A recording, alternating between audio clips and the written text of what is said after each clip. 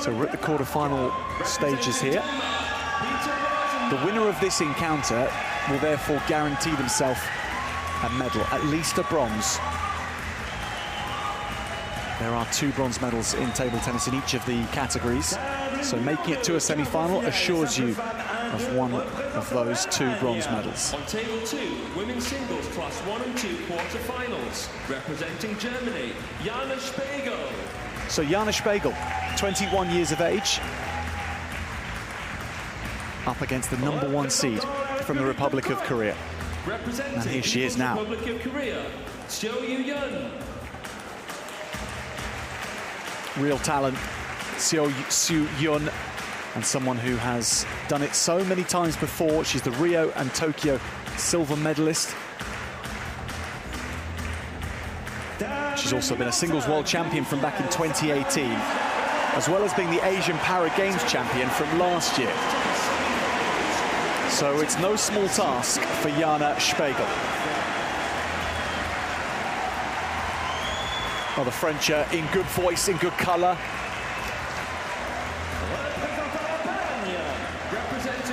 The other match is taking place around our table 2, featuring some French athletes. 6 tables all on display in the South Paris Arena, all at once.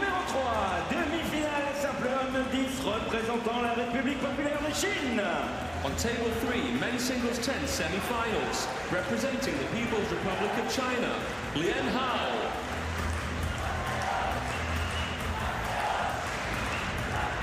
Here is Seo, 38 years of age now, from Gwangju in the Republic of Korea.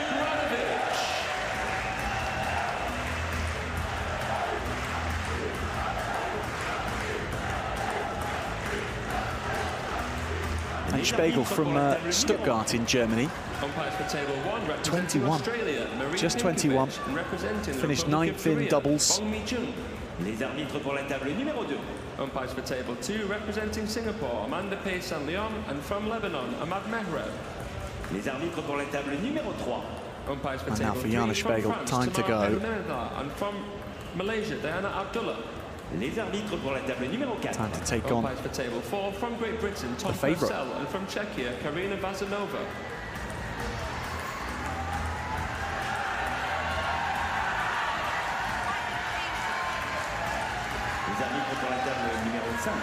Finally, umpires for table 6, from Germany, Anja Gersdorf, and from France, Louis-Jean Longier.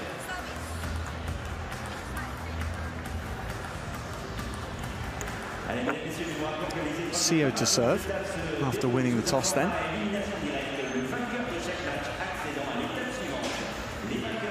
It's her first match for the Korean after she had a bye through her first round to the quarterfinals. So we haven't seen her in action yet in the singles.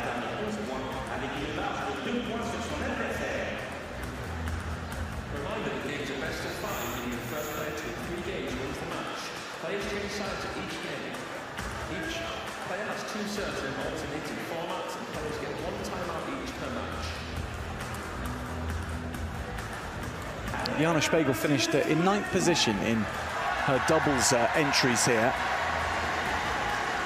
But in her first round of singles matches, she easily overcame Ola Soliman of Egypt in the round of 16. So she has a win under her belt.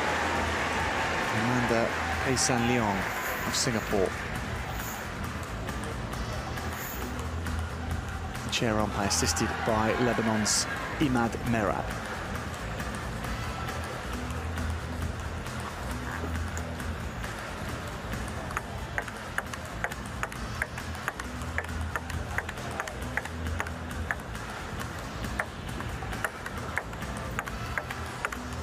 Well, with Spiegel being so young and relatively new to international competition, these two have only met twice before.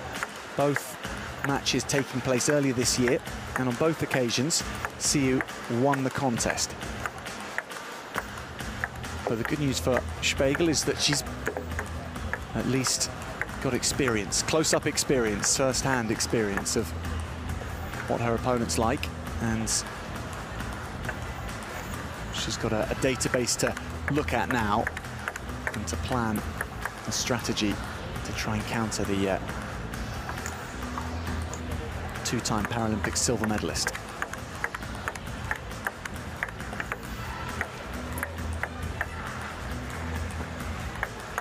Someone who took up the sport only in 2019, Spiegel.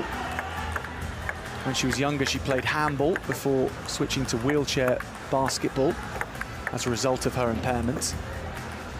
But one of her basketball coaches and also a friend said to her to try para-table tennis as well. And because two people had asked her, she said, there must be something in this, I'll give it a go. And here she is.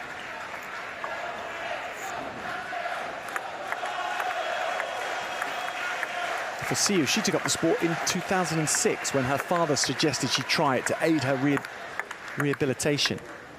And things were going so well in the sport that in 2011, she and her whole family moved to Gwangju so she could train with Cho Jae-kwan, who's based there. And under his tutelage in Gwangju, she has exceeded and excelled and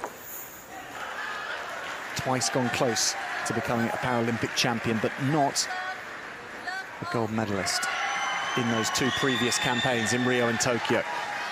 Maybe in Paris. Her first match gets underway.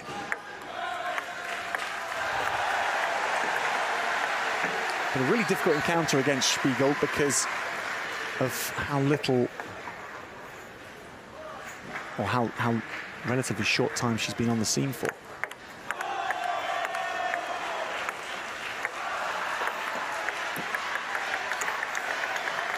Even if she has beaten her twice.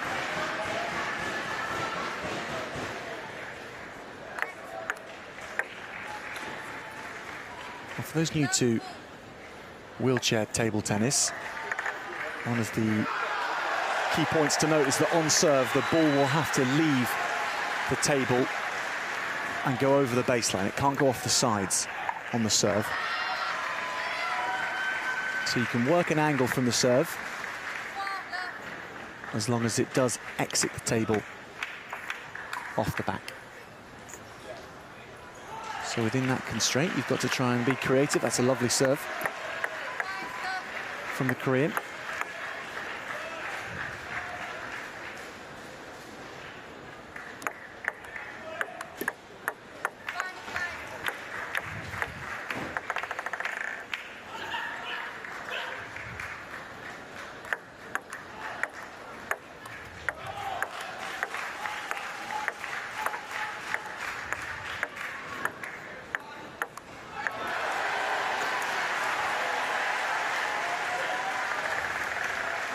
Yeah, it did just jump down and hit the table before it went off. Thought it might have been Spiegel's point, actually.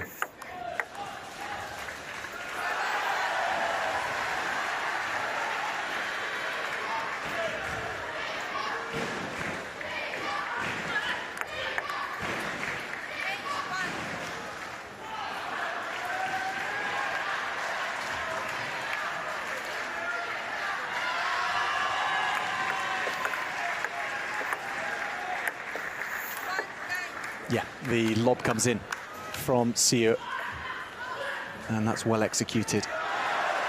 Not much airtime on it, but dropping it short enough to make it impossible to get back. And Spiegel instantly trying to reply, but getting points coming up here.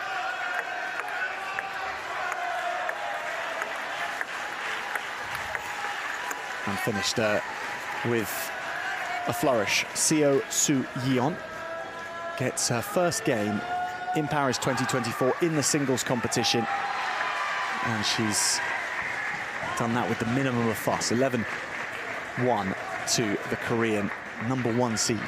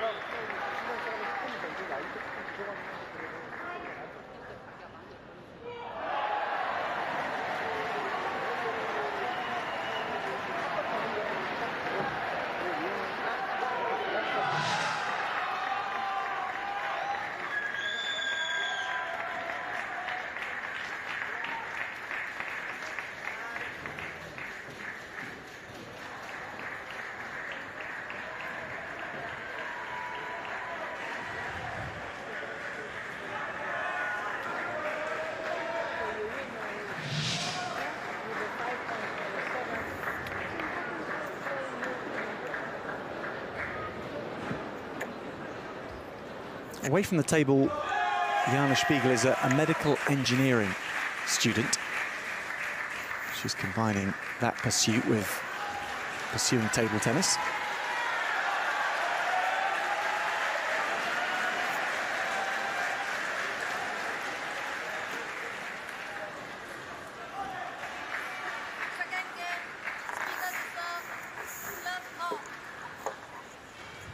So Spiegel to serve.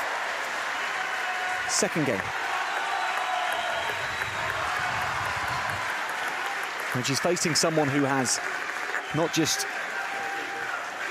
a far longer career in the sport, but someone who's climbed the heights and competed in Paralympic finals. Someone who's come through plenty of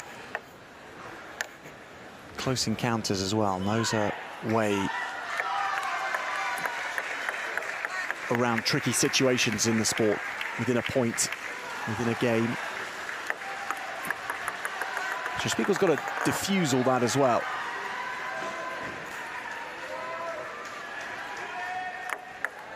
That's a good serve. Not uncommon at all for someone to accelerate to a healthy first game victory before their opponent really settles into things, and Spiegel seems to be doing that in game number 2. 3-all.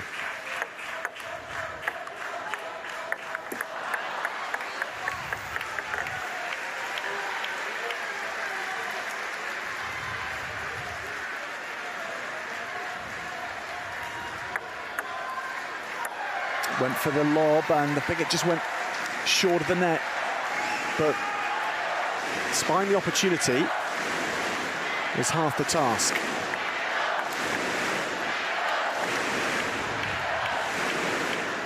Lovely forehand this one here. Goodness me.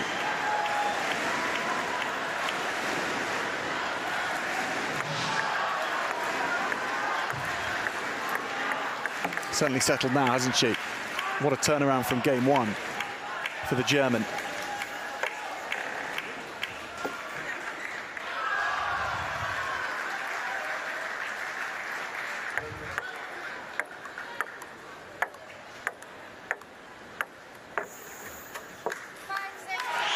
Yeah, it's good angle creation from Sio. Get Spiegel reaching across, but hit it on her forehand side, and this is what happens. On her forehand side with a good bounce. There's not enough disguise on that shot from Sio. Not enough spin, not enough something to confuse her opponent.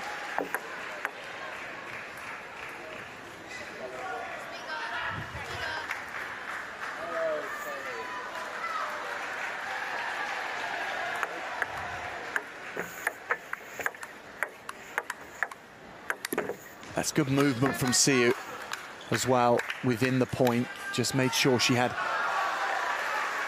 a little extra room to play with by moving forward in her chair.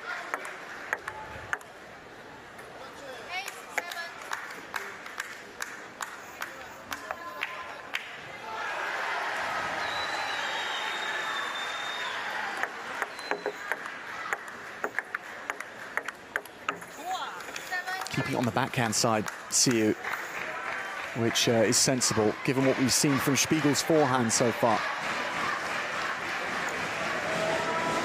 9-7 the lead. But Spiegel on serve, needs both of these. This is with the serve. Game point.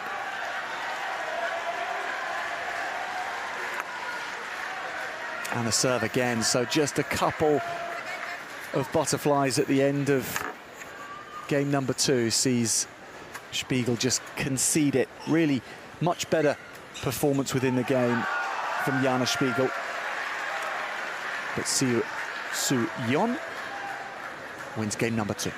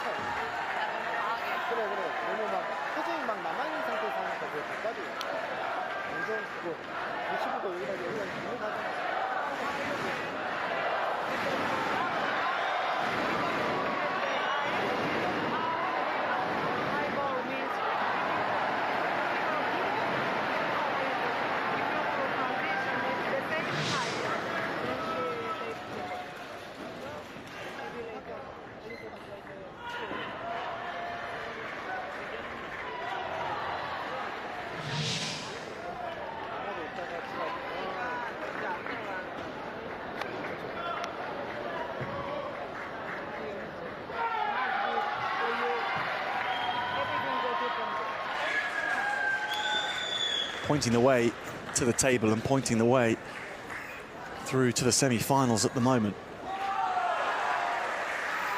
Blisteringly quick beginning from Siu So-yeon.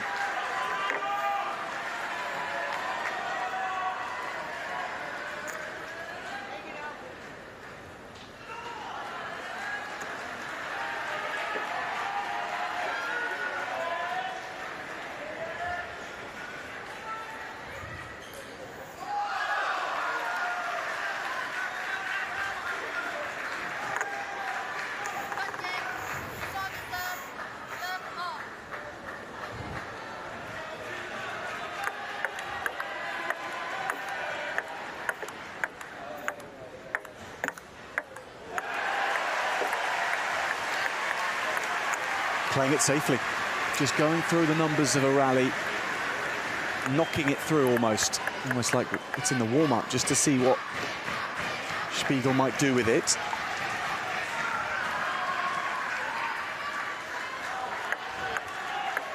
Now that's more risky, and the reward comes quicker. Really good shot.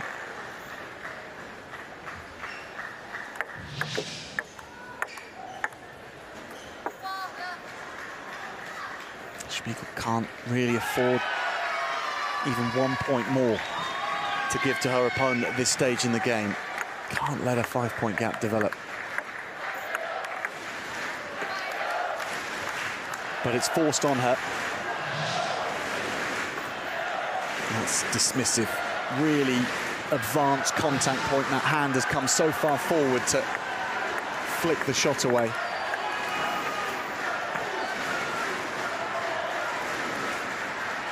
It's most impressive. It's really quite impressive because the consistency is matched with the shot making.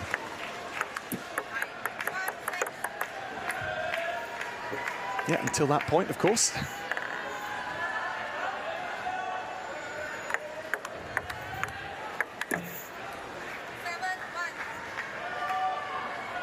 When you're desperately trying to find your groove, when trying to not go through the natural processes of playing yourself into rhythm, but just dropping into it, as Spiegel needs to do,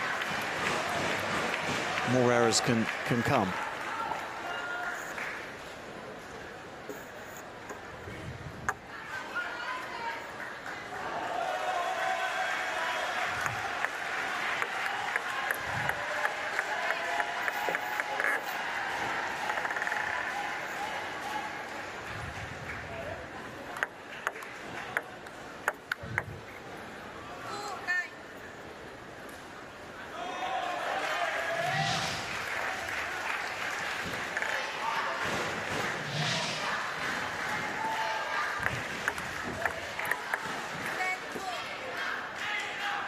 Matching that first game performance here in terms of scoreline, but Spiegel is at a better rate, so Siu has just upped her game, and that's what the difference is. And already the match points secured for the #1 seed, Siu So-yeon of the Republic of Korea.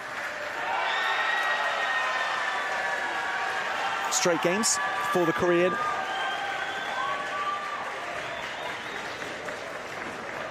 (11-1, 11-7, 11-2). She is through to the semi-finals and already guaranteeing herself a medal. But it's a gold she's after, as that's the colour of metal that she's never won in her career so far. And that's from a singles perspective, we should caveat. Twice a silver medalist at the Paralympic Games in Rio and Tokyo, but never the top position on the podium at a Paralympics. Not yet, at least.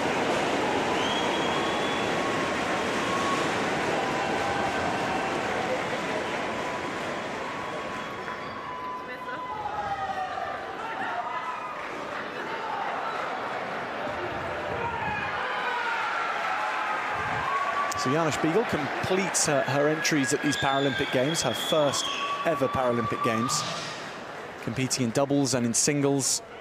And coming up against the #1 seed in singles is always the draw you wouldn't choose to have.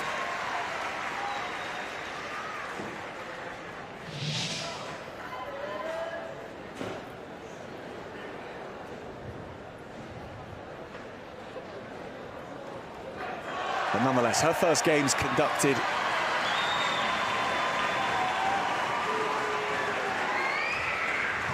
given the length of some para table tennis players, Jana Spiegel could be around for a very, very long time. 21 years of age at the moment in her first Paralympic Games. There's plenty of room for plenty of more in terms of attendances at the Paralympics. We'll see. We'll see, we'll hope, but it's very, very possible.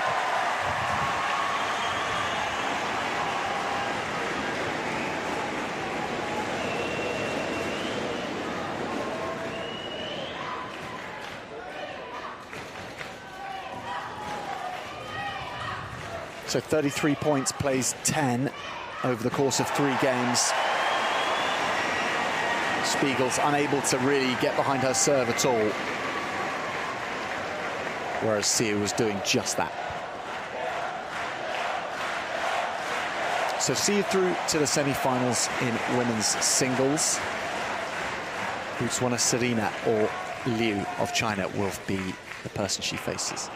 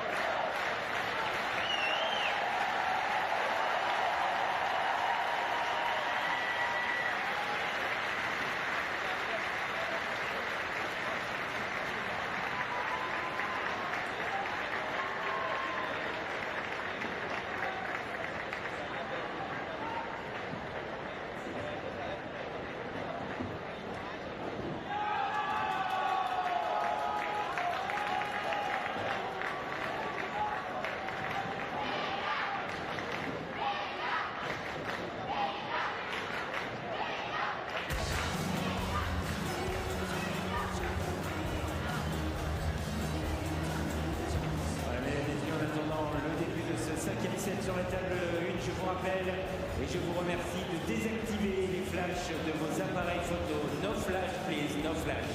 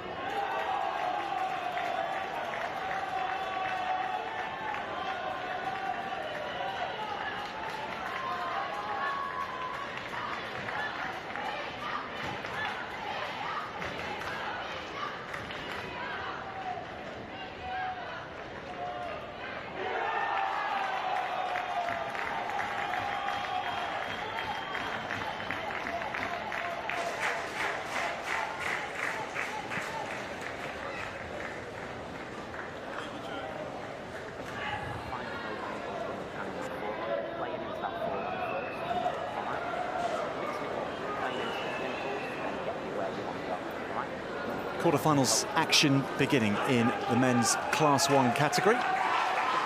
Great Britain's Rob Davis speaks to his coach Andrew Rushton ahead of getting going against Kim Hak-jin of the Republic of Korea.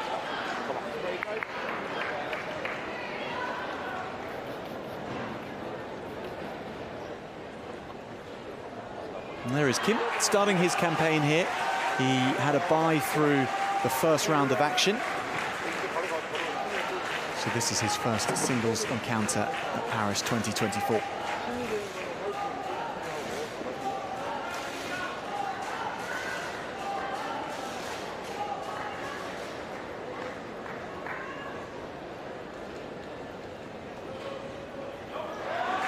So Rob Davis and Kim Hak-jin exchange pleasantries and have a look at each other's bats and then take the toss.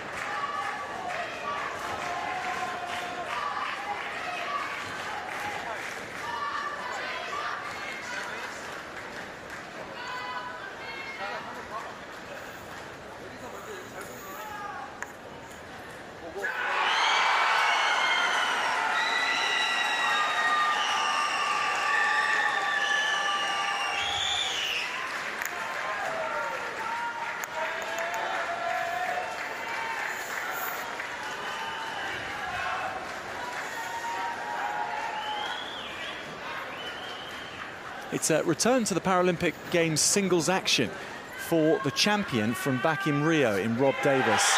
He won the Class 1 singles in Brazil, but then in Tokyo had to miss out on the Paralympic Games altogether due to a shoulder injury. And as he gets his bat ready and strapped to his arm, his form recently was good though. He won a silver medal at the European Championships last year in Sheffield to prove that he can be a contender once again come the Paralympic Games. Kim Hak-jin, 37 years of age now, someone who learned his craft at the Seoul Para Sports Association in the capital of the Republic of Korea, Jean-Yves Lemat.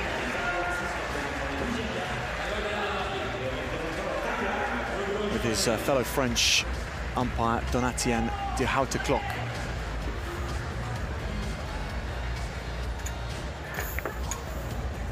He's the number 2 seed, is Kim, of Korea. And despite having been a Paralympic champion in 2016, Rob Davis is ranked number 6 coming into Paris 2024. He gets going with the knock-ups with Andrew Rushton in his corner, the former England international and the Commonwealth Games medalist as well. Also coached by Neil Robinson. He's been to 7 Paralympic Games himself.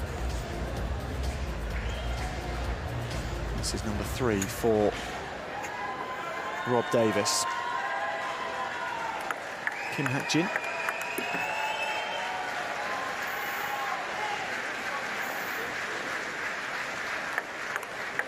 Someone who's competing in his first ever Paralympic Games.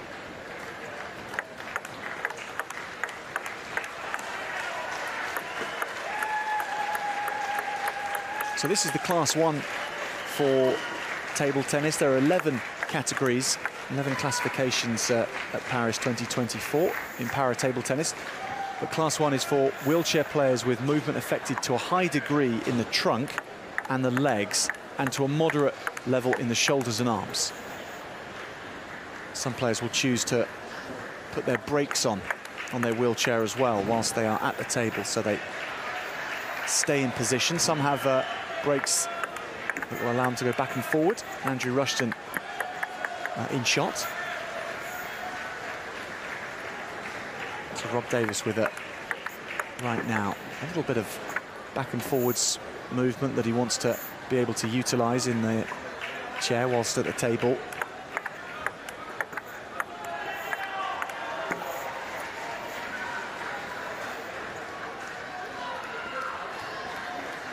So Great Britain's Rob Davis, who comes from Wales, lives in Cardiff, up against Kim Hak-jin of the Republic of Korea, who comes from the capital Seoul.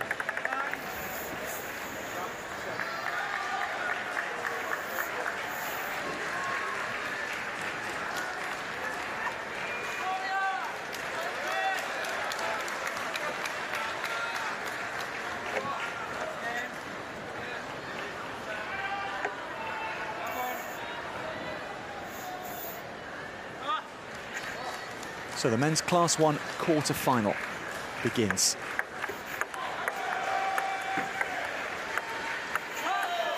And the angles that we'll see deployed will go a long way to giving one player an ascendancy in wheelchair table tennis. The serve has to go off the back of the table, so that's a significant difference to standing table tennis, where the serve can go off the side. It has to go off the back here.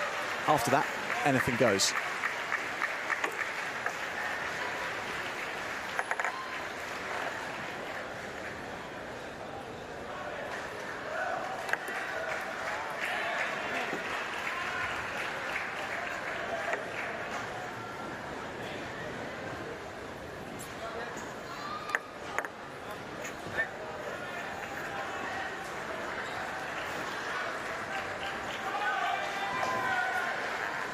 I think Kim Hak-jin did serve there.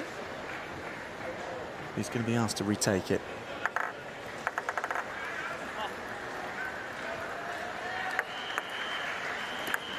So attempt at the up and under, or the lob, backspin lob, where you just edge the ball over the net and with enough backspin to get it to go back on your side.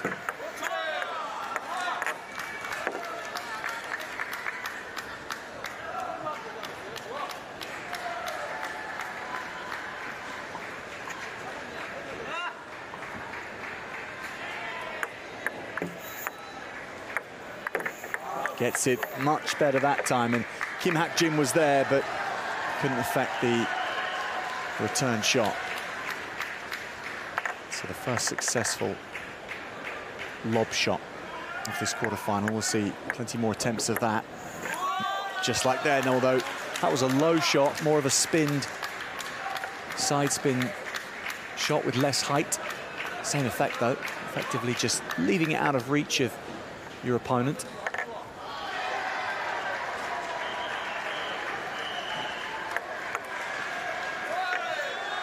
Lob attempt again.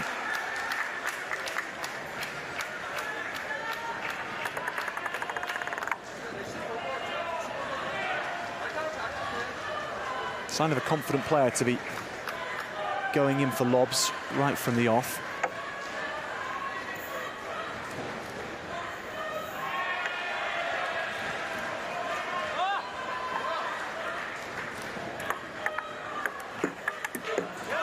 A lovely backhand from Davis.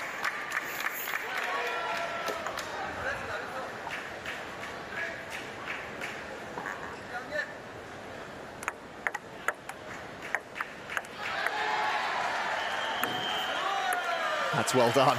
Kim Hak-jin wheels back to say, yep, that went just as I planned.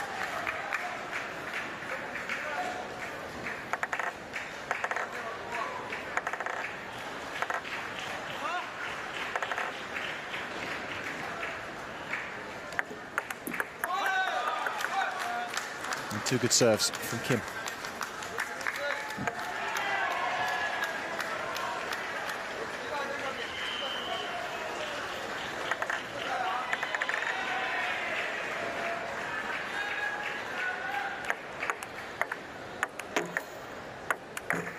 That's brilliant.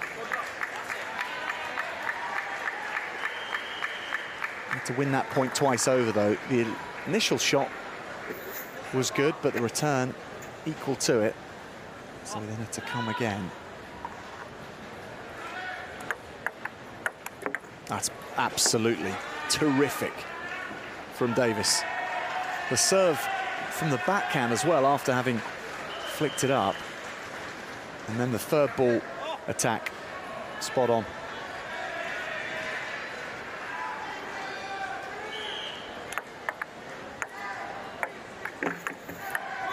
time serves with the forehand, looks again for the lob, doesn't finish it off this time.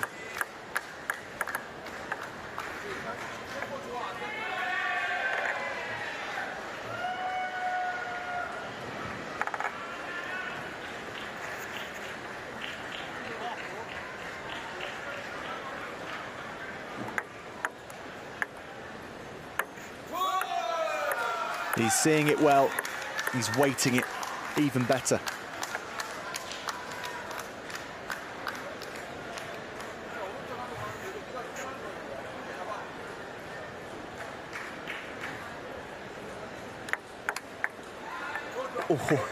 Oh, that return had vapor trails coming out the back of it.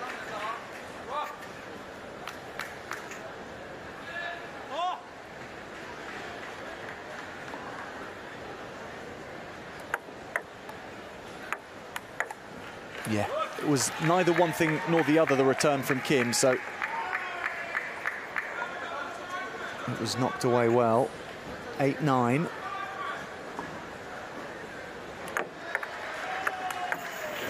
Into the body. Nothing that Kim was going to be able to do there. Right into the centre part of the body.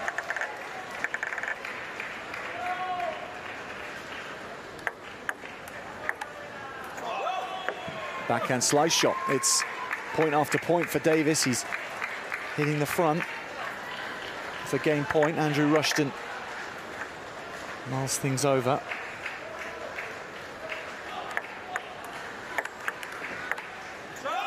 And he holds it. 5 points in a row from Rob Davis to take the first game against the #2 seed, the Rio champion. In good form in this quarter-final.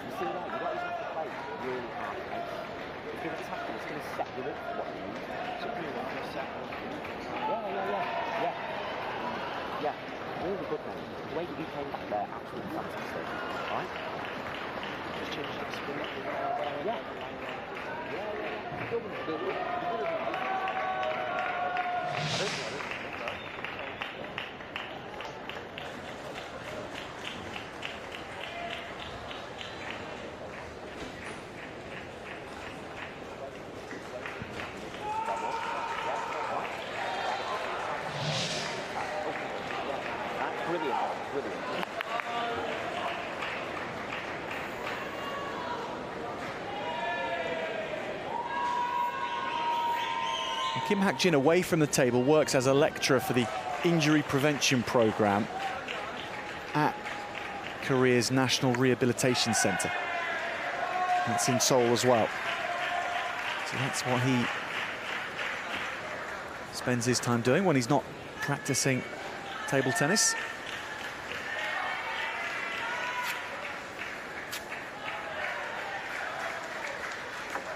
And Rob Davis is someone who, after taking up the sport in 2006, he spent 10 years competing on an endless treadmill, taking himself all the way to the top of the sport when he won the Rio 2016 Paralympic title. And after that, he had to take a break. He said he needed to step back from the sport. He did step back, got married, involved in himself in planning the wedding. That was in 2017. And these days he takes a more hybrid approach. It's table tennis, it's family life together.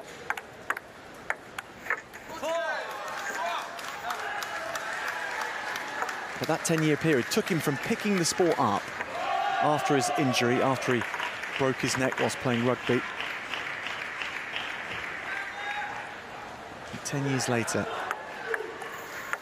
he acquired the greatest title in the sport.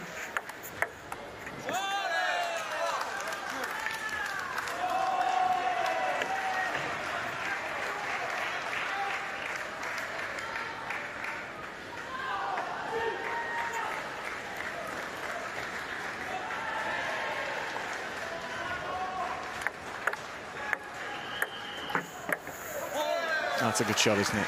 Good reach across the table initially from Kim. 3-0 lead for the Korean.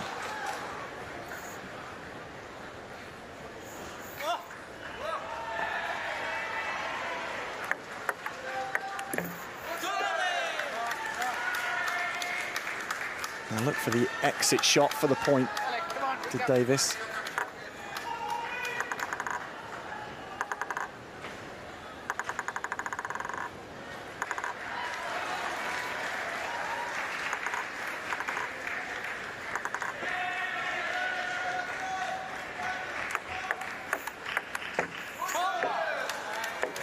Getting this run right every time.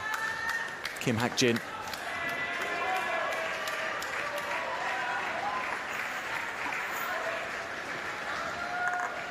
It is quite often close between these two when they play.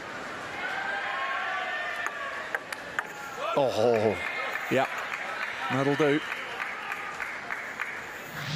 Starting a little bit late in this game, but now on the board. They've played 5 times in the last 3 years, Kim and Davis, and Kim leads the head-to-head 3-2.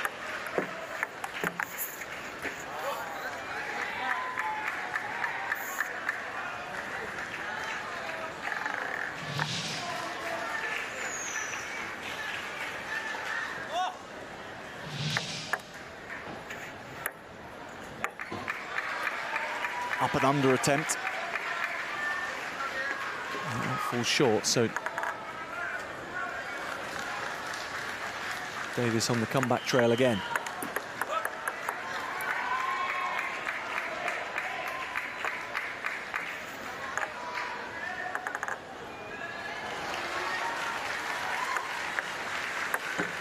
Oh, I think he's made that.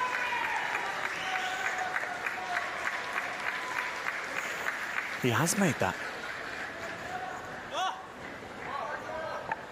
5 each. Davis continuing the streak here. Andrew Rushton applauds from the corner. Seeing a similar thing to how things ended in game 1.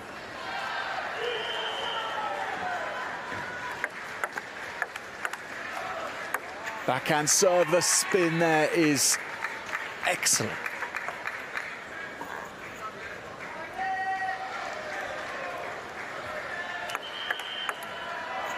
And it's 8 in a row now.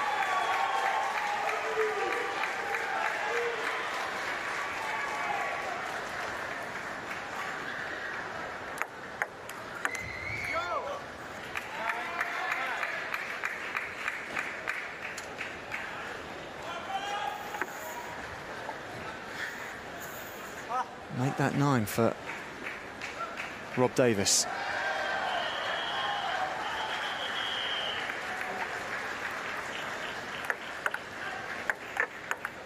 Go! 10 on the spin. This doesn't happen very often, especially to come back from 5-0 down. Is Rob Davis going to be able to go 11 in a row? He does for game 2. Where did that come from?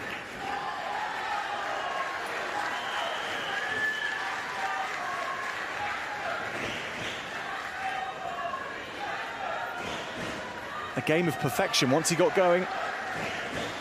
There was nothing Kim Hak-jin could do. 11-9, 11-5 to Rob Davis.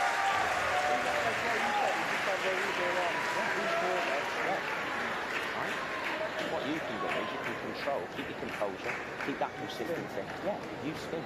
Then the opportunities will present themselves. Yeah? Right? Really, really good job.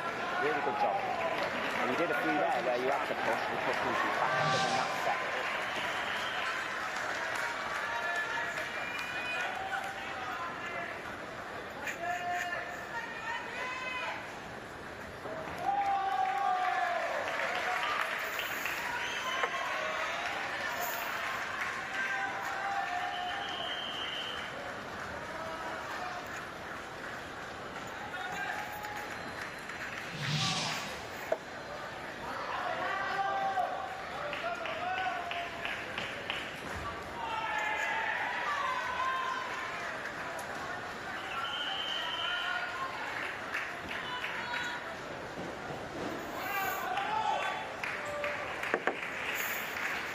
So Kim Hap-jin, on the flip side, needing to forget the last 3 or 4 minutes of this match entirely and start again. 5-love up he was, playing excellently in the last game, and then he loses 11 points in a row.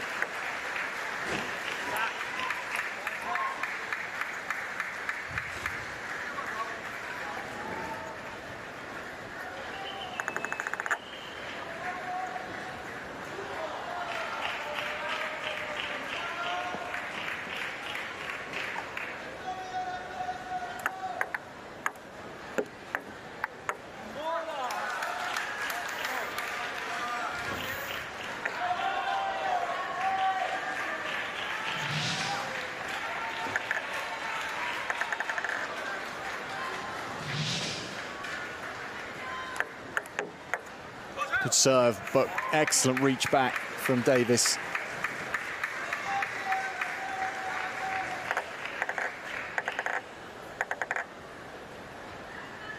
Doesn't give much away, Andrew Rushton, but can't really be any happier, surely, with his charge here. Clever serve.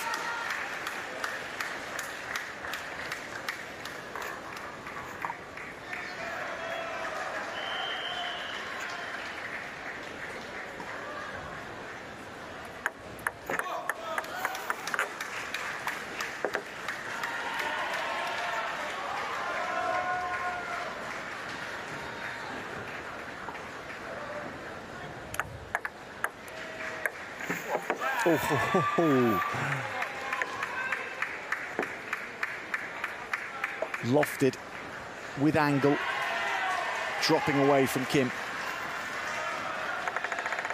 Nasty shot to have to retrieve. Impossible shot to get. Again, Rob Davis was looking for something cute.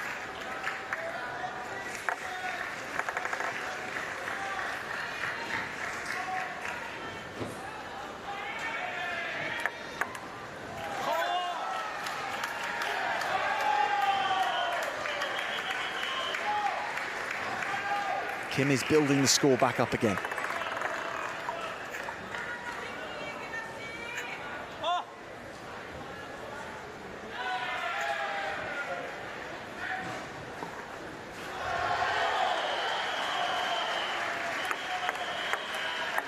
That's the angle again is just too good. To drop this that short on the angle from a central position, that's tasted. Timeout called.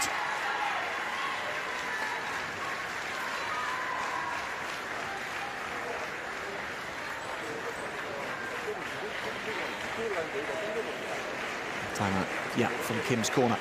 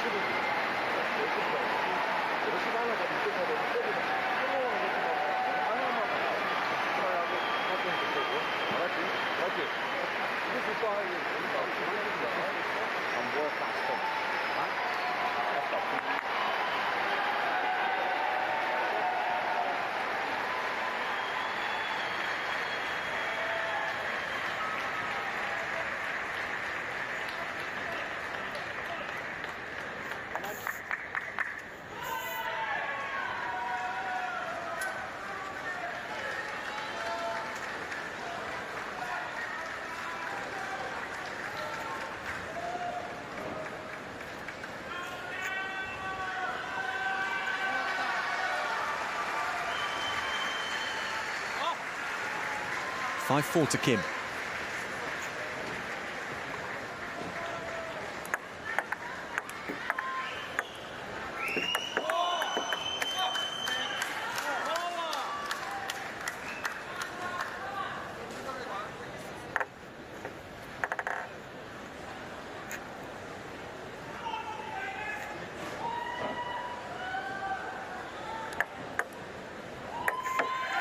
He's done it again. He's put it up. It's come back down, and the spin on it has been too tricky to handle.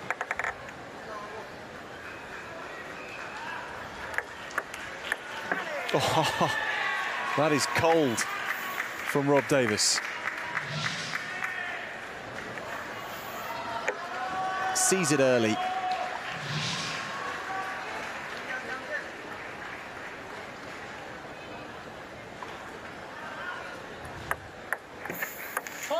That's lovely. Kim with a special return there. And Rob Davis acknowledging the quality of it.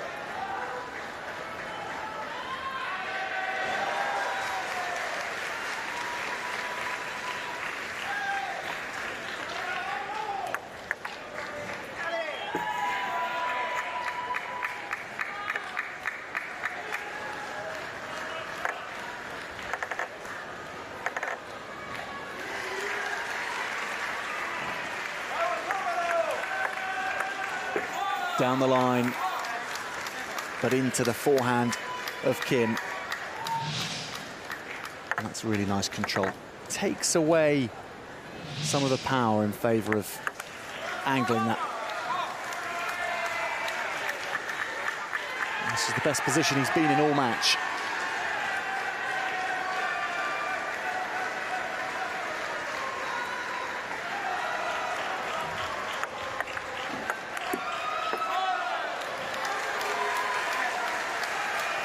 Now 3 game points for Kim.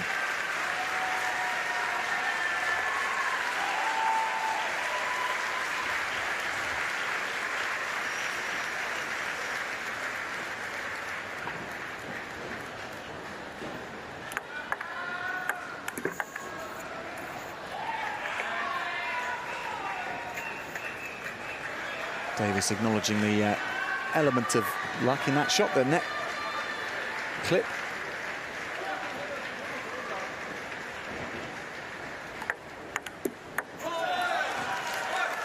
Yeah, it goes the way of Kim, and the Korean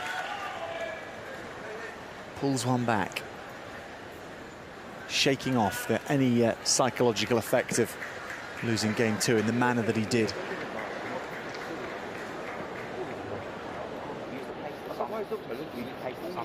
Remember, control that attack, that first attack. Yeah, hold that ball, get the spin on the ball, work your way into the rabbit. Yeah, you don't need to kill it straight away if it's not there. Roll, work the point. Then you'll get opportunities where you can then go strong. Yeah. Okay? All right? Yeah. Take your time in between the points, make sure that you're ready. Right? When you're ready, I want that positivity. Working that ball, working that point. Okay?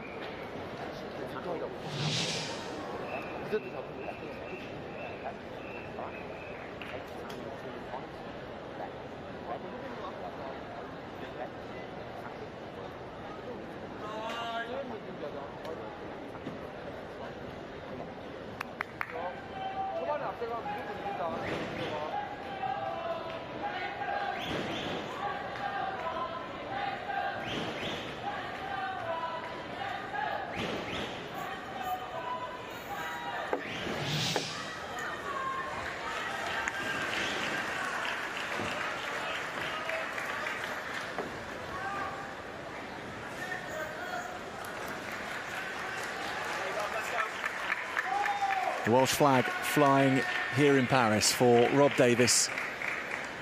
Born in Abergavenny, lives in Cardiff.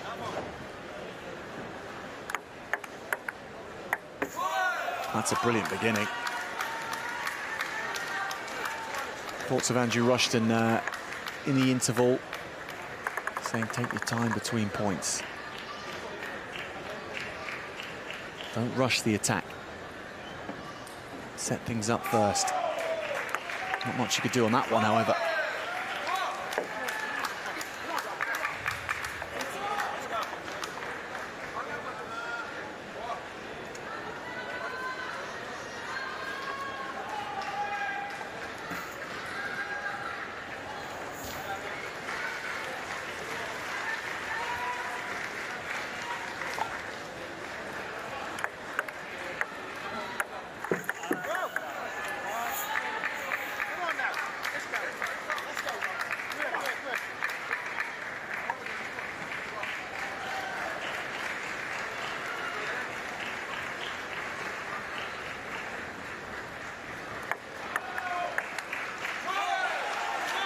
Went for the attack on the third ball of the rally.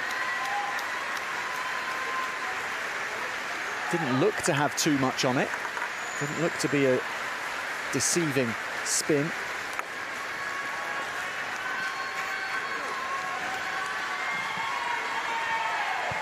But that would be the essence of a deceiving spin, wouldn't it? It wouldn't show up too well. Anyway, Davis hits that long, gets the next one back. Now goes for the lob, it's hit back. Went early, which was the key for Kim here.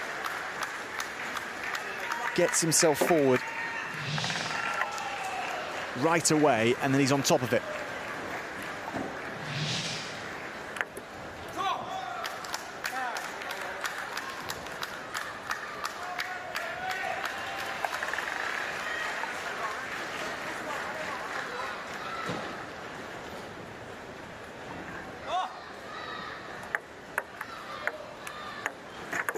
Really clever.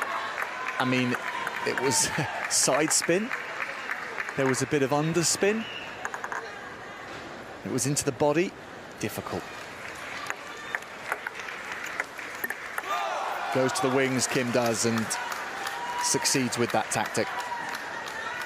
One side, then diagonally across to the other.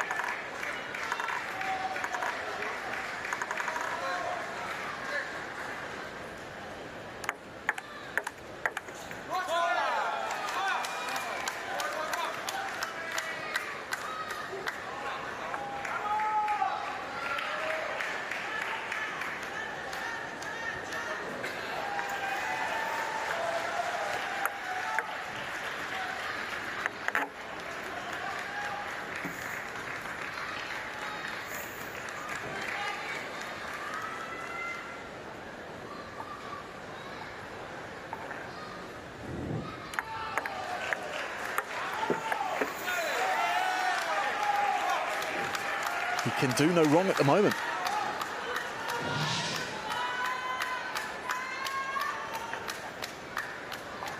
And the distance he's had to reach has helped him make that angle. He's come so far forward that angling it off to the side becomes that bit easier. Interesting to see he's got short pimples on his racket, Kim.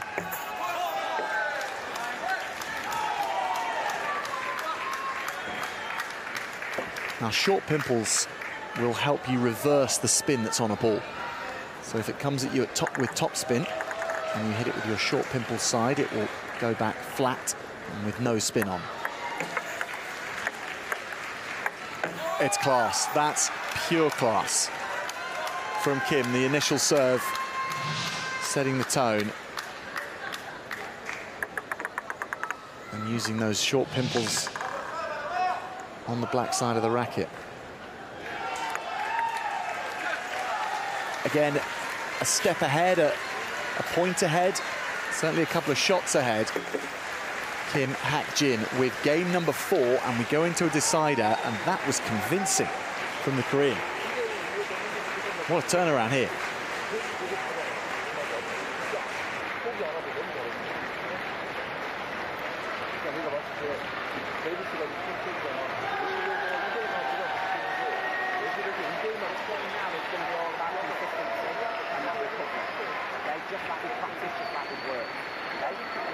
Over that ball. When you're playing that backhand, you're getting the opportunity, but you've got to stay over it. Yeah?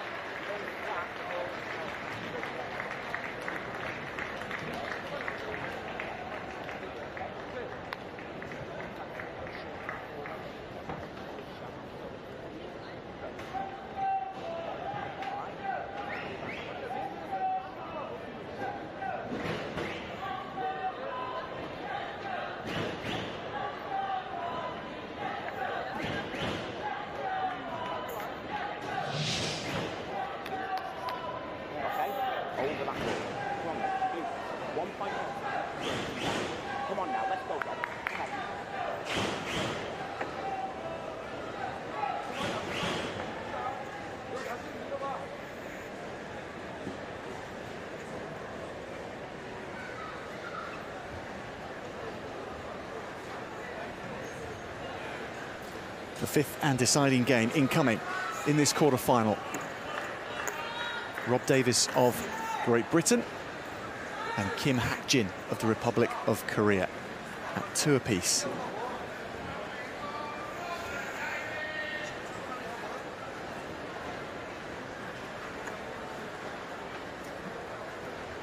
Kim losing the first 2 games. The second one, he lost 11-5 when he was 5-love up.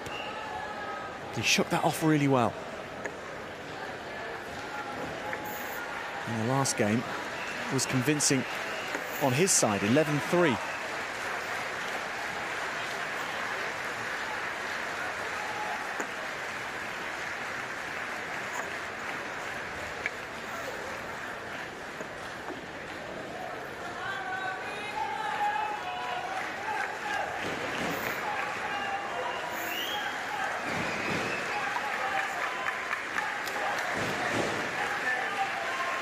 So Davis, the champion from Rio in 2016 in this singles classification.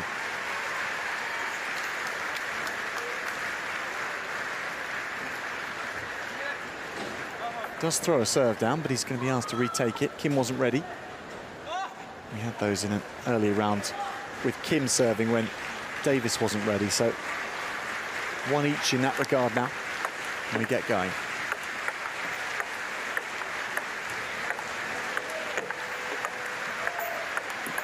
It's good fielding and fetching from the Korean.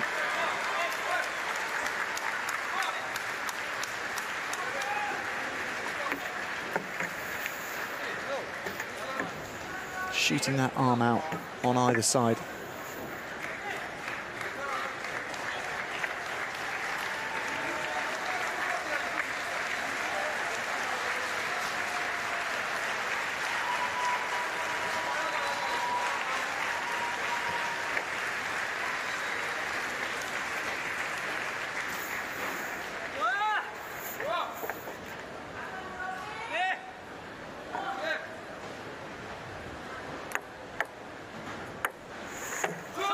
What a return.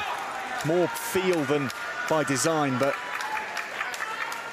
scooped it up off the backhand. And Davis loses his first 2 serves of the 5th and deciding game.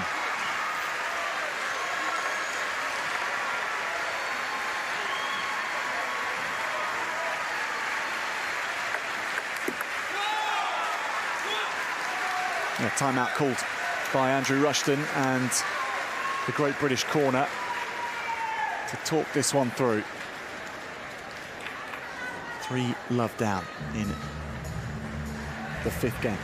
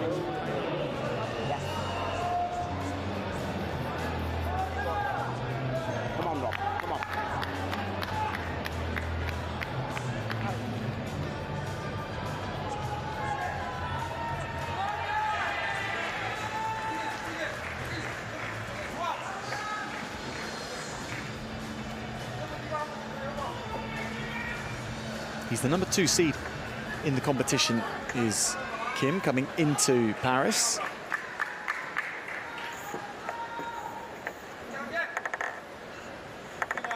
And at 37, he's a couple of years younger than Davis, who's now 40.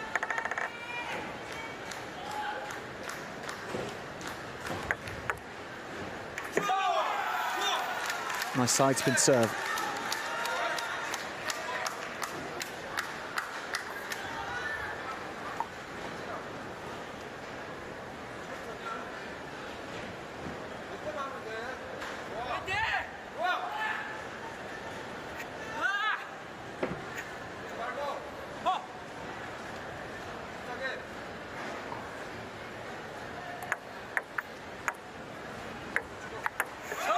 Smashed away. The lob attempt not short enough.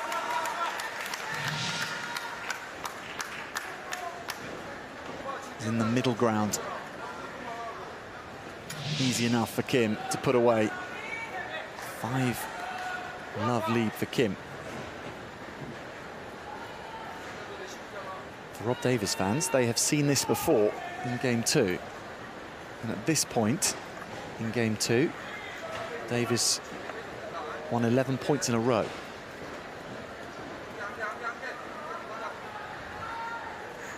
Does he have any more cards to play like that in this match?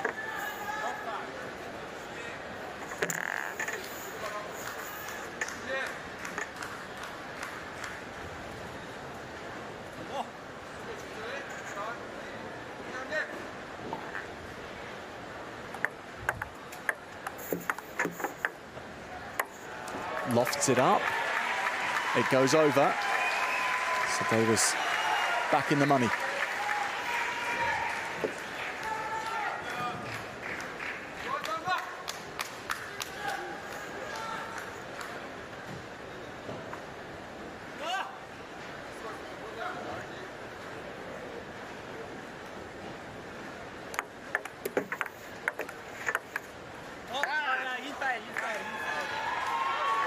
Now, Kim saying that this was struck in front of the line. And therefore, it should be his point.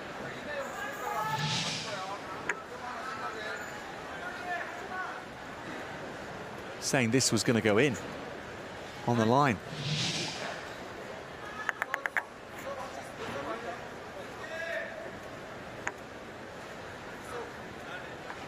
But we're having a replay.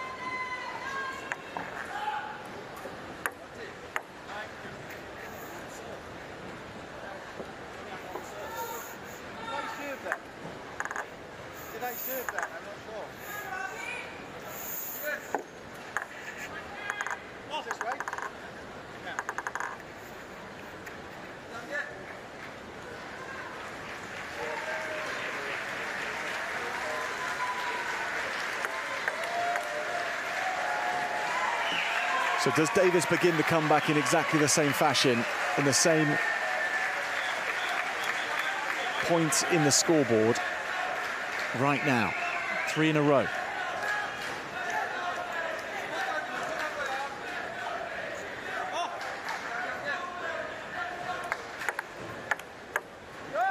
And that wibbles its way through.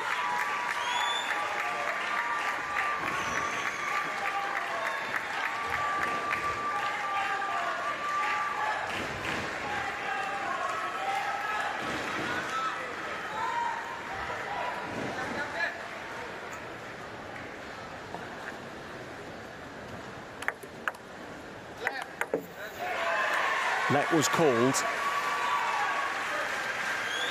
So we'll go back for that. Lively put away though from Davis.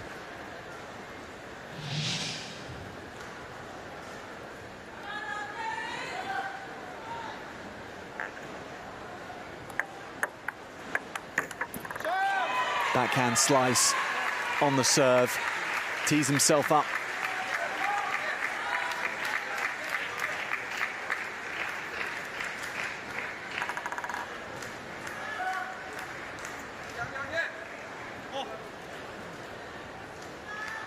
Kim has been here before, and it didn't go well.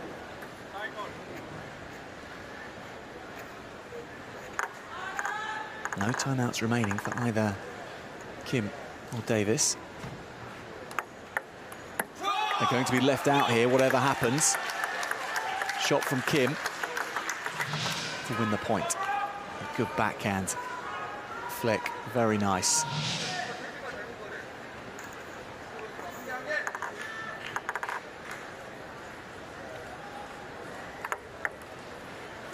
Up goes the lob, it's well judged. It had to be perfectly judged because Kim has been dealing with lobs really well. 6-all, game 5. Davis back from 5-0 down.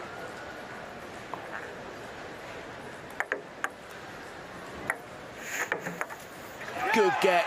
Spin was nice. Davis read it, launched himself forward early, put it deep.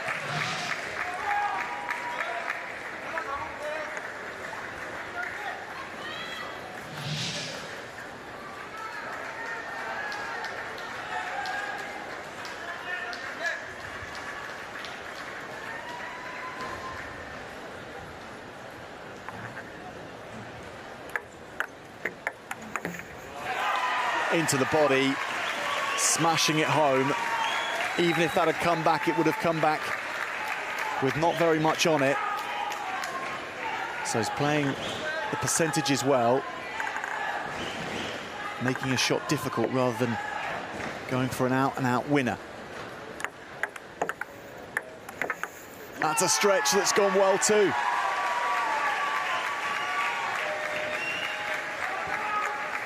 He's won 9 out of the last 10 points, Rob Davis.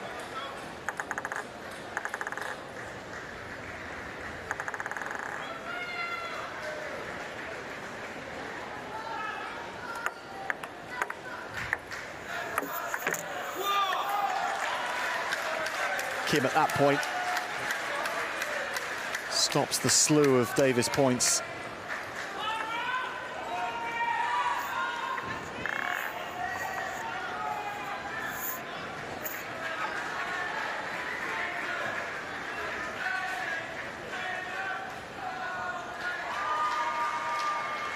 Years since he won the Paralympic title at Rio 2016.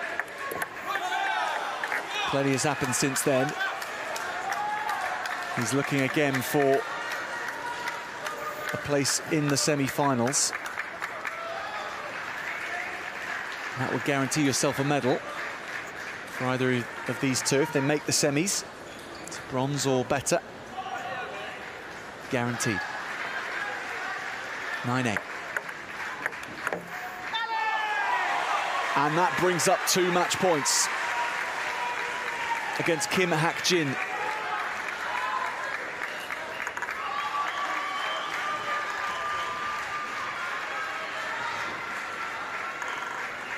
Against the number 2 seed.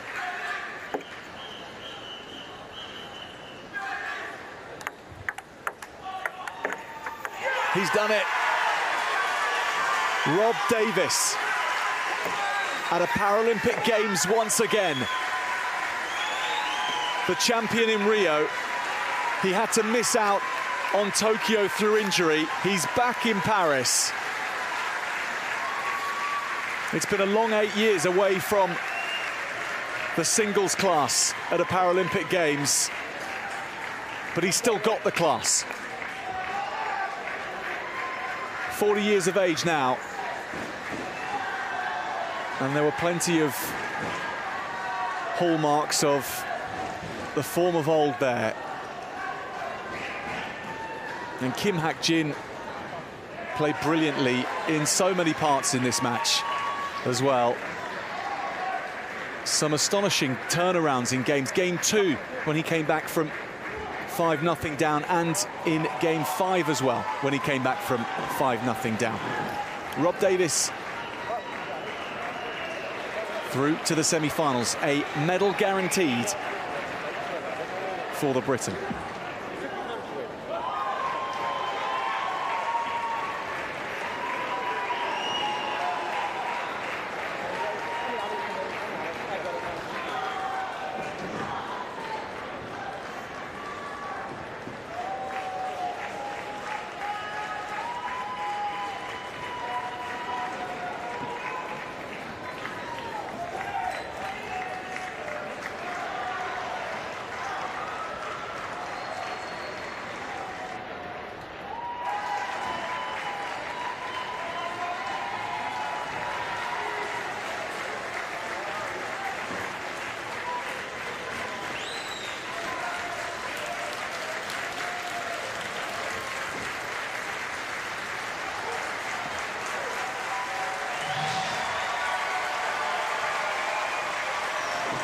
Momentum so important in table tennis, and Rob Davis rode the momentum when it came his way to 2 big victories in games.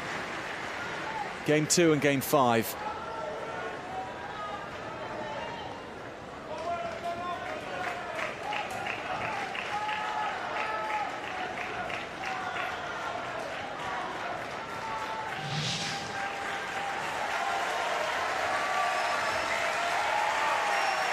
And Kim Hak-jin as well receives the applause from the crowd. The number 2 seed. And look how close it was, over 5 games, 44 points each they won. 45 minutes on the clock.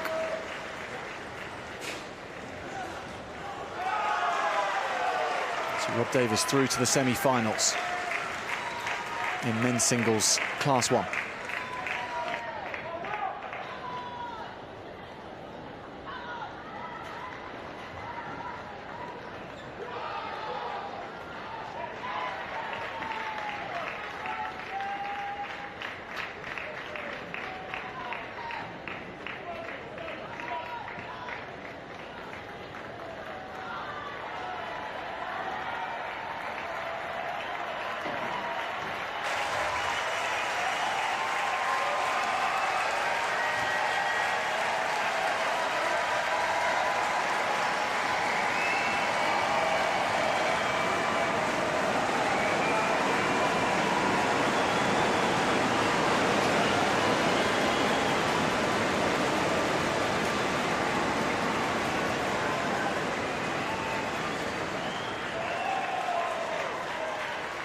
So Jung Young-ae of the Republic of Korea comes on to table 2 now to face Alexandre Saint-Pierre of France.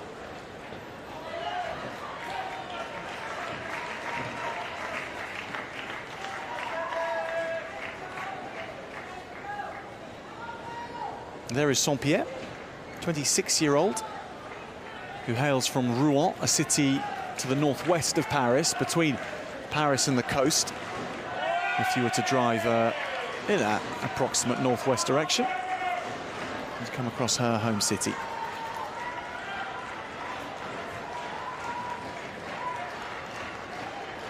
So Jung Young-ae of the Republic of Korea has already won a bronze in these games in women's doubles, and she won a bronze back in Tokyo as well. And that one was her second in singles after Rio 2. So a 4th Paralympic Games in all.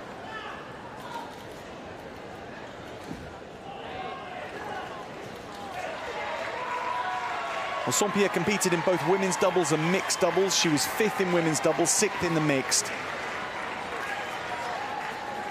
And her singles campaign begins now.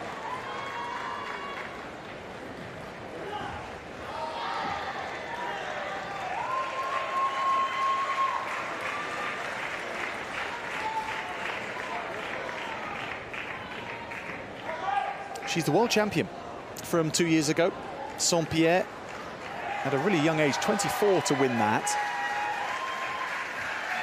And the championships were held in Spain.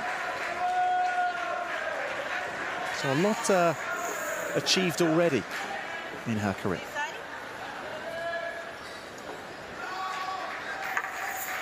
And there's titles, they're all very well, but then there's real-world impact as well.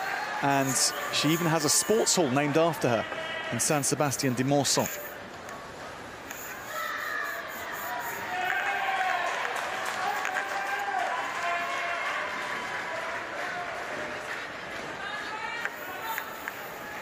Jung Young-ae knows what it's like to be a world champion as well, but hers came in doubles 2 years ago.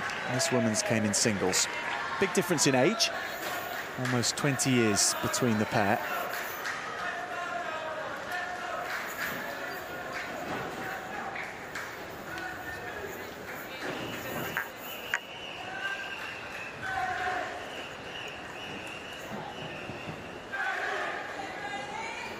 Carolina Miguez of Argentina is the chair umpire.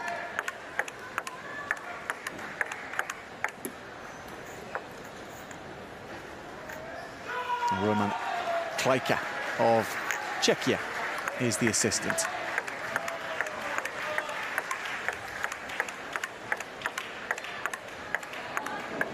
So this encounter at the quarterfinal stages means the winner of it guarantees themselves a medal.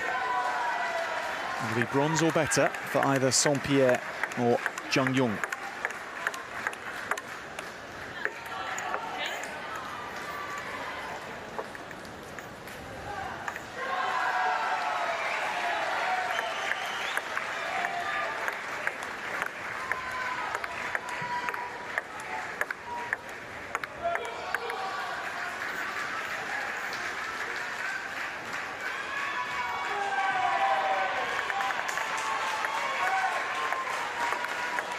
She played table tennis as a youngster, and then she went back to it after her accident. And when she did so, she had to adjust her skill set to playing at a new height, to the new angle that her head was at, the new visual aspect of the sport. So that took some adjustment for Saint-Pierre.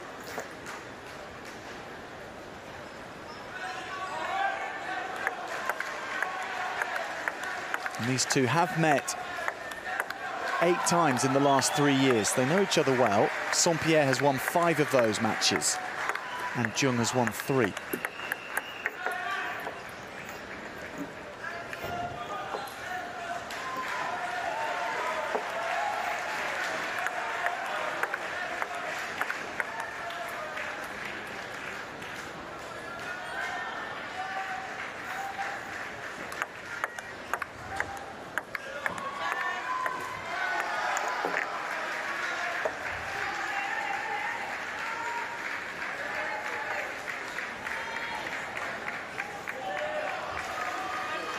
So Alexandre Saint-Pierre to receive the serve from Jung Young-ae. Women's singles class 5 quarterfinals.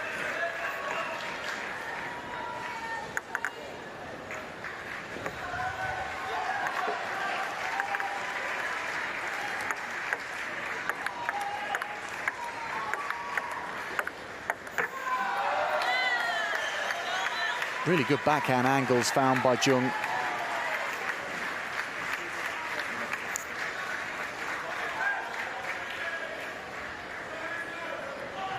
Didn't look to hit those with the bat horizontally. She was very happy to use it vertically and just angle the shot away.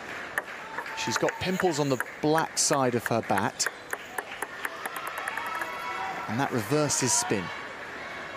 So if someone hits at you with a certain spin, it will take that spin off it.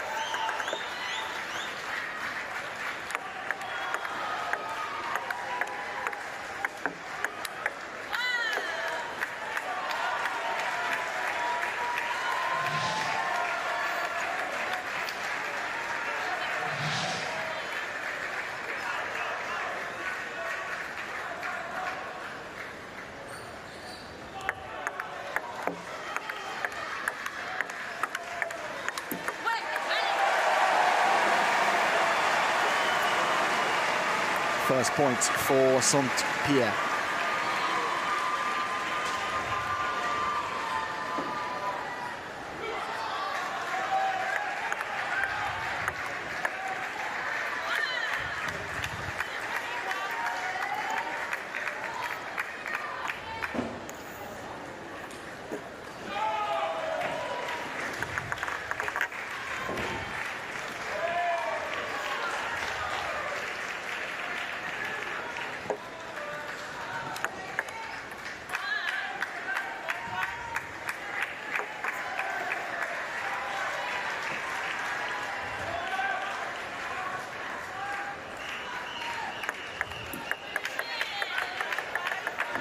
Yeah, she hasn't settled nearly as quickly as her opponent, Saint-Pierre.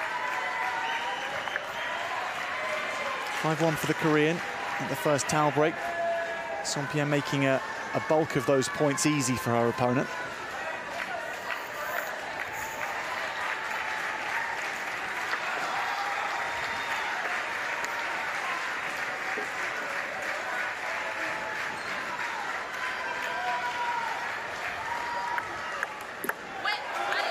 Nice serve from Saint-Pierre.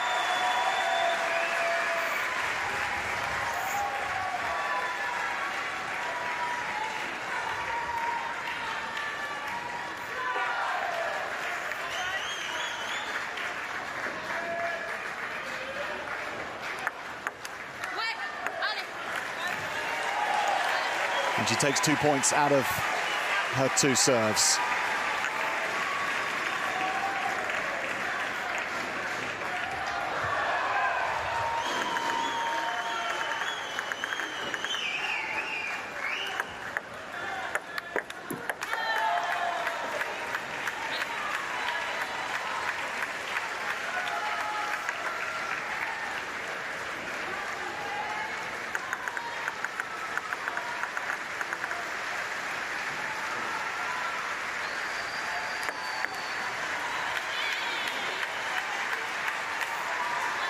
On both sides of the net, the serves dictating.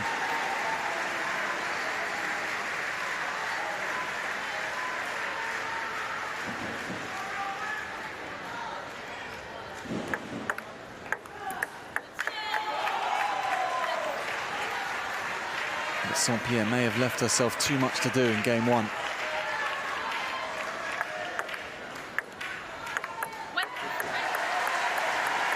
Eight 4 down.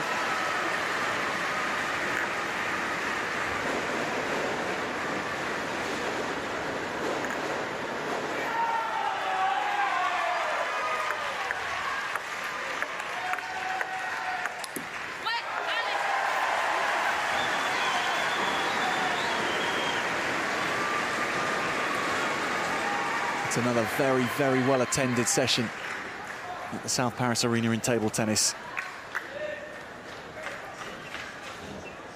French hopes in almost every round of matches.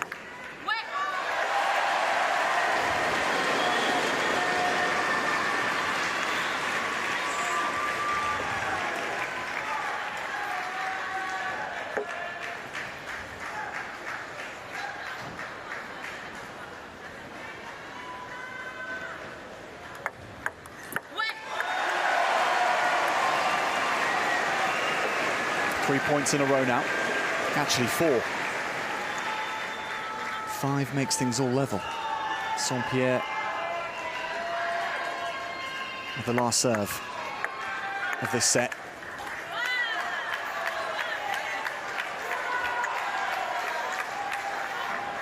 Just sends that long. Jung.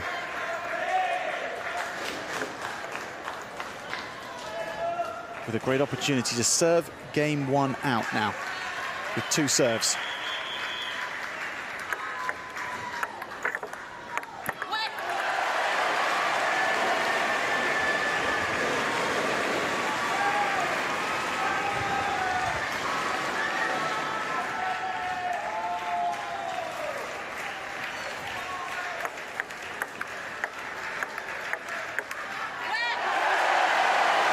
And she goes back to 9-all level for Alexandre Saint-Pierre. She's been chasing the game all the way through.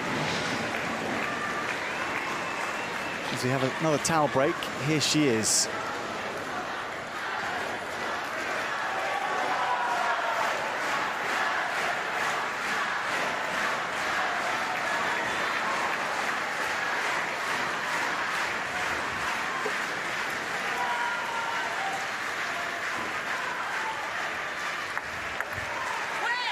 Goes long with the serve.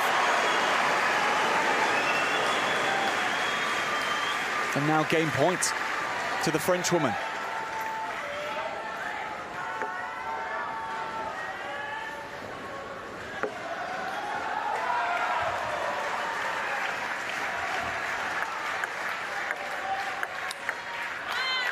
That's dispatched well.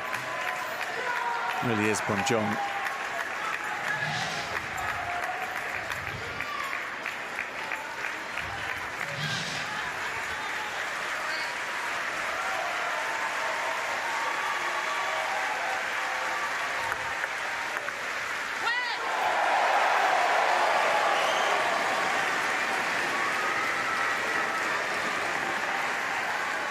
Saint-Pierre brings up another game point.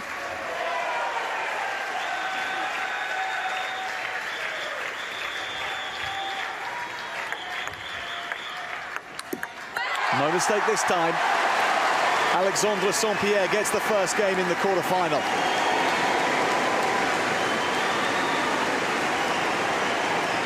The South Paris Arena lets her know just what they think of it.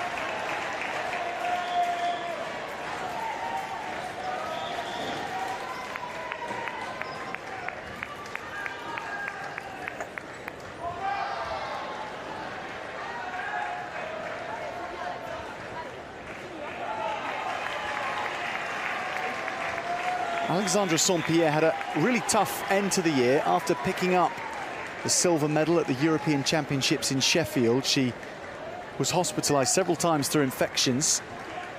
So 2023 was an unfortunate end to things. And this year has been all about Paris. All about getting ready. And she went close in her doubles encounter in the women's doubles to a medal. Didn't go so well in mixed doubles, eliminated early on. But being the singles world champion from 2 years ago, it was always the main hope and focus, the women's singles. Oh, edge ball. The crowd like it. Saint-Pierre apologises. This is not much fun for Jung. And those drop by you. Great serve into the body. And put away well. Excellent point from Jung.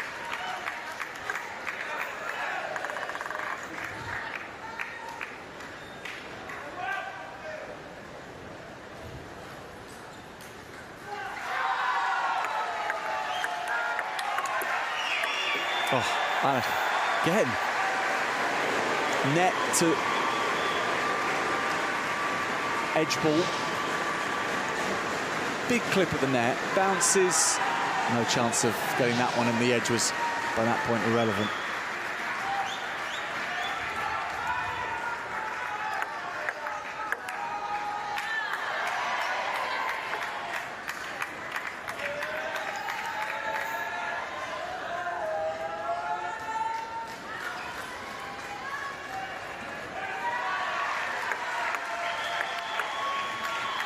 Lovely backhand.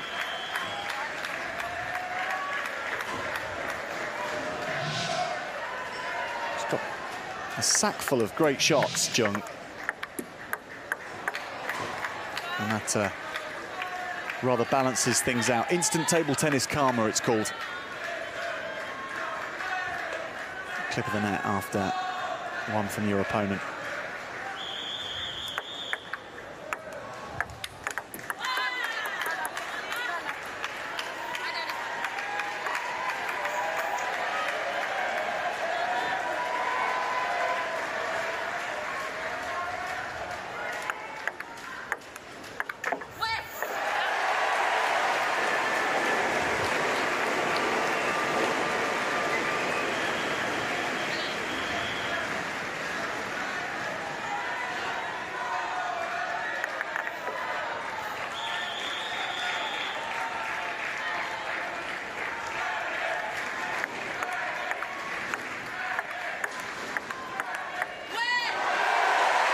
Another fist pump.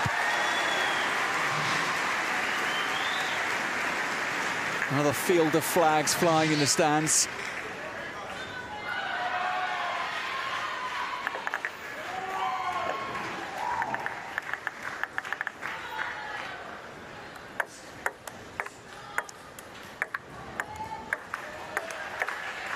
are really well played on the spin side of things. There was massive amounts of topspin on Saint-Pierre's first forehand. And it was a very tricksy serve as well, put on from Jung.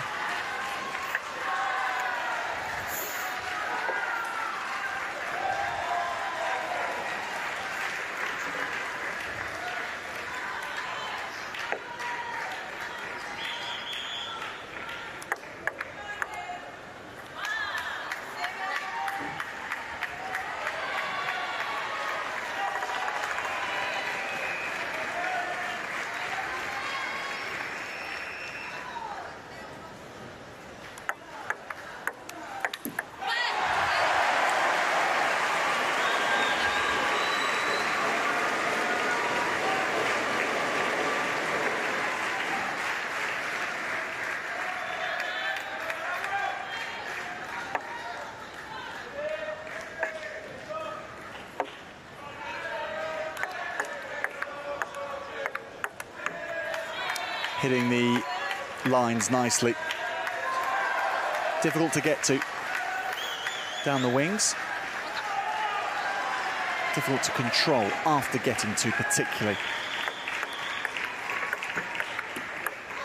Oh, yeah. That's a clip of the net, which does help. Well, it's been 2 each on either side in this game. Saint-Pierre's had a net clip and an edge ball, and there's been 2 clips of the net for Jung, so we're balanced out there.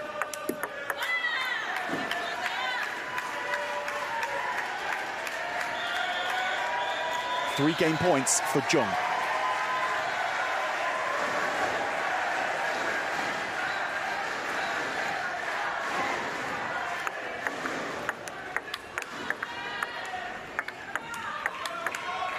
Superb rally. And that closes out the game. Game 2 goes the way of Jung of Korea. 11-7.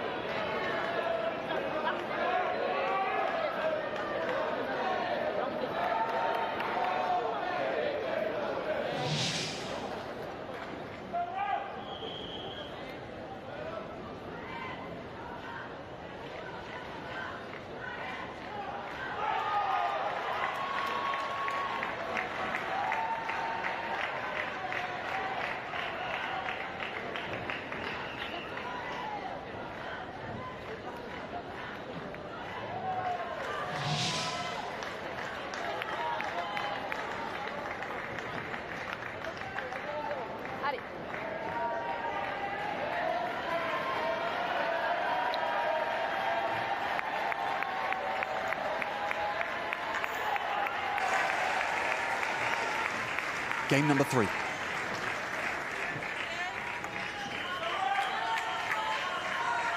At 1 game all between these two.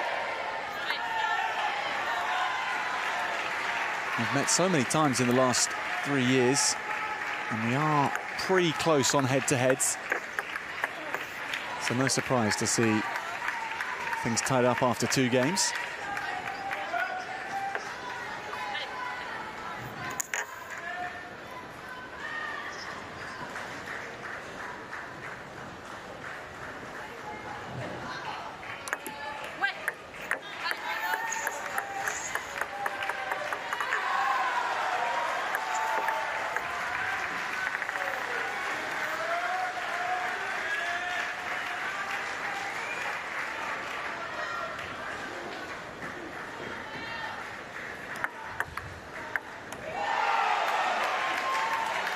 Yeah, just slightly off on longer shots at the moment, Saint-Pierre.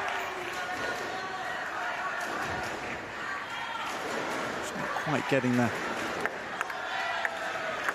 laser-guided baseline shots that she has been knocking out.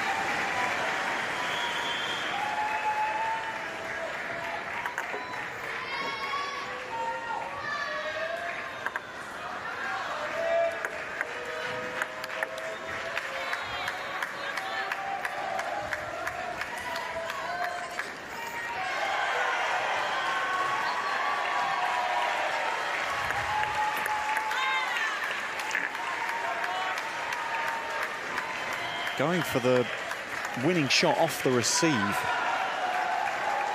which was interesting from Saint-Pierre. Doesn't work out. Not looking to play her way into a point as much.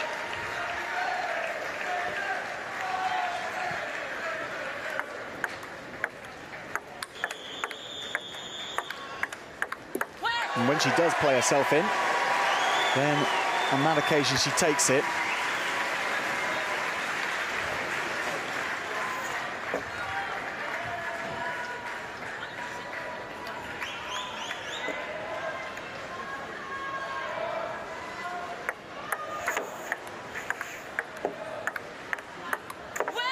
Really well-disguised serve.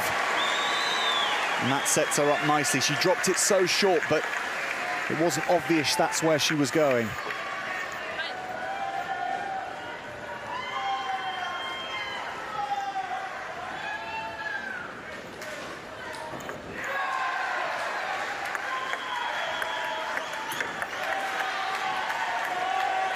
Really playing the wings nicely.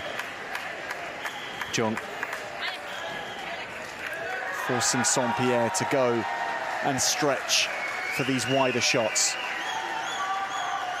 But the quality's such that she's not even getting some of them back. They're just being outright winners.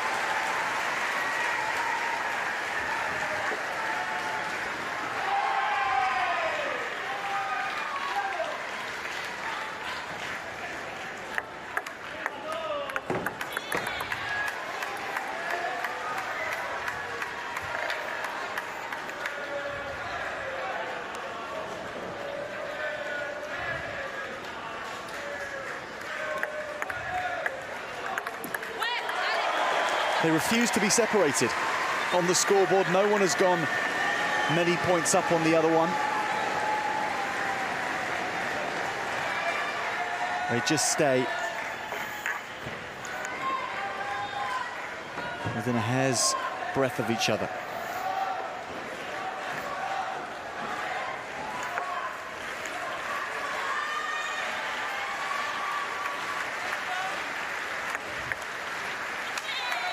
Good return. Read it well.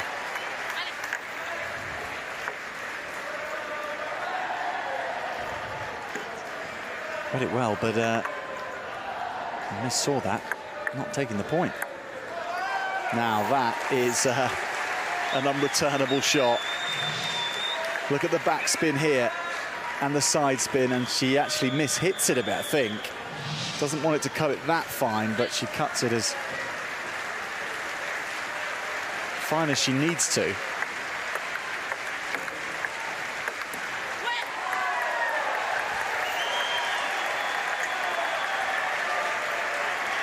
Yeah, cry of wet for winning the point. Timeout called. Yeah, interesting point at which to call it. Shows the importance to us of Jung's winning this third game, but the second for her. She knows it's important.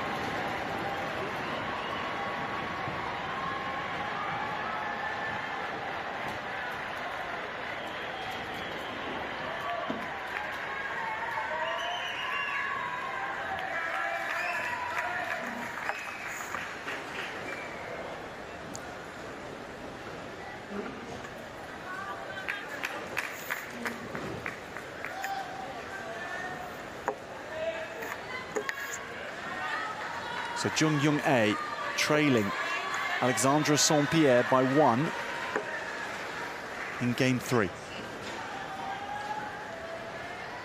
Tied up at 1 game each.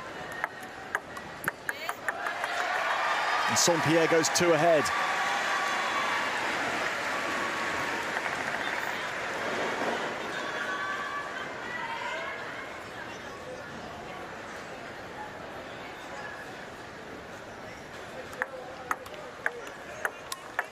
Oh, dismissed.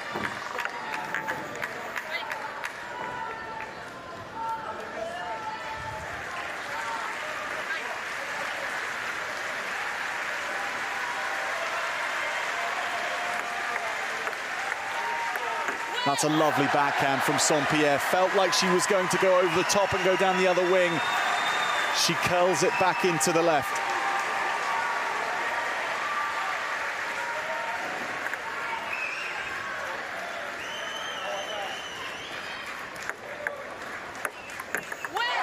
Drops it short. Gets Jung reaching.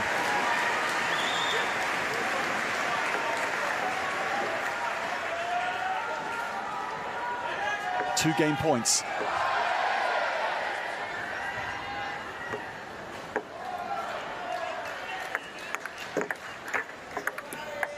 Oh, that's a shot. That was a good reach from Jung firstly.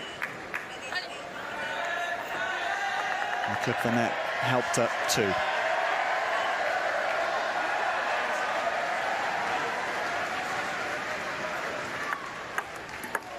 Oh, she's done it. Alexandre Saint-Pierre pushes herself ahead again.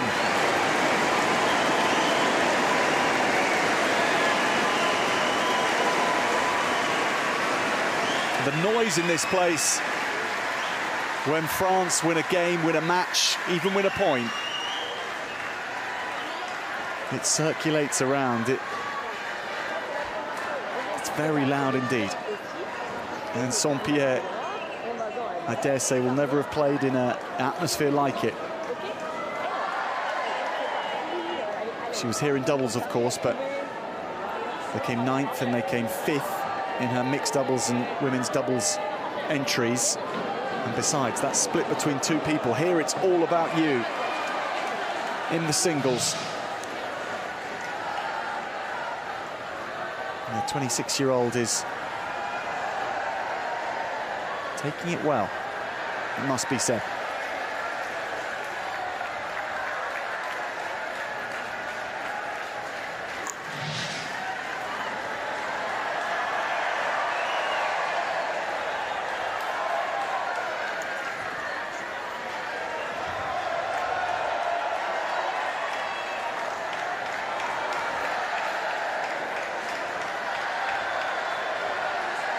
So game 4, Alexandre Saint-Pierre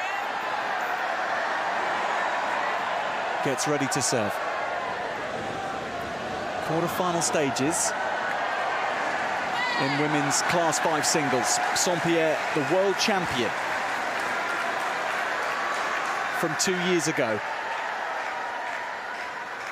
That was the last time the World Championships were held, so she's the reigning world champion as well.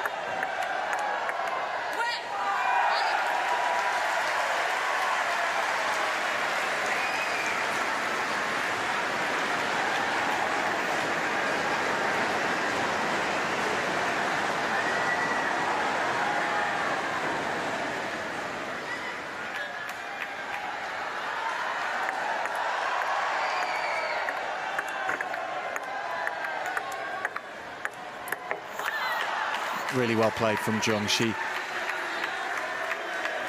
just made sure everything was on the table. That was all she needed to do. Sometimes it's all you can do, but it was sensible.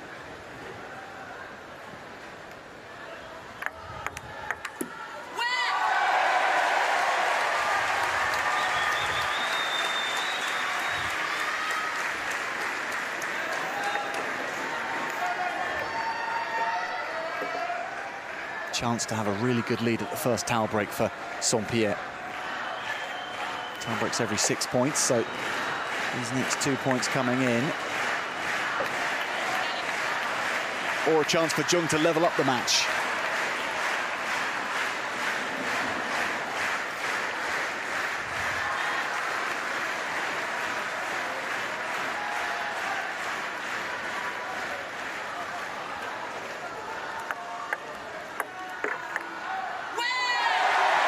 Instead, it's a 4-2 lead for Saint-Pierre.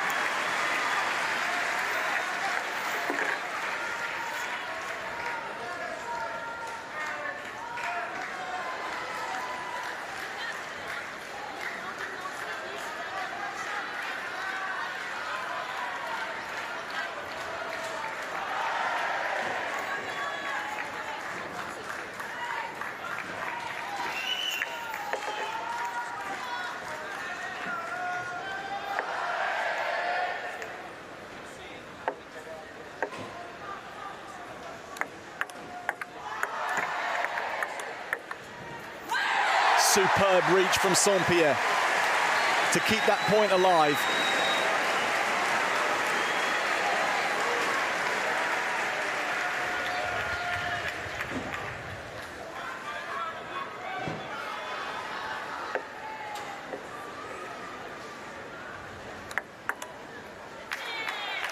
Nice serve. Serves have to go off the back in wheelchair table tennis. They can't go off the side, but that was right. As close to the corner as you can get it.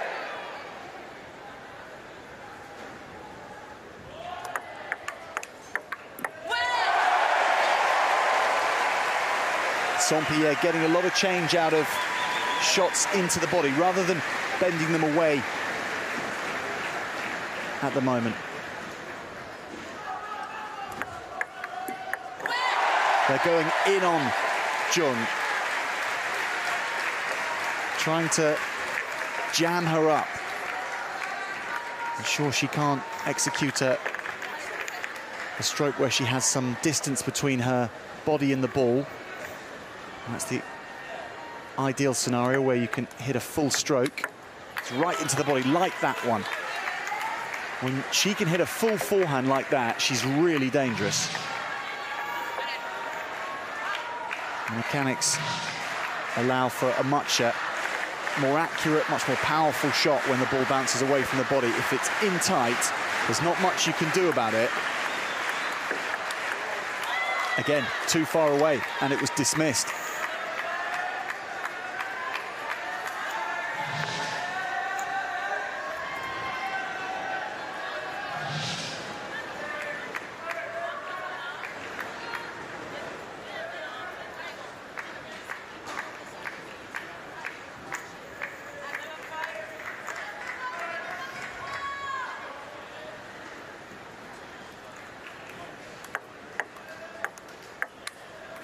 But that time, there was enough distance that was really pushed far out.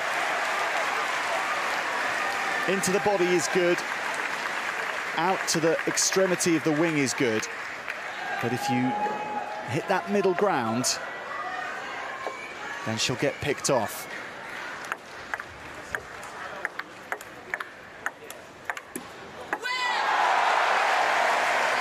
She's close now, Alexandra Saint-Pierre.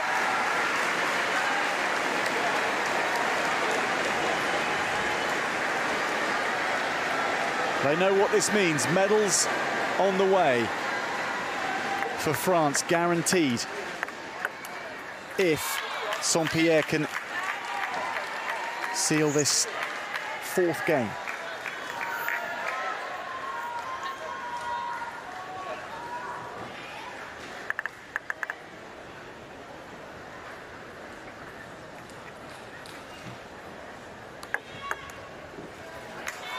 Goes long.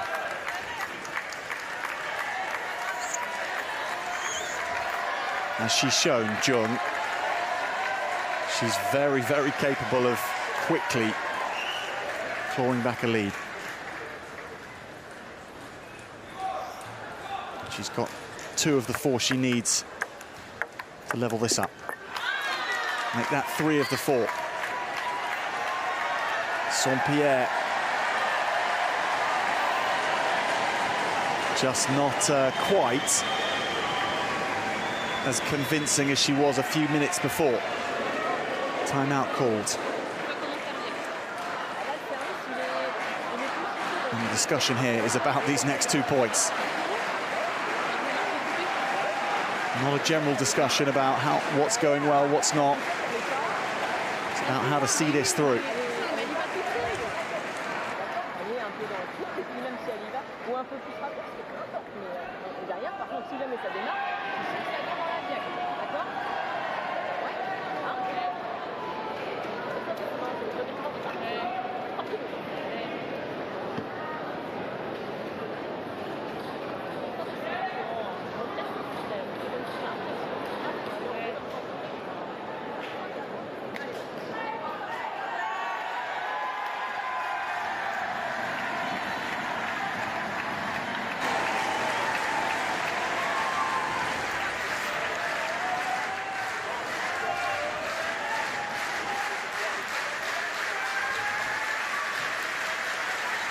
A minute to think out and map out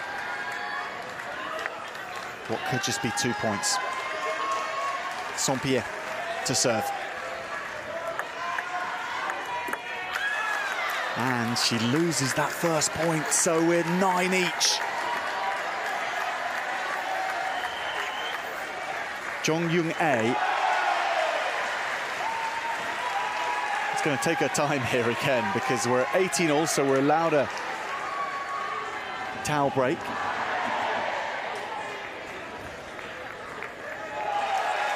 It's like a mini extra timeout, so she can now think about these next 2 serves of hers. She could be taking game number 4 and sending this into a 5th. And sending French fans into a spin. There was a momentum about Saint-Pierre that has just left the building. She's going to get it back though, is she? She's certainly going to bring up a match point. And a chance to do it. This for the semi-finals and a guaranteed bronze medal.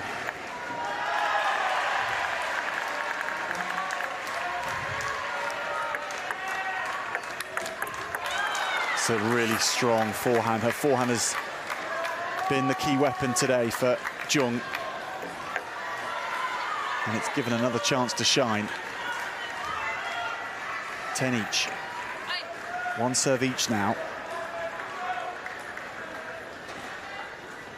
Have to win by 2. Jung with a game point.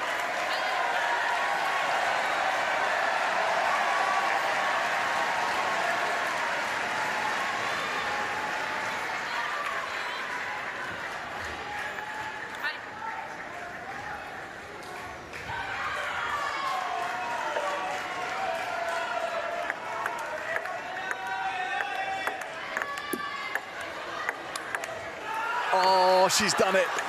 She's taken things through. 12-10. Jung Young-ae stays alive. And she had to see off so many points from Saint-Pierre in that one. 4 in a row when she came back to level things at 9 all. 12-10. It's a 5th and final game between these two to see who goes through to the semi-finals.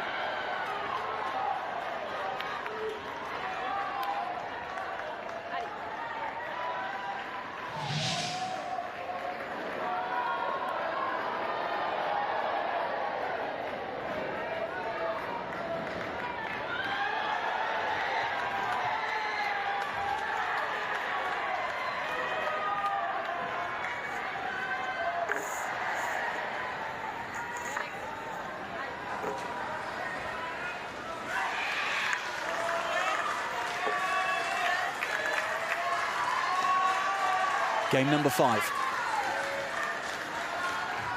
And Jung Young-ae to serve.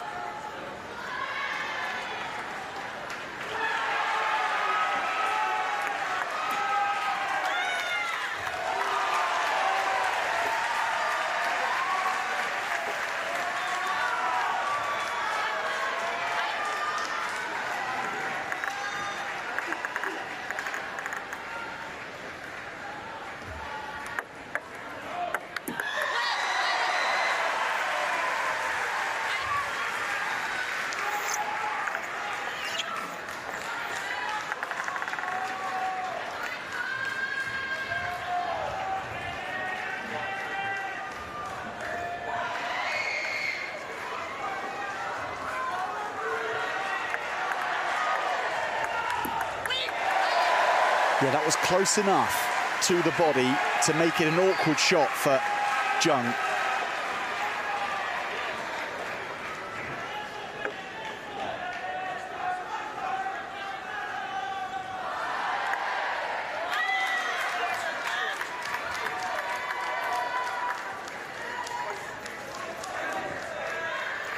Slightly nervy beginnings to this fifth game for both players.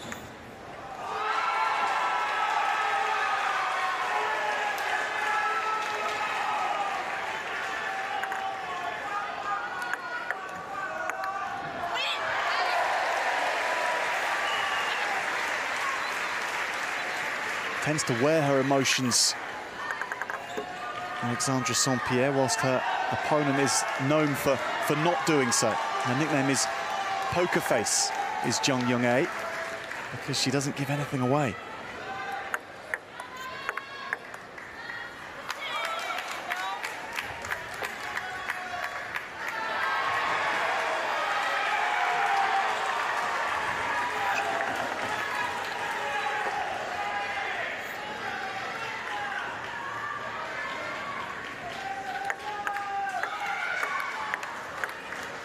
That's good distance, so close to the baseline.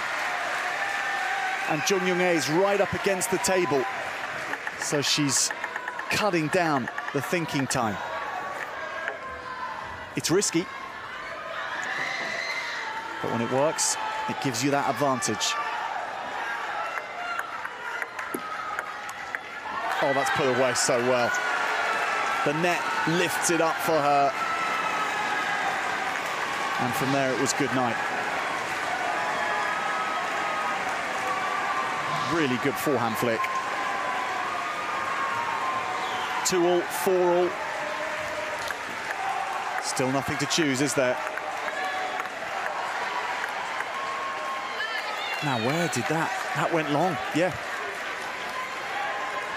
Off the bat and then back onto the table, but long initially.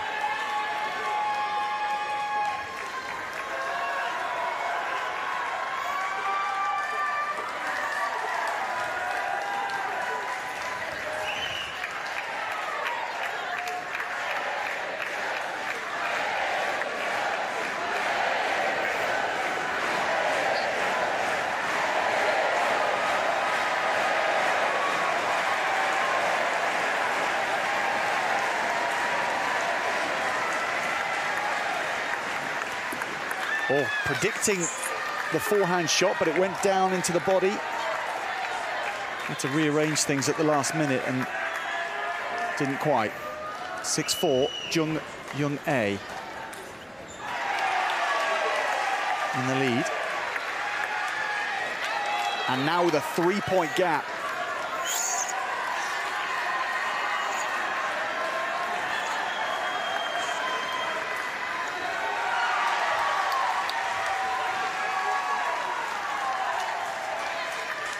So young Alexandra St-Pierre, just 26. Trying to face down a 3-point deficit.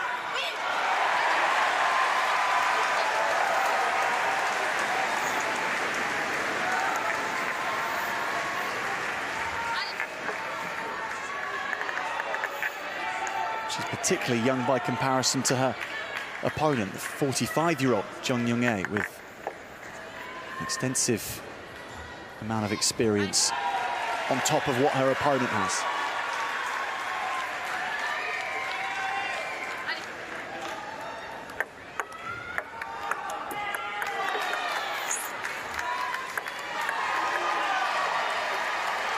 For the first time, that shake of the fist is about the only emotion we've seen from Jung.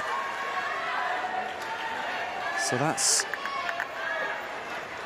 a little peek through behind the curtain to see what her state of mind is like.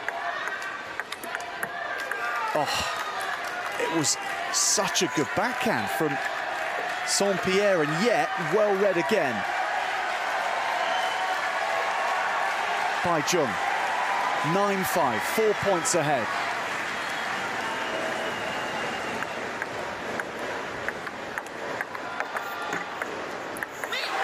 She had to win it. She does win it.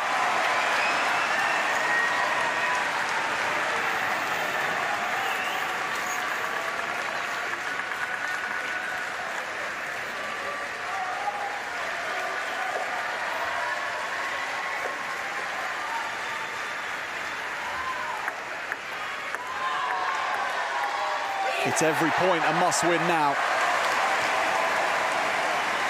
All the noise in the arena is for her. There are 6 tables in action in the South Paris arena.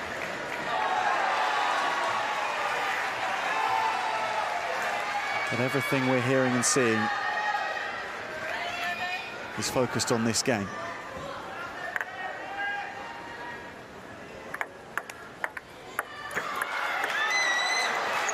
So well crafted from Jung. Again, just a slight fist bump for 3 match points for Jung Young-ae.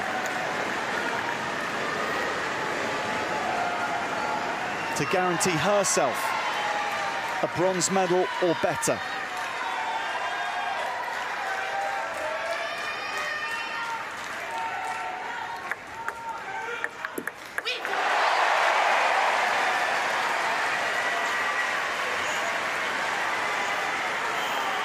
It's a sizable amount of pressure both these two are having to deal with when they get these game points and now match points.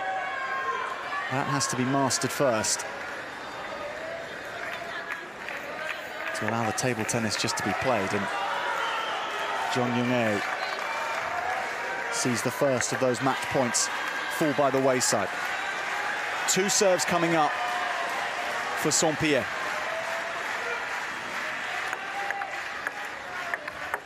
Oh, she's done it with the backhand. She dismisses the ball. She has seen off Alexandra Saint-Pierre with it. She's through to the semi-finals. It's a bronze medal guaranteed for the Republic of Korea and Jung Young-ae.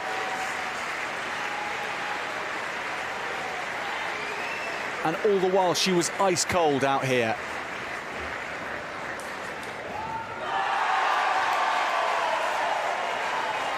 And Alexandra Saint-Pierre, at times, particularly in the 4th game, looked odds-on to take this.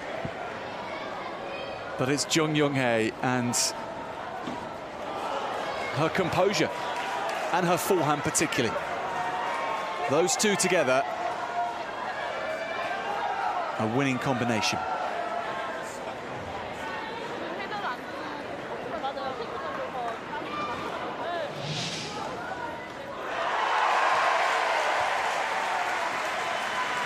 There wasn't much to pick over during the contest to see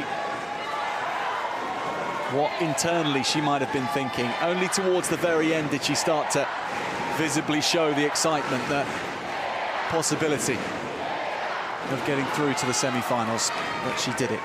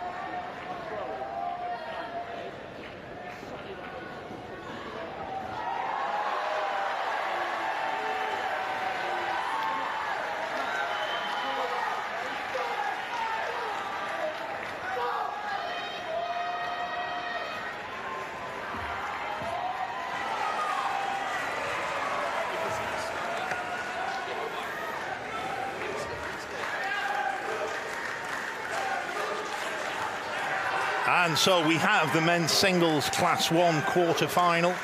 The players now have met the officials. They've spun the coin. They've decided who's serving, who's receiving serve, who's playing at which end. And they will now have a 2-minute pre-match practice, a short warm-up. They will just loosen up a little bit, get the strokes in the groove, so to speak. And then we will start this quarter-final. It's the best of 5 games. Each game, 11 points. First player to win 3 games.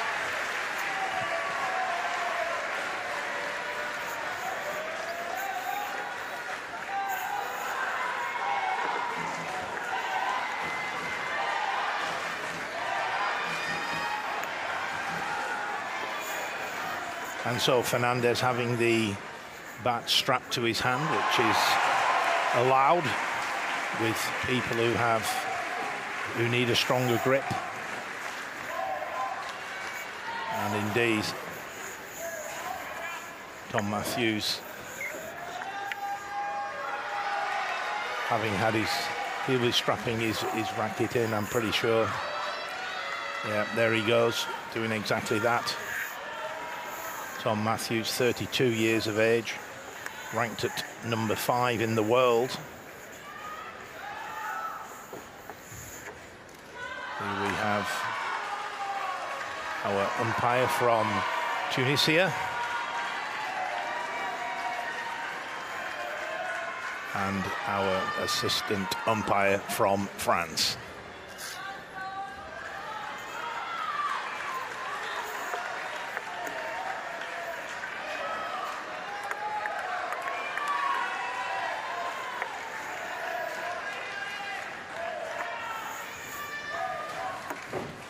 So the pre-match practice almost over. Here they go again, just doing some forehand to forehand on the diagonal. The Cuban coach there, ready for the action to begin. Fernandez is 41 years of age. There he is on the left of the screen. He's ranked at number 10. Tom Matthews won a bronze medal at the Paralympics in Tokyo. A bronze at the World Championships in 2018 and a bronze at the Europeans in 2023 in Sheffield. The Welshman won his first major medal at the European Championships in 2015, taking a bronze medal. Fernandez has got Paralympic experience, last 8 in Tokyo, last 8 in Beijing, and at the Pan American Games in 2023 in Santiago, Chile, he was the winner of the men's singles. So 2 very, very competent players, and I'm sure we're in for an exciting quarter-final. 2 minutes they're allowed, this pre-match practice, the warm-up, and the umpires will then call them to order, and we will start this best of 5 match.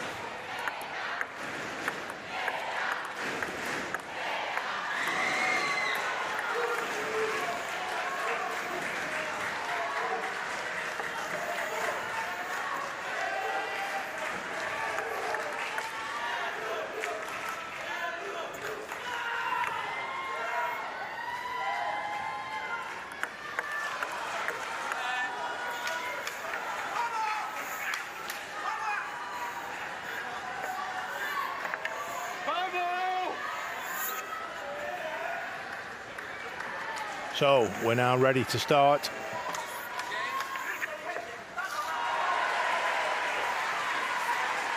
And it is Matthews of Great Britain to serve. The Union Jack on his sleeve. And Fernandez goes for the up and under, lobbing the ball high in the air, backspin. The secret of that shot is to get it very close over the net, and that it comes back and your opponent can't reach it.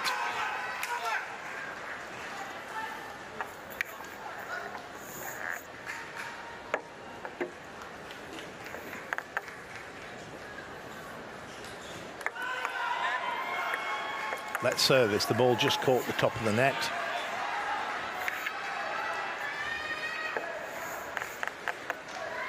simply take the service again. There's no penalty for a let serve.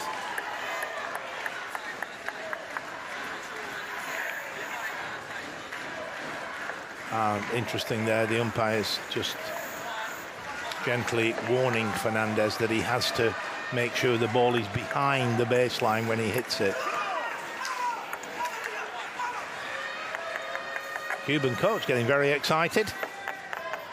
Long way to go yet, but it's good to see that emotion, that commitment from the bench.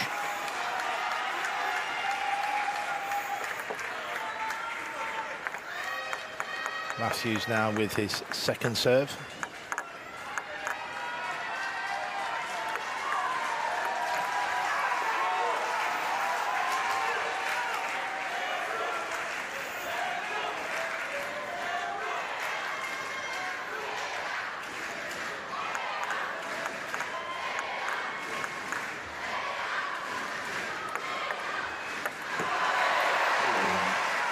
Matthews will be disappointed there. He came in, he's just having a little look over his shoulder, wondering what the noise is. It's a very excited Cuban coach.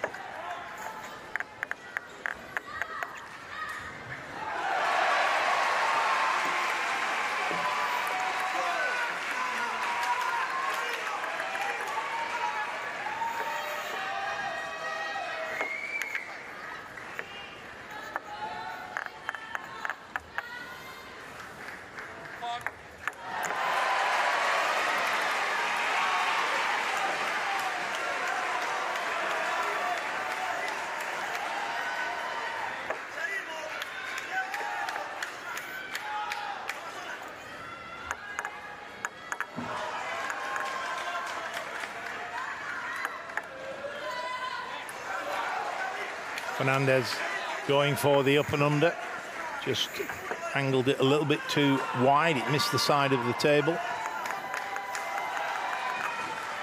Previous point he lost on a foul serve. Oh, what a great shot there by Tom Matthews. It's the way to play the up and under. Take it early. Watch him. Here we go. Take it as the ball rises. And there we have the GB coach. Oh, that's a good long fast serve. Let serve called.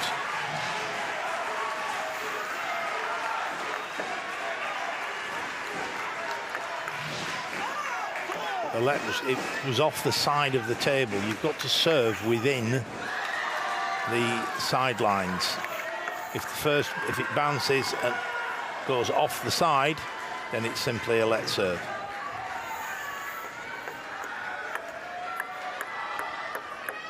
It has to pass over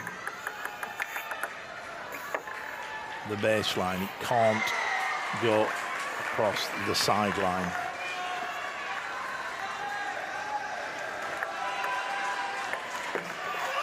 That was a good shot from Fernandez. Good serve, followed in with the forehand hit.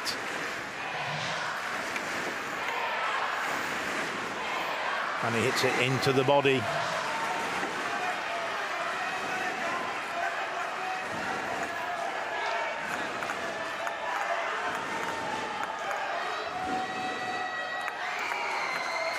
Oh, that is a good shot from Fernandez, straight down the line.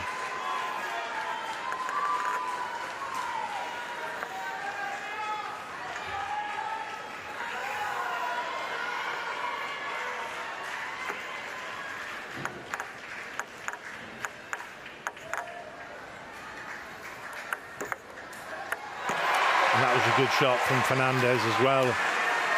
Put a little bit of side spin on it, took it out wide to Matthews' forehand. He wasn't able to stretch that far. So it's now 9-5. Fernandez has his two serves to come.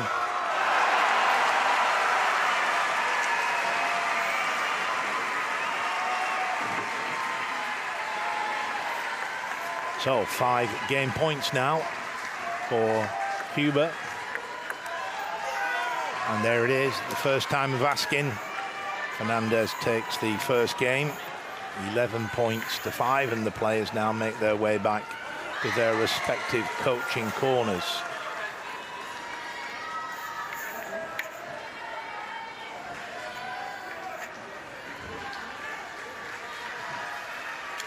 So the players now have a 1 minute break, take on board fluid. Confirmation of that first game, 11-5 to Fernandez.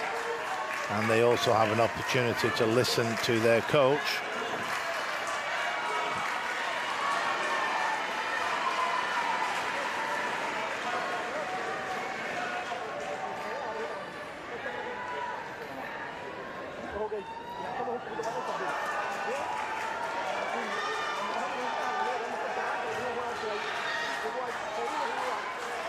So some Cuban support there. They'll be pleased with the outcome of that first game, 11 points to 5.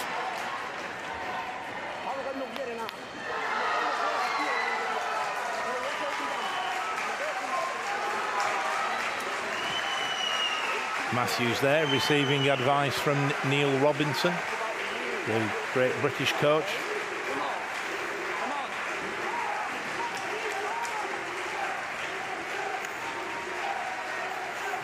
So both players now back at the table for the second game.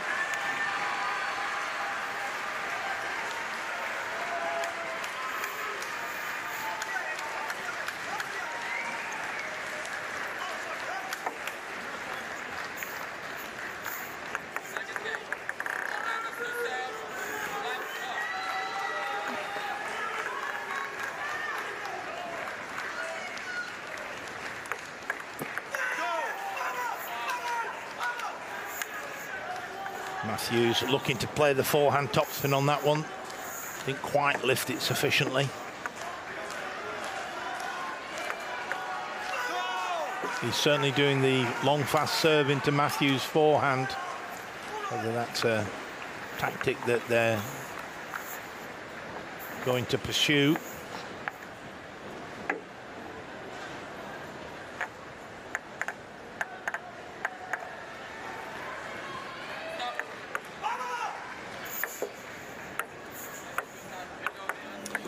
So the umpire here asking Matthews to throw the ball up at least 6 inches.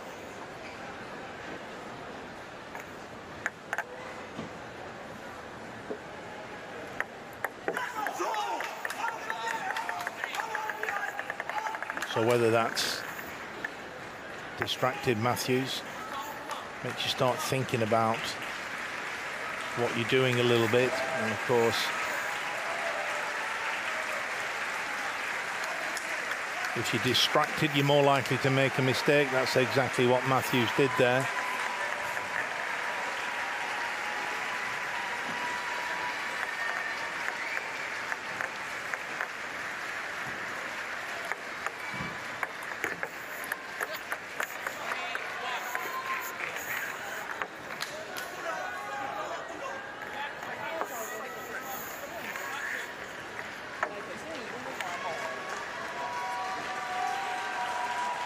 So it's now Fernandez with his 2 serves.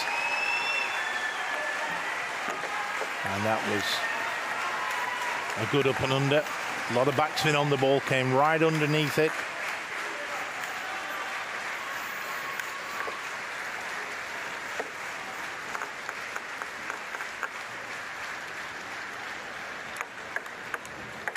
Oh, that's great play from Matthews. Played the 2 corners there, the forehand on the diagonal, then it came back to his backhand.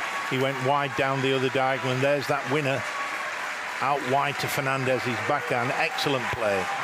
2 great shots.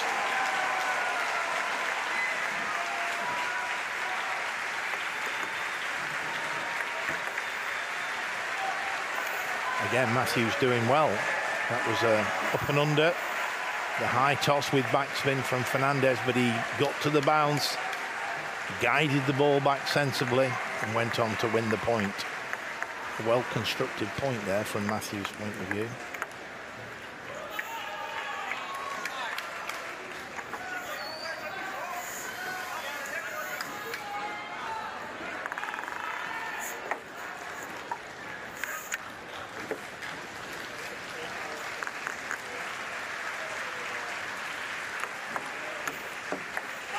Oh, good angle from the Cuban player.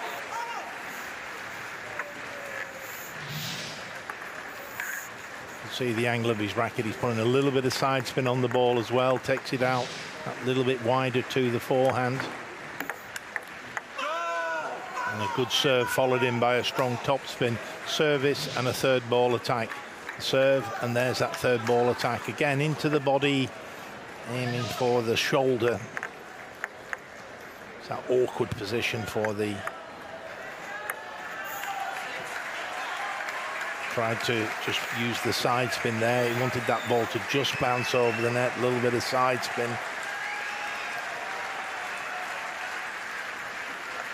So Matthews has done very well here.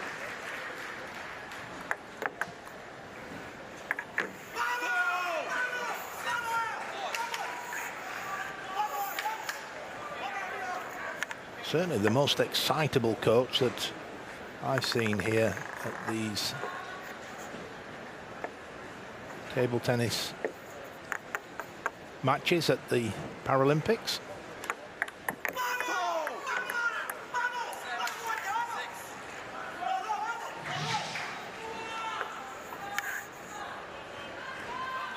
That's good long fast serve. 7-6 now in favor of Cuba.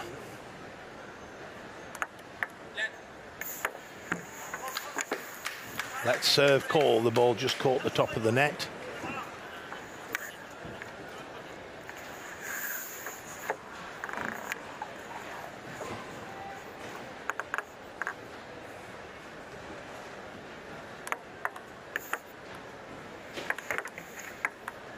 Oh, that was a great backhand block.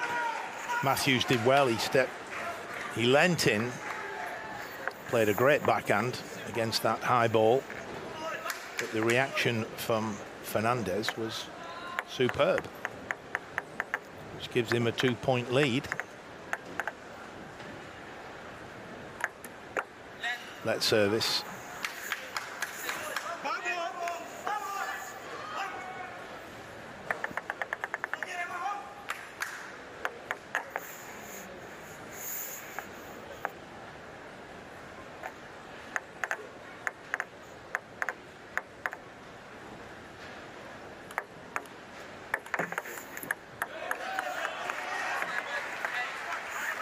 Aggressive behind the serve. Matthews looking to be positive.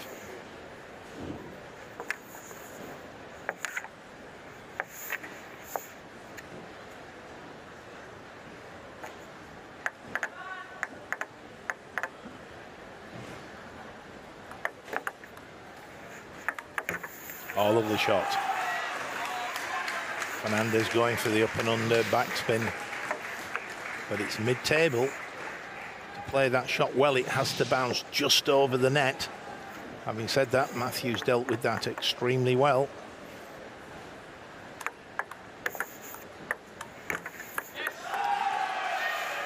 Good forehand topspin. He picked that up very nicely.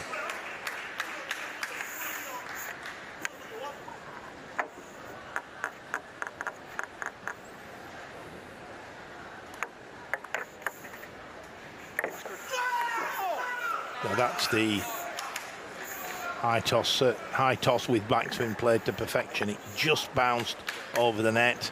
Matthews unable to reach it, and then of course the backspin kicks in and it goes back towards Fernandez.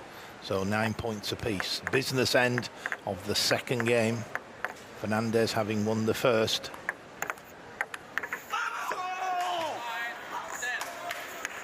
Good service from Matthews there. Side spin on the ball. Fernandez dealt with it well, and he has a game point now.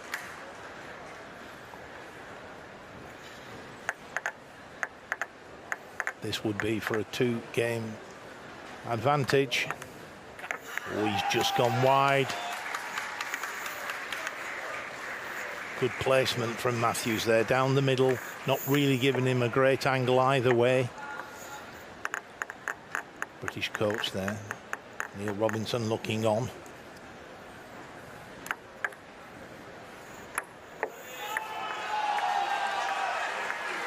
Fernandez there knew he was beaten. It was just over the net with a lot of backspin on the ball. Uses a reverse rubber. It's very good for gripping the ball, imparting backspin. And we now have a game point for Matthews. And the up and under there from Fernandez goes long. And Matthews takes the second game 12-10. And it's one game apiece. And Matthews making his way back to the coaching corner. There we have confirmation of this situation in this quarter-final match. One game apiece. And there we have Neil Robinson.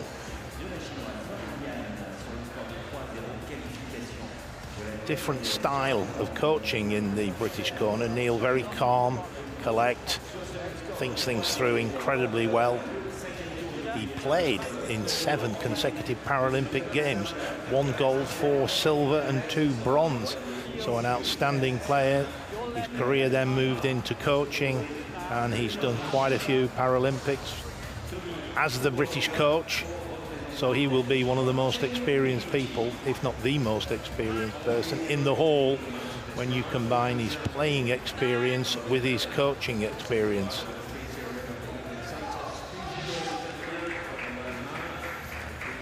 So the players have had 1 minute with their coach, and now they head back to the table for the third game. 1 game apiece.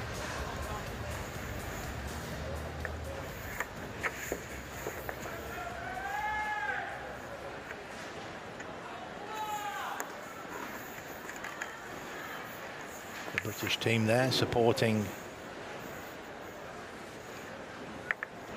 the gentleman on screen. Played very well that second game. Matthews held his nerve at the end when it was tight. So we now have honours shared, 1 game apiece. Third game, love all.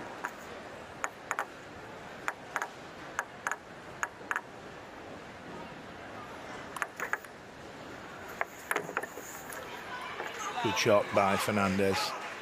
Threw it up in the air, and the key is it was very close to the net. So good start by the Cuban player.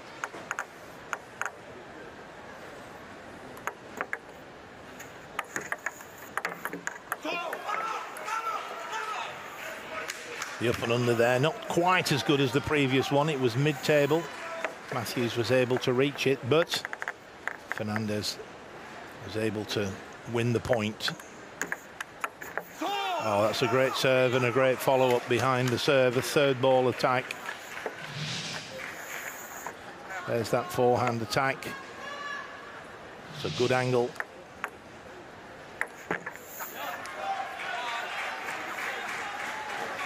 It's a tactic used very frequently.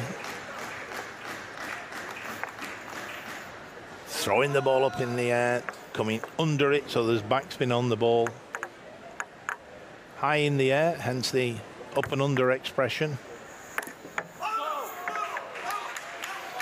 Matthews there trying to get in to take the ball early. He did, but of course he was stretching, and you lose control when you stretch. Matthews did his best. Couldn't have done a lot more. But he's now 4-1 down, Cuba.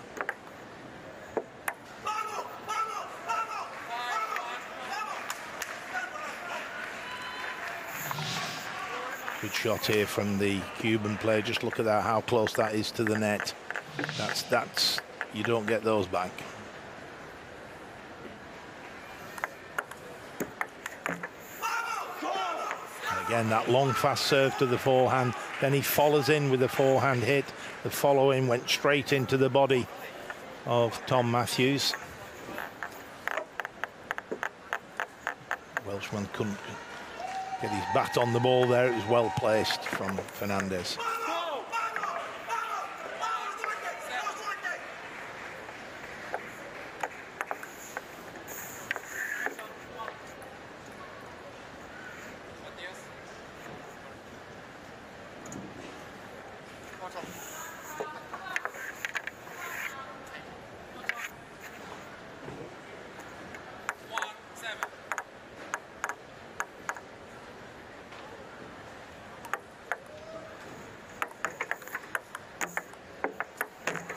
Oh, the up and under.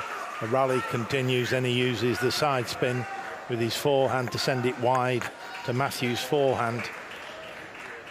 Excellent play from the Cuban player.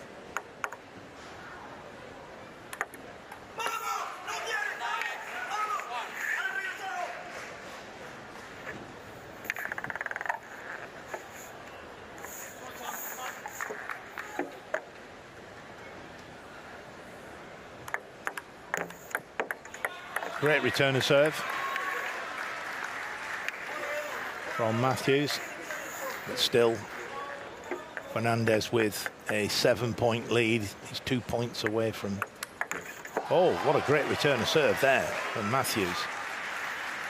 He's mid-table, the serve. He needs to get it longer, the Cuban player. 6 points has progressed. Players are allowed to towel down every 6 points. Fernandez takes the opportunity. Also takes the opportunity just to pause a little bit to regroup. He's lost the last 2 points now. He's still 9-3 up, strong favourite, but he won't want to lose many more points.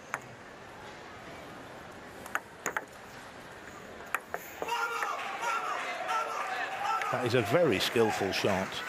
To be able to come on, have the feeling to come under the ball, put the backspin on, make sure it bounces just over the net. He's close to the net and then comes back at you. On that one, you could see as he came under the ball, he came across it. So what he's looking for there is to keep the ball tight to the net, the same principle, but instead of the ball come back, it shoots off sideways.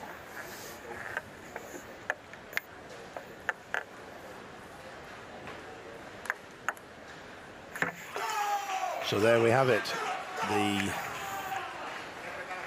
third game, an 11-4 victory. And now Cuba lead by 2 games to 1. And the players going back to their corners.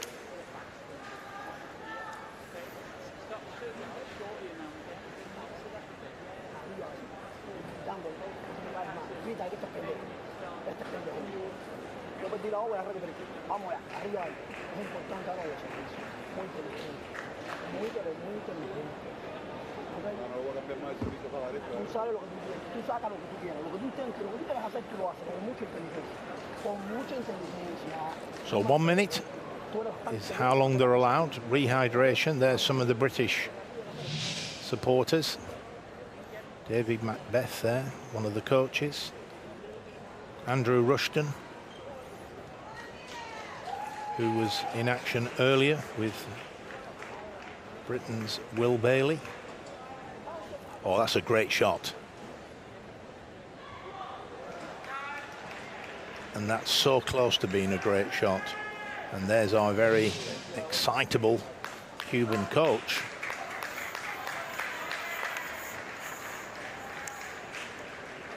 So, best of 5. First player to win 3 games goes through to the semi-final, guaranteed bronze medal.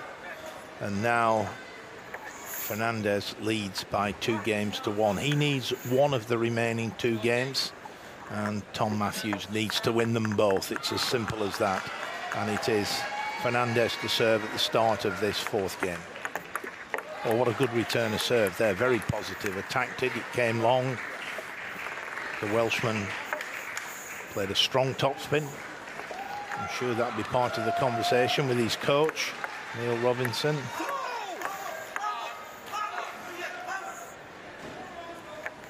Just didn't quite have the touch there. It was so close to being an excellent shot, but it just bounced on the wrong side of the net. So on his serve there, Matthews now with his 2 serves.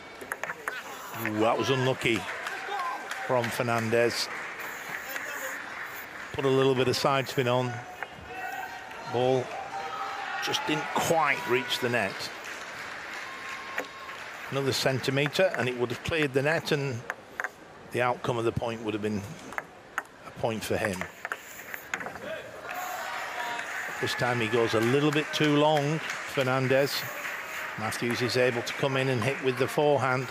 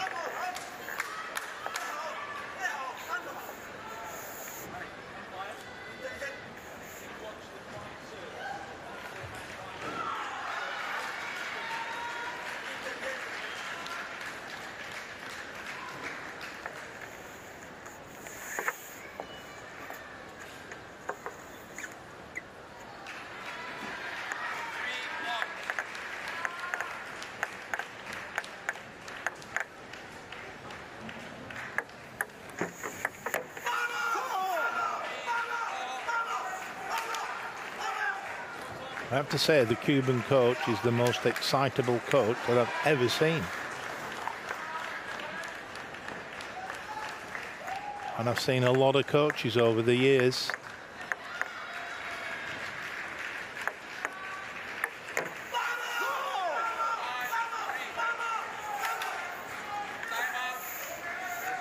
So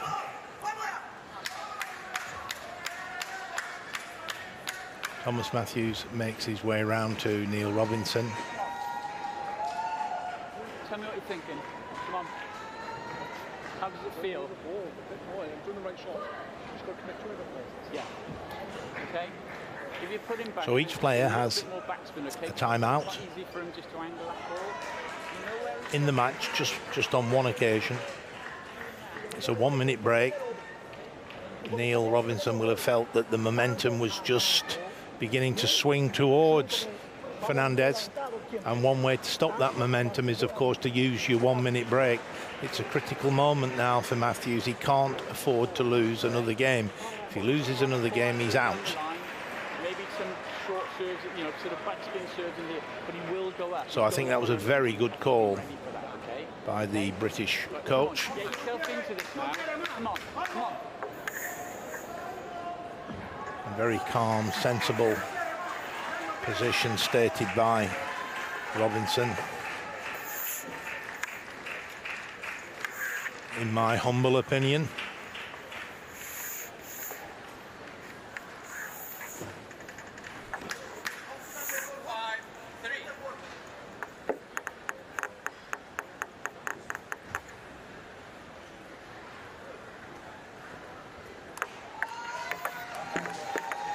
Oh, good play by both players there, but the recovery from Matthews excellent, and he managed to get that backhand block deep on the table. 5-4 now for the Cuban player, his second serve in this sequence of two. That long fast serve wide to the forehand, he's making it difficult for Matthews to play the up and under.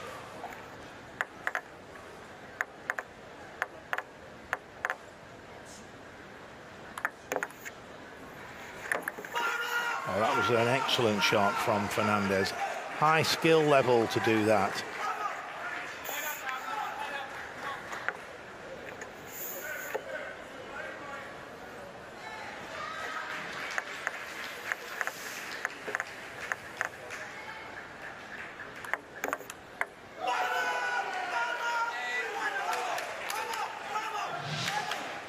So it was a great return of serve. Just look at this. Great angle, played with speed and spin, using that reverse rubber, that's spinny, fast rubber, extremely well.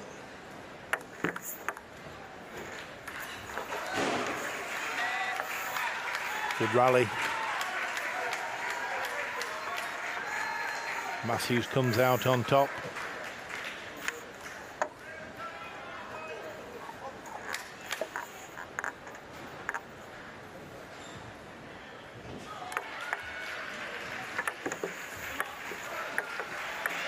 Excellent up and under from Matthews.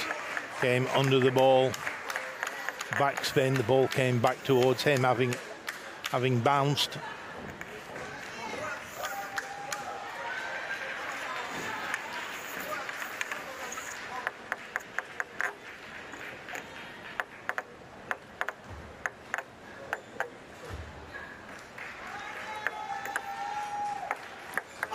Well, that was an interesting shot from Fernandez. He sort of came side spin, backspin with his forehand, let the ball come through, let the ball drop a little bit from top of the bounce, let it come down a bit, and then side spin and backspin. That gives him a 9-6 lead. And he goes for the up and under, but short of the net.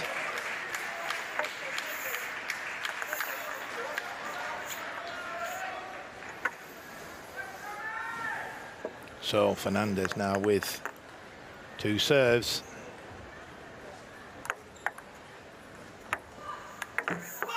Oh, it's a good smash. Took his time, let it come to the top of the bounce.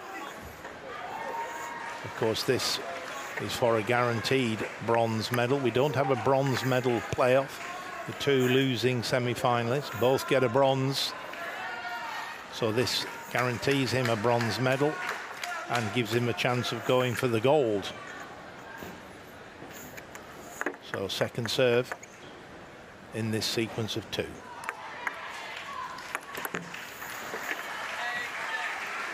Took that very early. Maybe slightly anxious. Maybe the thought of that bronze medal is affecting the nerves.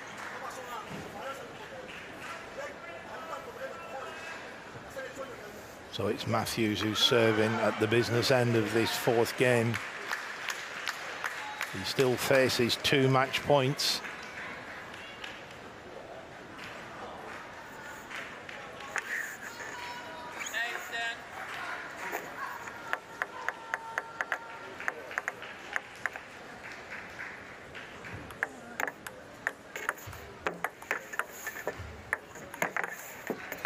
Oh, that's a great rally from Matthews. Fernandez played some good shots there, but Matthews was equal to them. Fernandez was going out wide to the forehand. Matthews managed to get into position to play them with the forehand. So we have a timeout called by Cuba. Both timeouts have now been used. So we're going to have continuous play now, even if we go to a fifth game. So clever time to call the timeout for Cuba. Matthews is in the corner knowing he's got the service, but knowing that he has to win the point. And then it will be the first player to win 2 clear points if Matthews can make it 10 points apiece.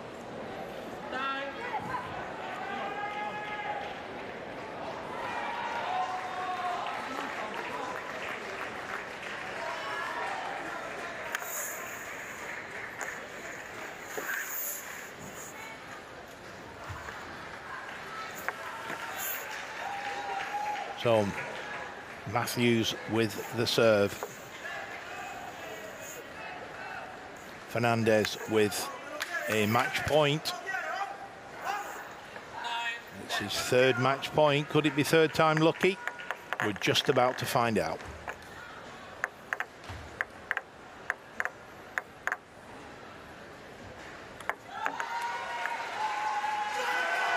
It is a good topspin from Fernandez, and well played to the Cuban player, and the Cuban supporters on their feet.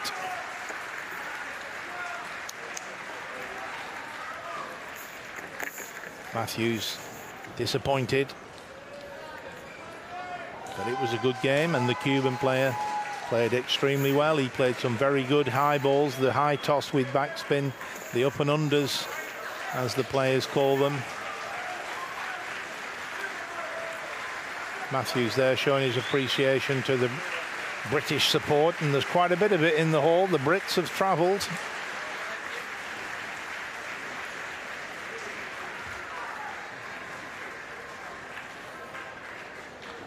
So the players shaking hands with the officials, with the coach, their opponent's coach, as well as celebrating with their own coach.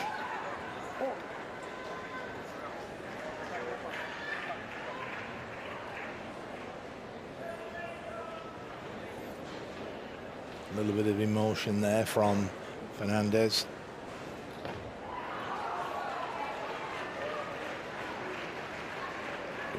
A bronze medal guaranteed for Cuba here at the South Paris Arena. And here was that last point, and that block is going slightly long. Good topspin from Fernandez, brushed up the back of the ball.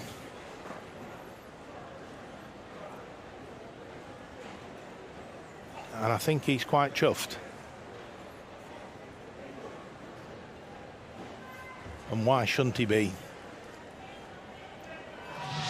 A medal for Cuba, and there is Fernandez making his way out of the hall.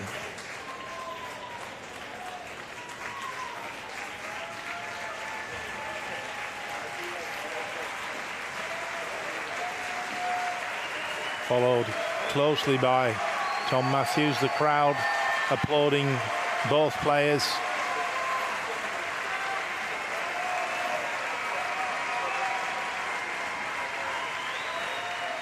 And unfortunately for the Welshman, he is eliminated. There we see the match stats. Points lost on service. Tom Matthews 21, Junior Fernandez 14. It's the one that jumps out at me. And there we see the situation as it stands at the moment in the men's singles Class 1. Falco and Fernandez both through to the semi-finals.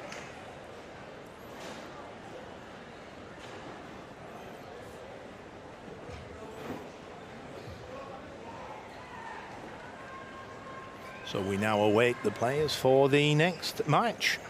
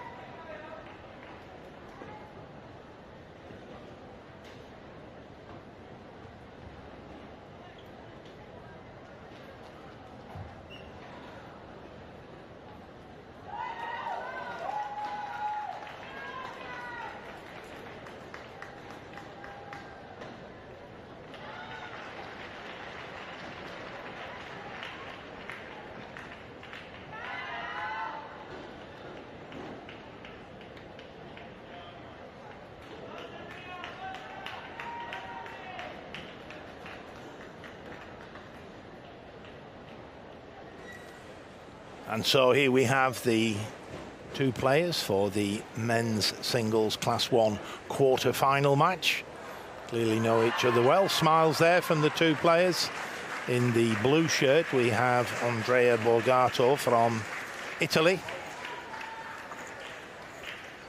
51 years of age, ranked 14 in the world. And there we have Endra Neo, 55 years of age, world ranked at number 4. And he is from Hungary. Hungary have had a very rich tradition of top players over the years. One of the best countries in the world not that long ago. Borgato there from Italy. Last 8 in the London, Rio, Tokyo Paralympics. So that's a pretty impressive Paralympic record. Got a bronze medal in the World Championships in 2022 and the same in 2014. So a seasoned campaigner. Mayor, semi-final in Rio, last 8 in Tokyo. The Paralympics, there he is in the green and red shirt. Made the semi-final of the World Championships when they were in Bratislava 2017, and he is the European champion. He won that title in Sheffield in 2023. So they're having a look at each other's bats to see what the rubbers are. There's quite a few players using a short pimple or a long pimple side, and that has a different effect on the ball, sends it through very flat, a little bit slower. But it looked to me, looking at those bats, that they were reverse rubber on both sides. We'll have a look at how they play, how they react. There he is, 55 years of age, Andre Mayor.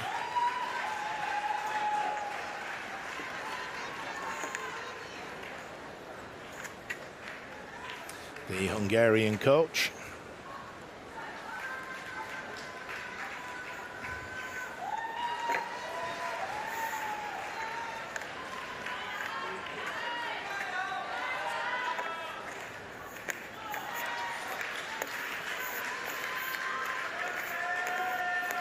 Both the players are using gripping, tape, strapping.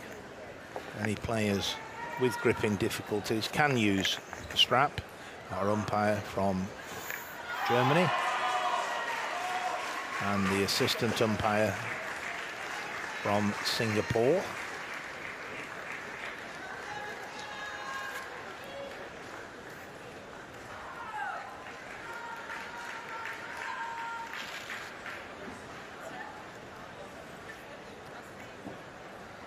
Players, once they have the rackets appropriately fixed, the grip sorted, we will have a 2-minute practice just to get the shots in the groove, just as a warm-up, and then the umpire will call the players to order. And we will have a best-of-5 contest. Each game is to 11. And obviously the first player who wins 3 games goes through to the semi-final.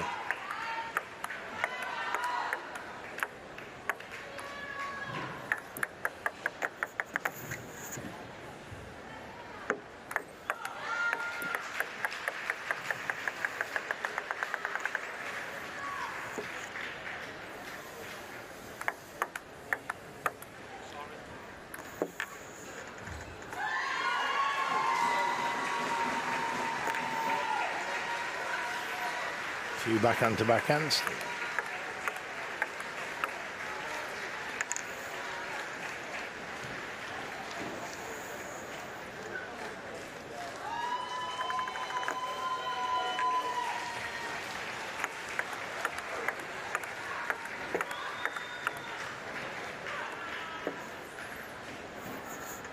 Mayon is seeded and indeed world ranked at number 4.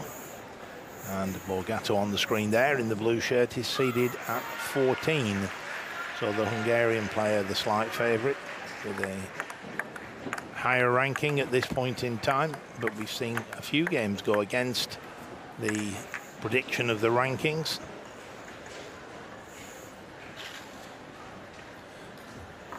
This warm-up can last for a maximum of 2 minutes, and then the umpire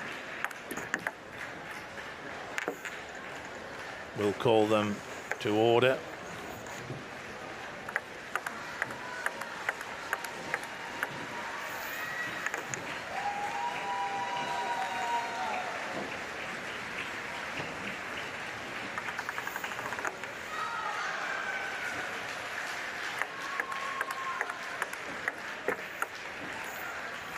And so the umpire, Anja Gersdorf from Germany, raises her hand. That's to let the players know that we are ready to start.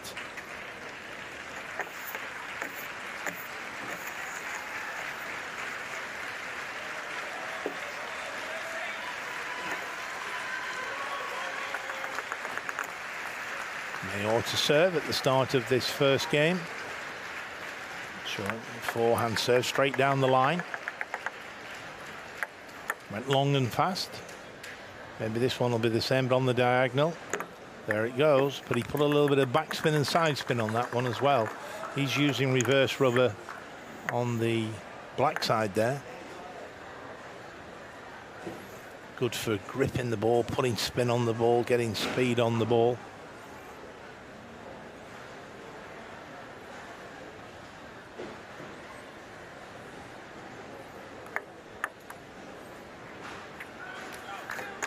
Went for the high toss there with backspin, the up and under. But he overhit it, it went very long. In fact, it went over the baseline. Ideally, that should bounce just over the net. Let service there.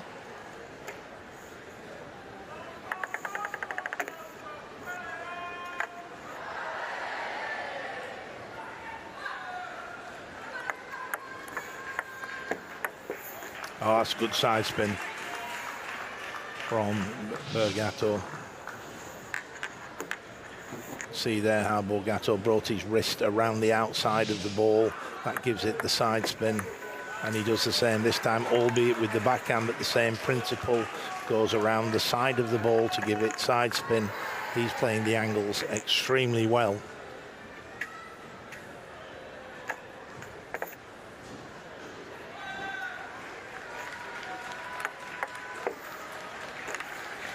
Backhand serve straight down the line.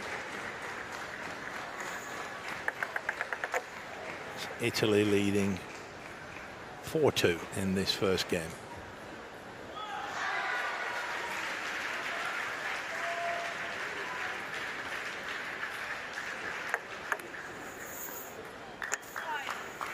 Good angle on the serve there, fast, wide.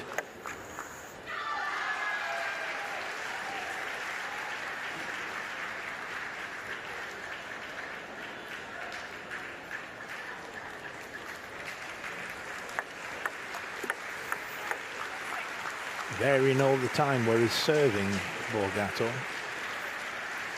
Wide to the forehand, wide to the backhand. And then he's using side spin really well. Just by going around the outside of the ball. You go around the outside of the ball and under a little bit, then it's side spin and back spin. And that's the shot he seems to favour with his backhand and with his forehand.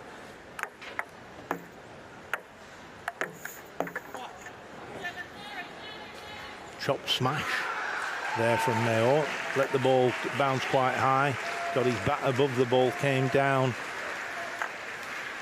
in almost a chopping action, hence the chop smash description.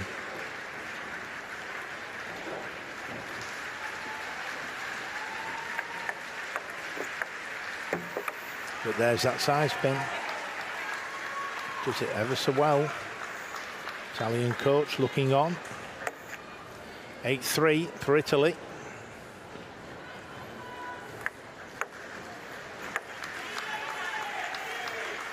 Didn't get the contact there he wanted for that up and under.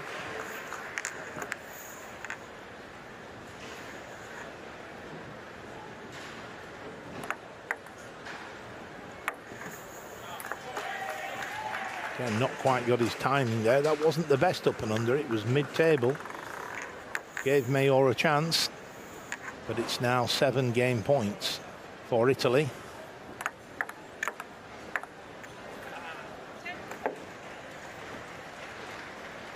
One saved, but 6 remain.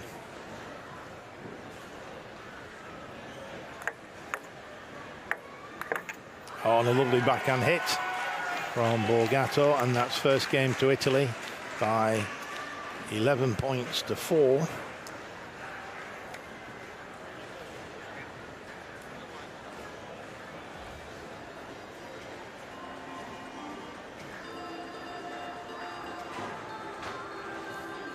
And the players back in their coaching corners.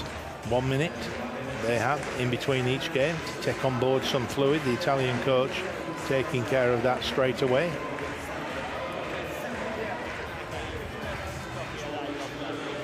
And both coaches will no doubt be passing on words of wisdom their thoughts on the game tactically, what we could do. Just cool spray there, helping keeping the body temperature down.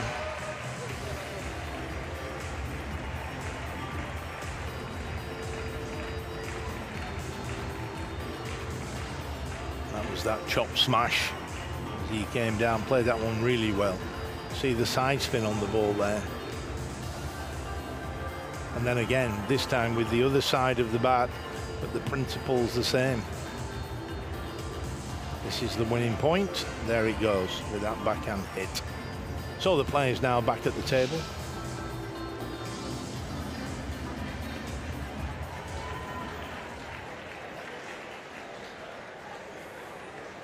Once again, strapping the bat in.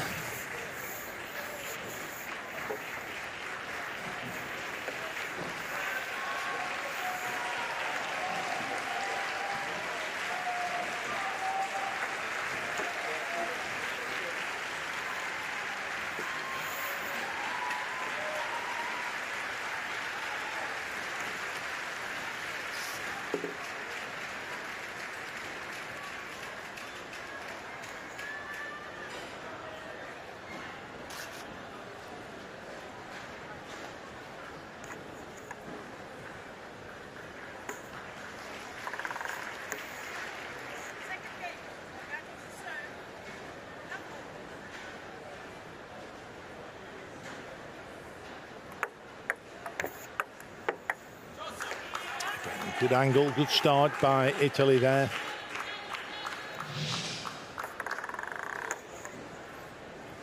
Very good at playing the short angles there. Short in that he's keeping it tight to the net. Great shot. Now that was almost to perfection. It was just over the net, and then the backspin brought it straight back to the Hungarian player.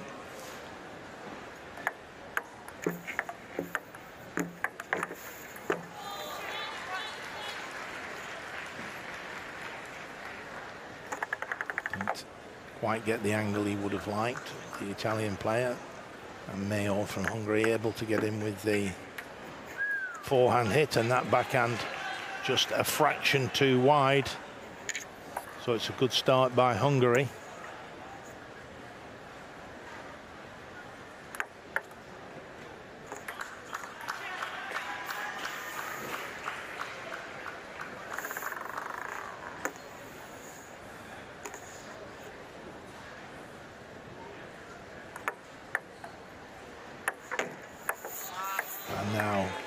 Starting to play the up and under, the high lob with the backspin a lot better.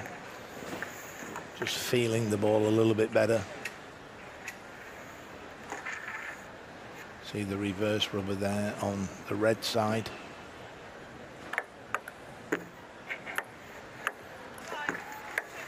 Just a bit too short. So Hungary now 5-2 in the lead.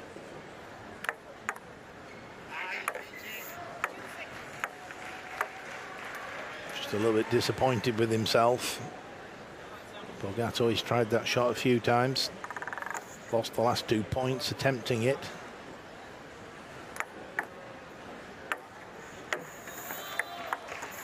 See there how the ball went all the way around the table. That was the spin.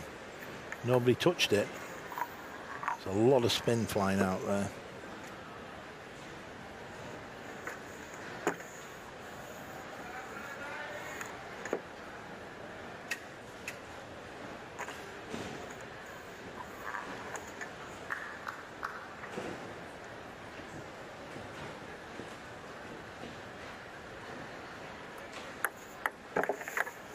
Good short serve from the Italian player.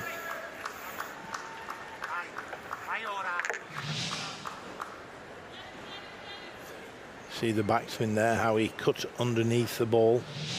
Stops the ball going through. Backspin when it bounces tends to stand up, so it doesn't come through.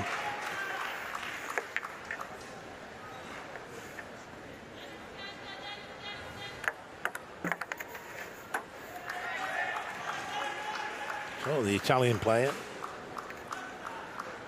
winning a few points, narrowing the deficit.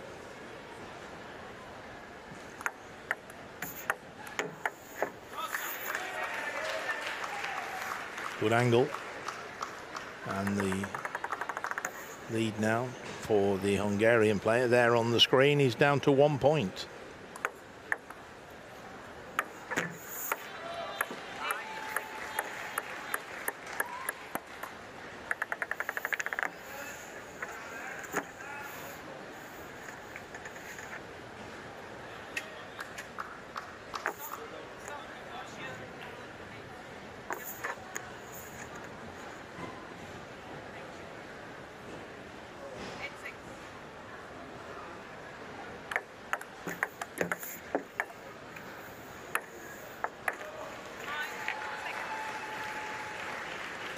That was to perfection.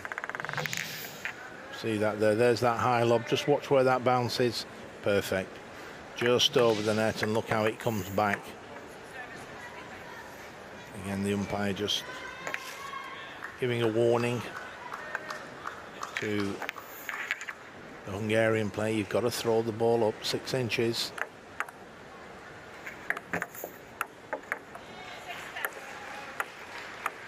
So it's now 4 game points for Hungary.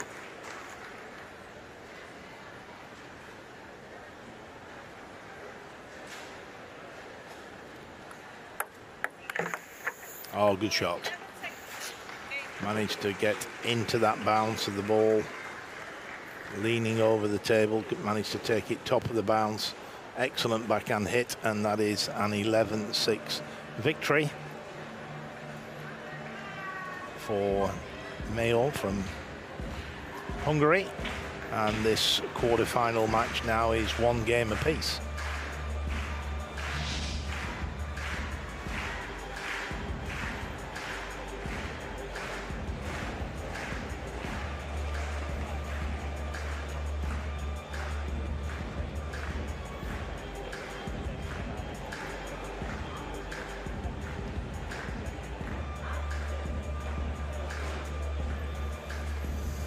So they have 1 minute now of coaching from their respective coaches. That was a great shot. That was Mayo getting right into the table and able to take that at the top of the bounce with good control. So the umpire there, you can see the arm raised. She wants the players back at the table so that we can start the 3rd game.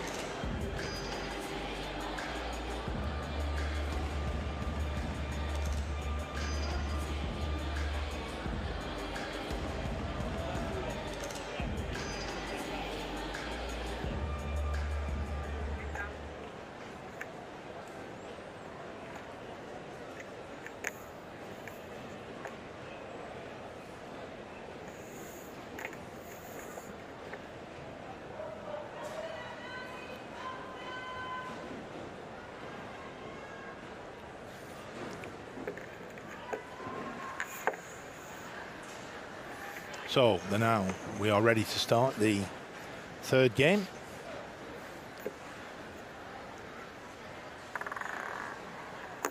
And it is Mayor of Hungary to serve.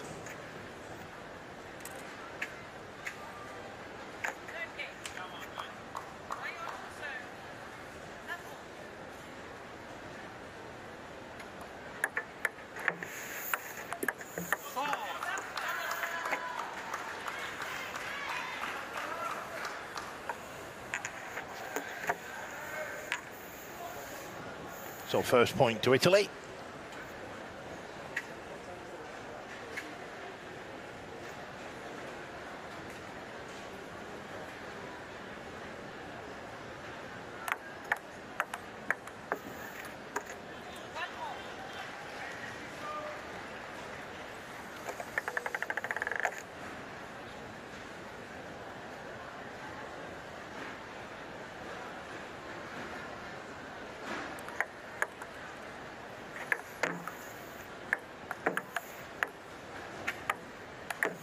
Oh, that's a good rally. Some good high balls, some good blocking. But it was Mayo now who just seems to be getting on top in this quarter-final. And he now leads by 3 points to 1.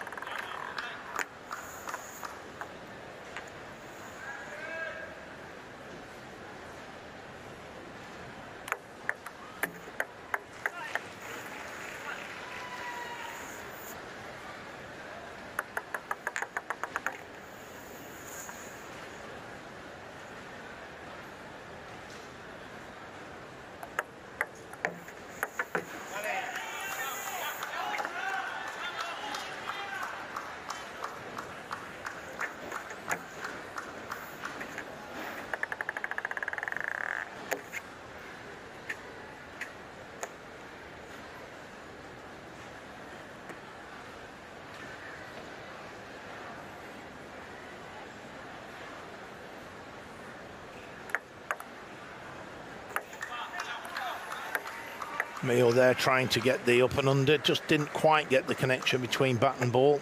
Bounced on his side of the table, it's just got to bounce over the net. And then the backspin brings it back. Just wondering there whether the service was wide. Did it cross the baseline? Let's have a look. Ooh, that was right in the corner. Point to Italy. Oh, that's a great shot from Borgato, straight down the line.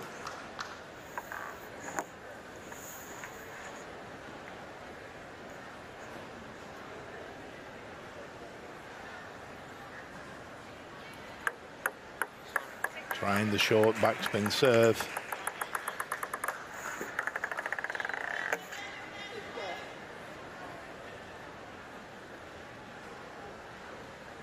First time we've seen that serve, didn't quite come off.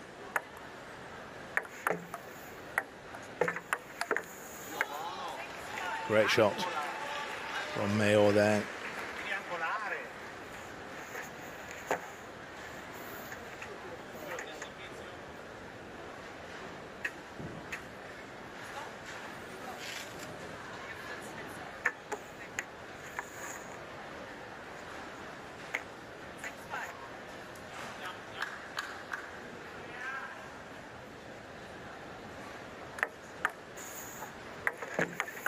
Oh, that's a good shot.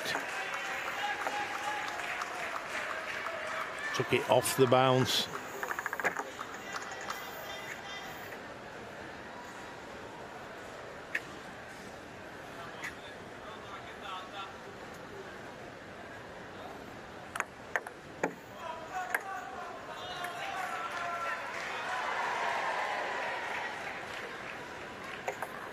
The lead now down to 1 point. So important to make it difficult for your opponent to play that high shot. That just caught the edge of the table, I think. Or was it just long? It was just long, 7 points apiece. So Borgato now with his 2 serves. It's a good return of serve there. Mayo was able to hit that pretty well with his forehand. And then he hits another good one on the diagonal. 9-7. That's 2 points against the service. Mayo now has his 2 serves.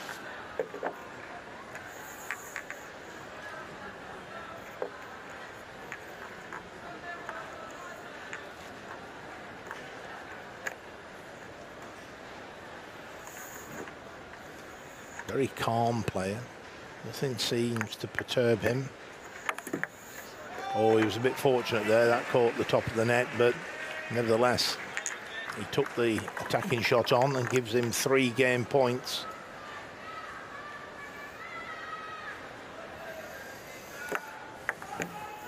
And the return is long, and that is the 3rd game to Andre Mayo, the number 4 seed. Wins it 11-7. He now leads by 2 games to 1.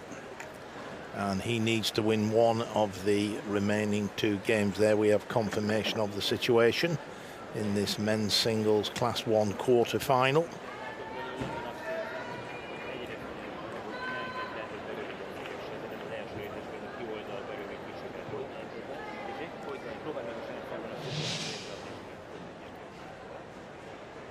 That was a great shot down the line from Borgato. Certainly looks determined, doesn't he, there as he leans over the table.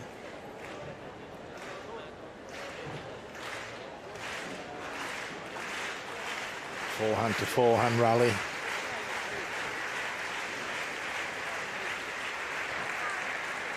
This is where he catches the top of the net, but good technique. Heard the apology from Mayo there.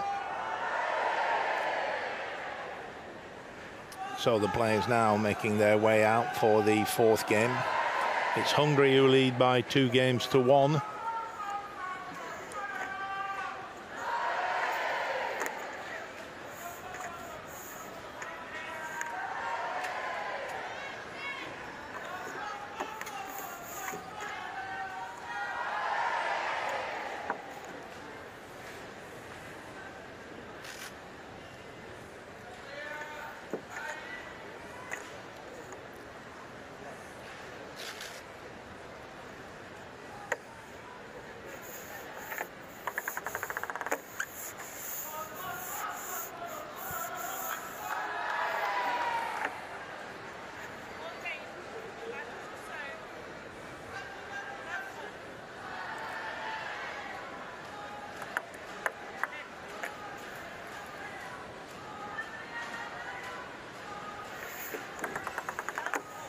So fourth game, Laval.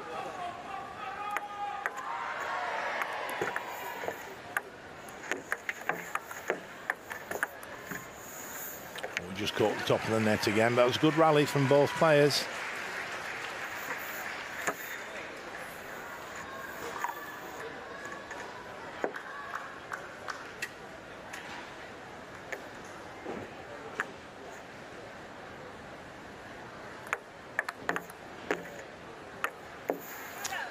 Quite a fast return from Mayo.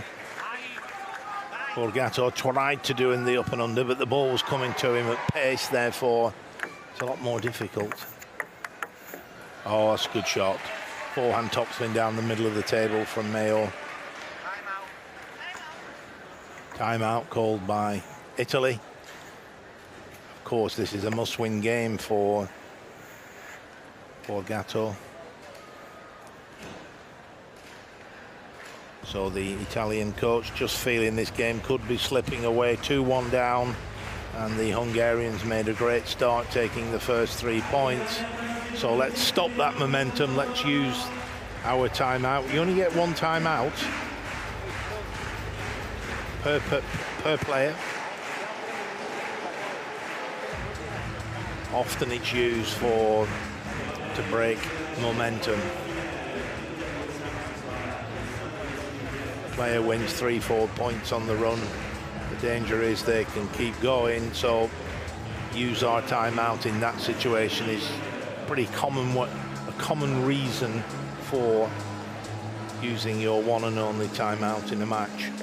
It's a minute's break. Chance to talk to the coach.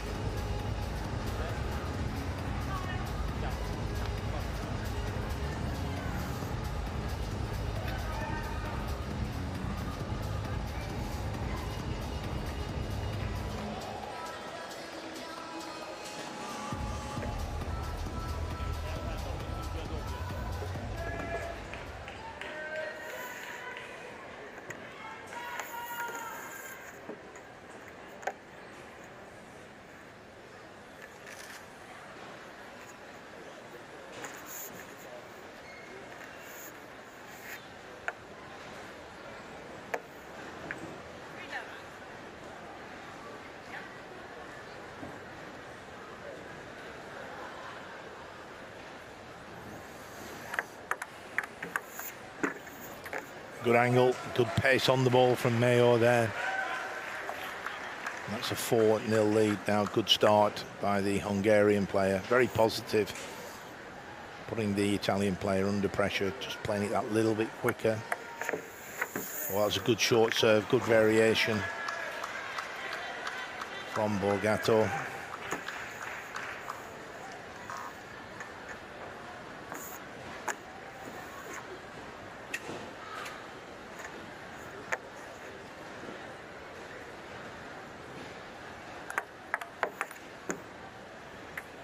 Going for the up and under, just a little bit too wide.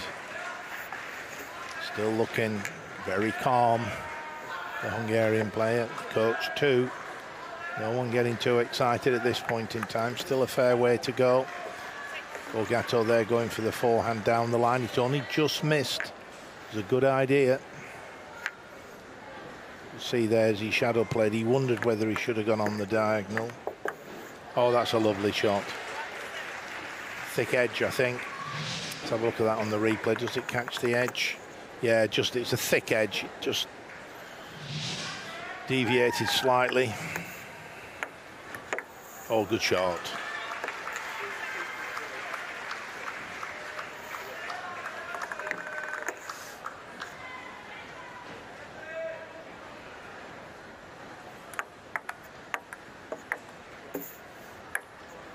Up and under from Mayer, just short of the net.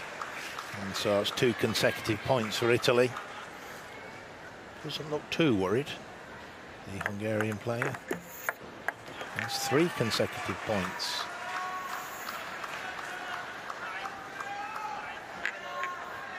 And yeah, timeout called by the Hungarian coach. 3 points have just gone against his player. Momentum for Italy. Let's break that momentum.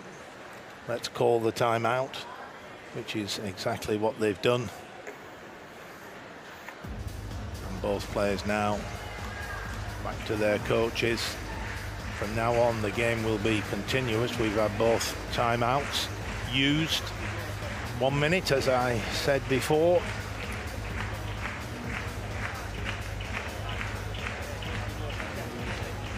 Chance to have a little bit more fluid. Important not to dehydrate.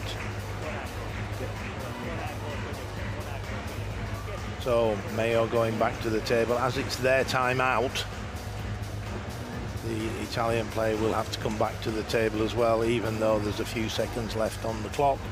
Whoever calls the timeout, if they only want 30 seconds, then that's when the timeout finishes, after the 30 seconds. So if it's your timeout, you can use the full minute or 10 seconds. And then when you want to start, then that's when we start.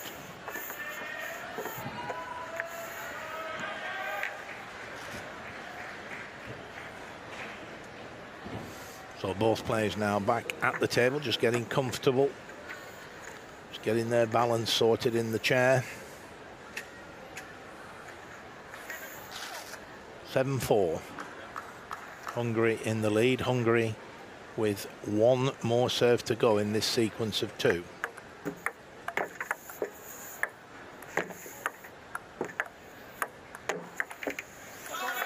So a good run of points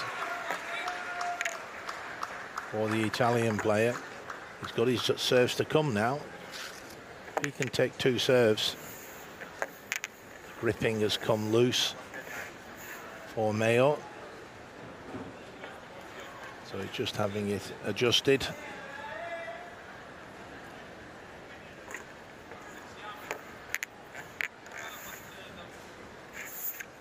The gripping on his non-playing hand.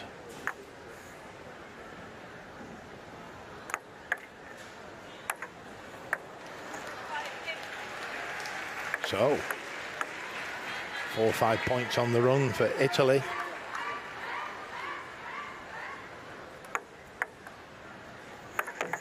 Oh, edge of the bat.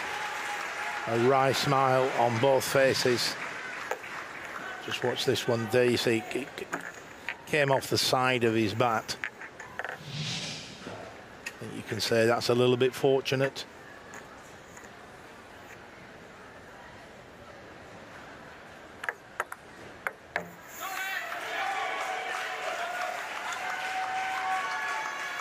So 8-7.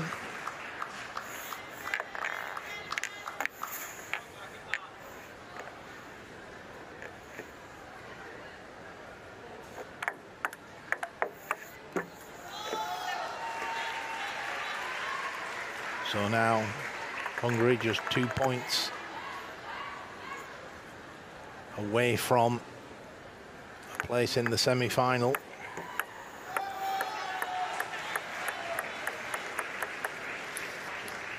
difficult to see there, but it just creeped over the net. So we have 3 match points, 3 points for a guaranteed bronze medal. And that's a great short serve. So we now have Hungary with the serves at the business end of the 4th game. 2 match points. No bronze medal playoff matches. So the winner of this match guaranteed a bronze with a chance of going for gold. The loser is out. And that's 2 match points saved. 3rd chance. Will it be 3rd time lucky for the Hungarian player? No, it's not. Well played. Borgato kept his nerve.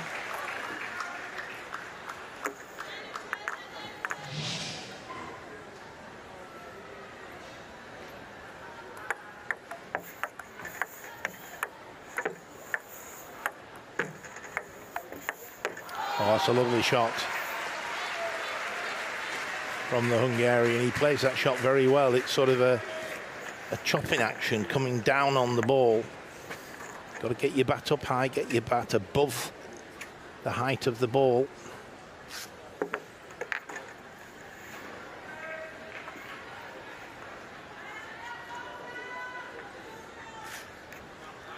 So 4th match point coming up.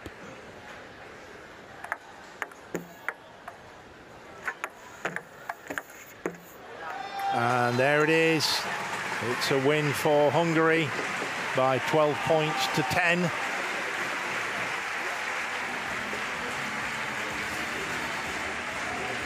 And that's a 3-1 victory. Celebrations in the Hungarian corner.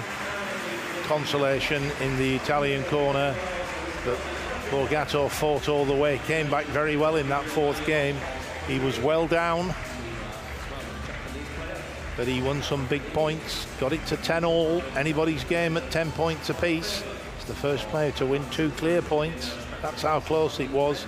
But there we have the gentleman in green and red, Ondra Mayor from Hungary, now through to the semi-final. There we have confirmation of the story of that quarter-final.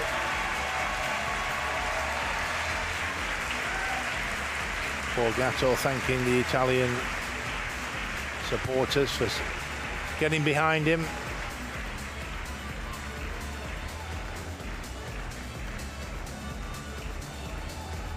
But Hungary will be delighted. And there he is. Mayor held his nerve, kept calm all the way through, just played every point on its merit, and he's the one who is through to the semi-final.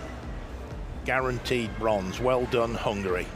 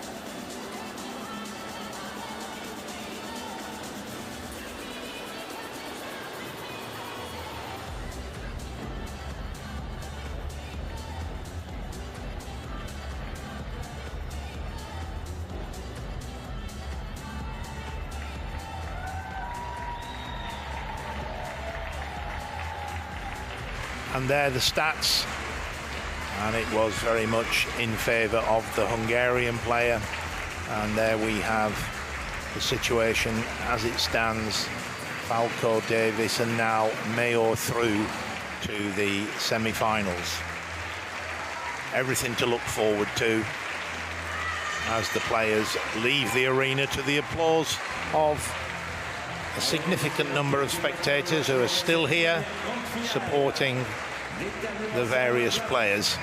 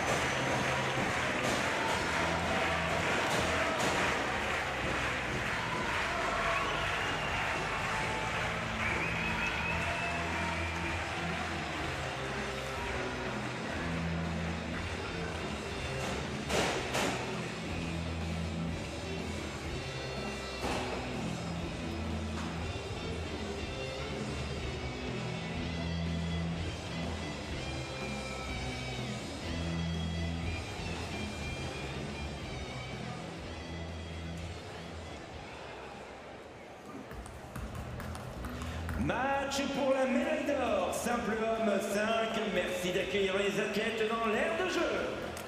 Please welcome the athletes into the arena.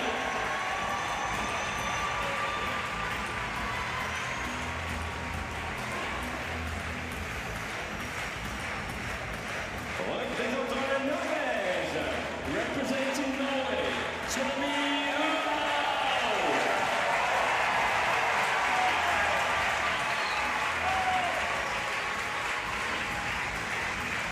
Men's singles class 5. It's the gold medal match, and there we saw Tommy Erhao being introduced to the crowd, and his opponent from Chinese Taipei, Cheng Ming Chi. There we see the flag, Chinese Taipei, with the Paralympic logo in the middle. And here they go, Norway's Tommy Erhao and Chinese Taipei, Cheng Ming Chi. And from France, Erhao leading the way out, 44 years of age. Currently ranked number 3. There we have the support.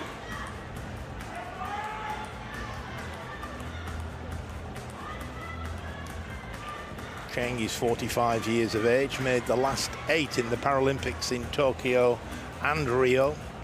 The World Championships, he was a semi-finalist in 2022 and 2018. And there we have the Norwegian player, the winner of the Paralympic gold medal in 2012, semi-final in Rio in 2016. So they're coming out, introducing themselves to the match officials.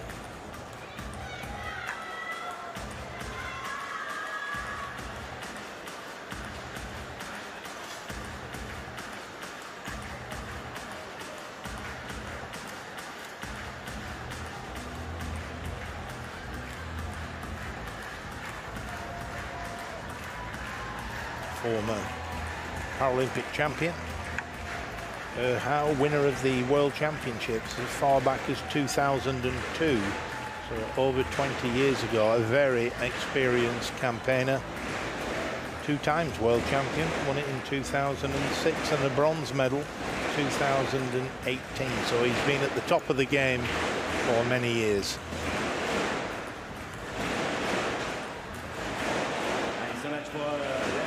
So the players now will just have a 2-minute practice. Numéro 12, c'est l'ensemble des messieurs assis, les têtes de série numéro 3. Il a eu la médaille de bronze lors des Jeux paralympiques de 2008 à Pékin. En 2012, il a obtenu l'or dans cette même classe 5. Il a été champion d'Europe 2013 et 2015 dans cette classe 5. Merci d'applaudir Tommy Erhao. This is in fact the 2 legends, Tommy Erhao, 2-time Paralympic medalist, won the bronze in men's singles at Beijing in 2008 and won the gold in men's singles at London 2012. He's been at the top of the game for a very long time. Face à lui, le représentant du Taipei chinois, âgé de 45 ans, numéro 2 mondial en classe 5, numéro 8 chez les messieurs assis, les têtes de série, numéro 2. So 2-minute warm-up. There we see Cheng's route to the final. The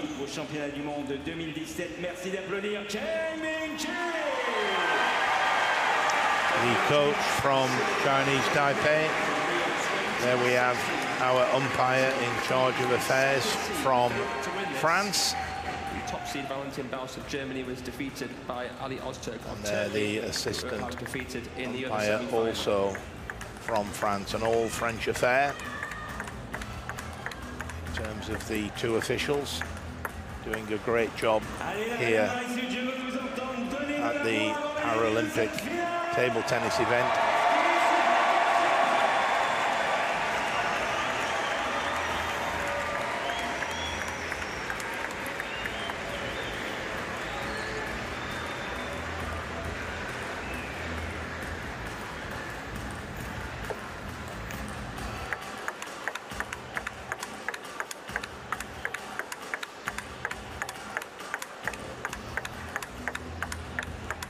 Backhand to backhand on the diagonal.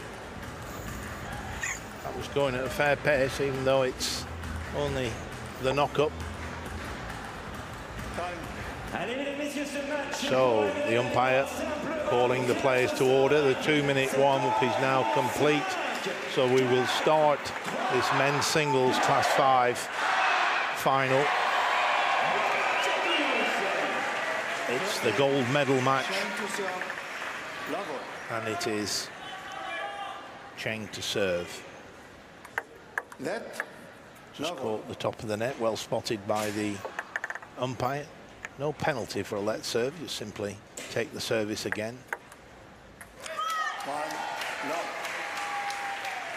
Verhaeg there going for the corner.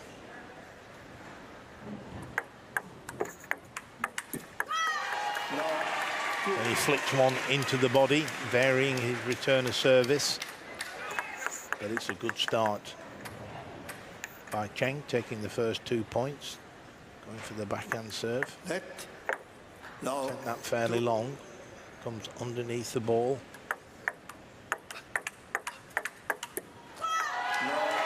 Backhand to backhand rally. Cheng coming out on top. Playing the angle well.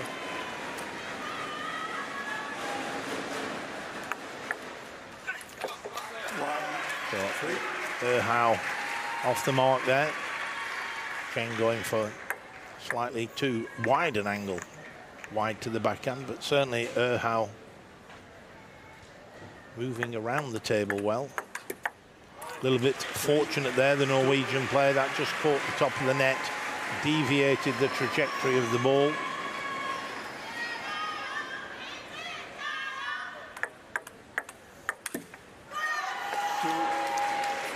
Looking to hit that one hard and flat, the Norwegian player. Verhaeg now with his 2 serves.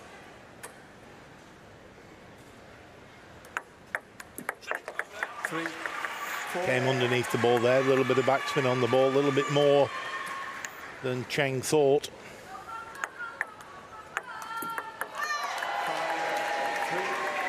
Looking to backhand topspin there. Maybe played it from a slightly cramped position.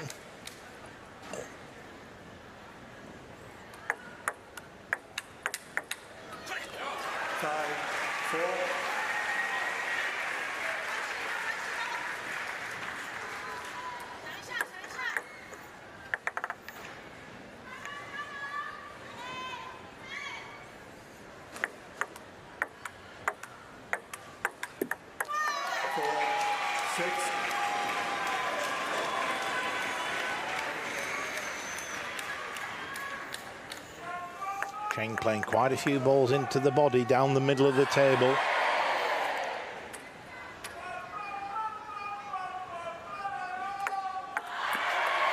Again, that heavy backspin. This time he served a little bit longer, Verhaeg.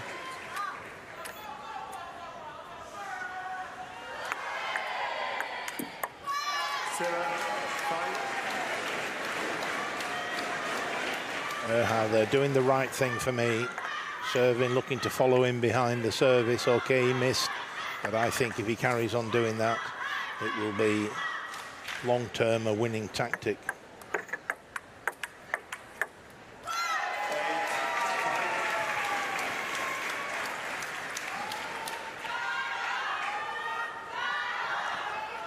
Very good start by Cheng Ming Chi.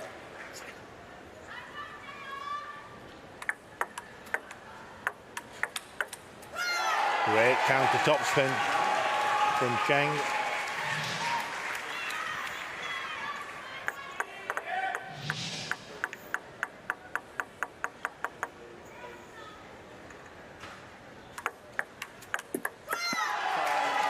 Backhand not quite working yet for the Norwegian player.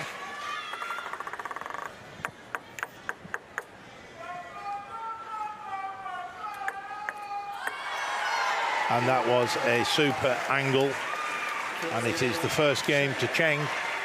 11 points to 5. That was a really impressive performance by the player from Chinese Taipei.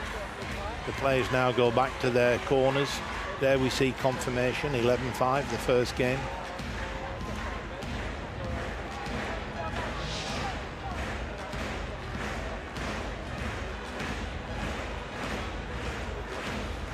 A really good counter topspin there.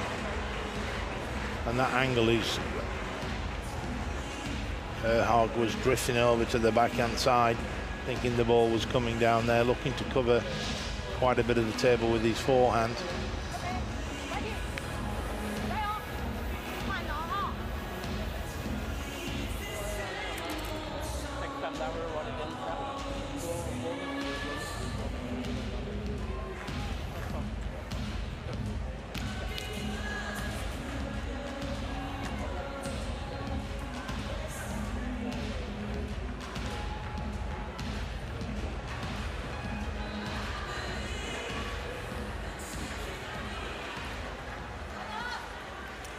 Second game, we all to serve level.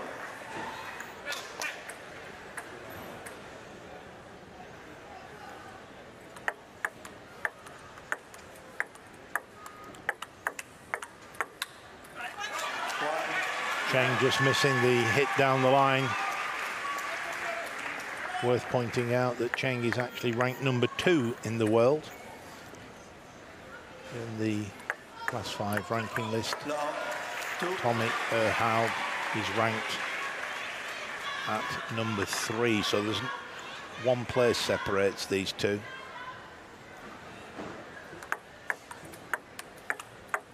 Oh, that's a great angle. Backhand went well there.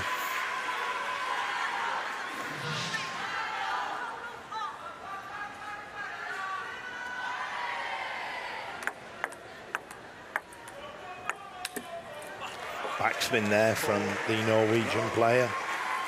Put himself in a slightly tricky situation. Cut underneath the ball with backspin. And Cheng didn't quite lift it sufficiently.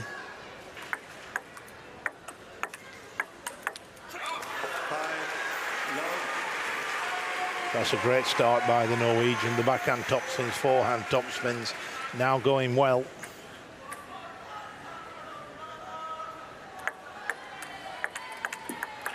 Low, 6.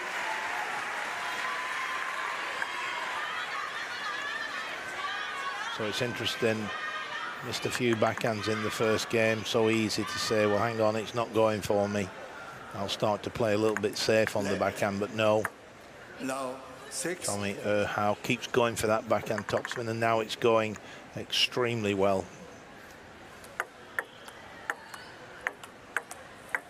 Oh, can't do much about that. That was a super block from Cheng Ming Chi. There, a little bit of side spin. You can see the ball just kicked wide of the Norwegian's forehand.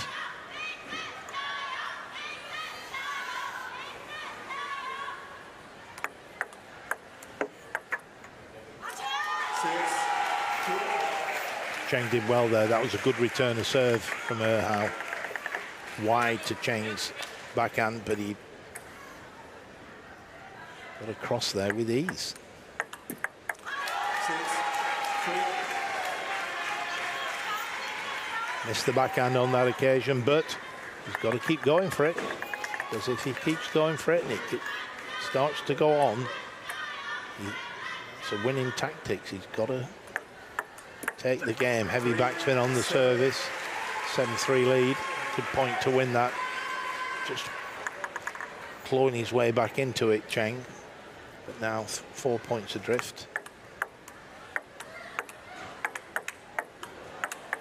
Oh, well played, both of the players there.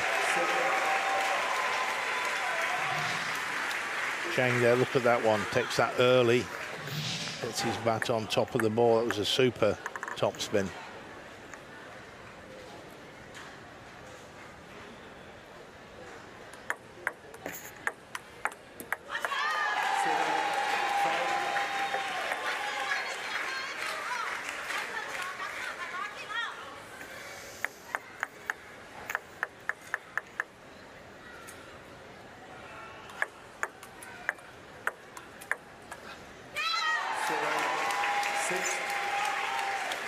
What a comeback, 6-love for the Norwegian player. So the last 7 points, 6 of them have been won by Cheng.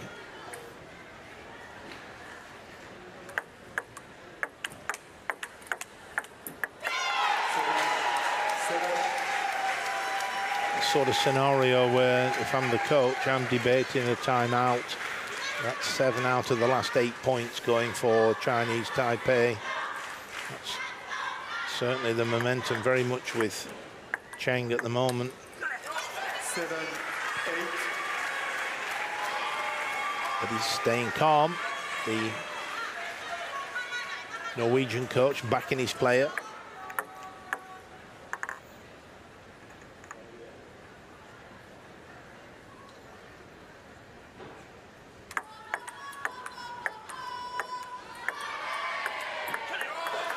Good topspin, threw that one up a little bit, brushed up the back of the ball, topspin rather than speed.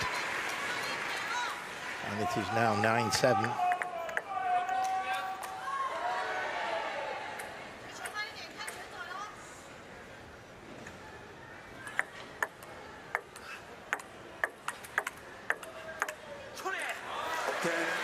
Keeping it down, Cheng's backhand, and that is 3 game points now for Tommy Erhau.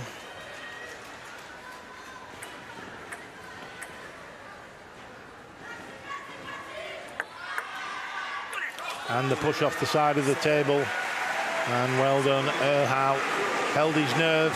He had a big lead, he let it slip away, kept his nerve, and takes the second game, 11 points to 7. Confirmation on the screen there.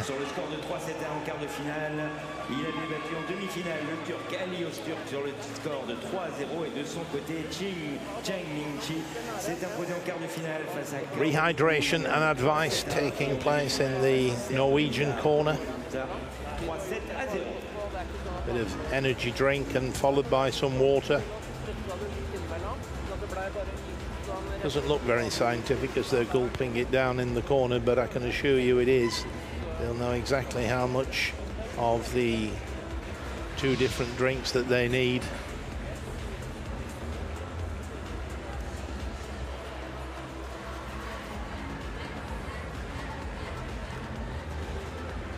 Some great rallies.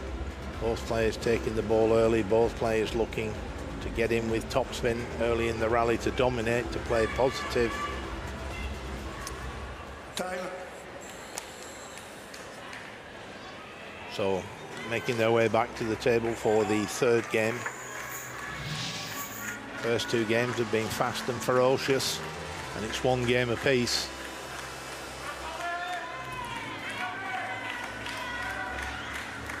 Third game. Cheng to serve. Level.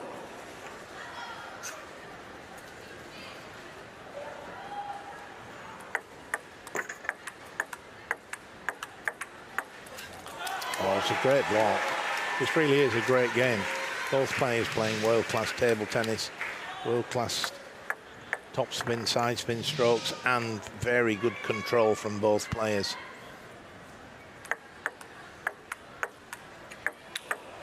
Oh, great tactics from Cheng there. 1 down the middle. Erhard does well to get it back, but then comes the smash. There's no way that one was coming back.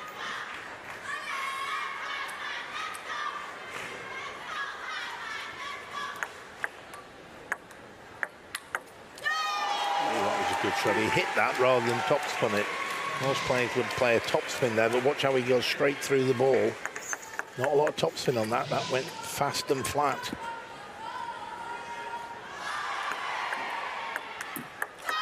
And that was the heavy backspin on the push return.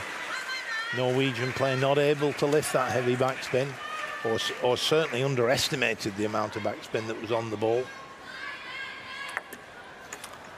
Let's serve, but he then went off the edge of the table, caught the top of the net, but it flicked it off the side of the table, so that's point to Norway. 4-1 now.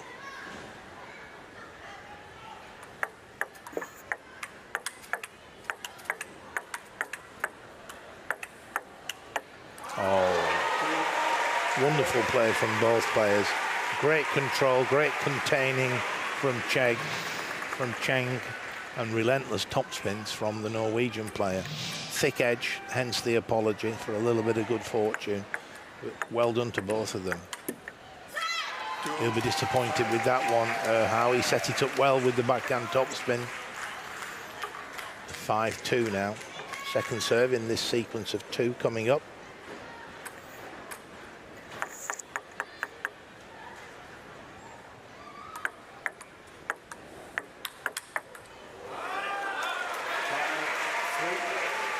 Good block from How there. Great smash from the Chinese Taipei player. There we have some of the Chinese, oh no, sorry, the Norwegian supporters, I think. 6-3.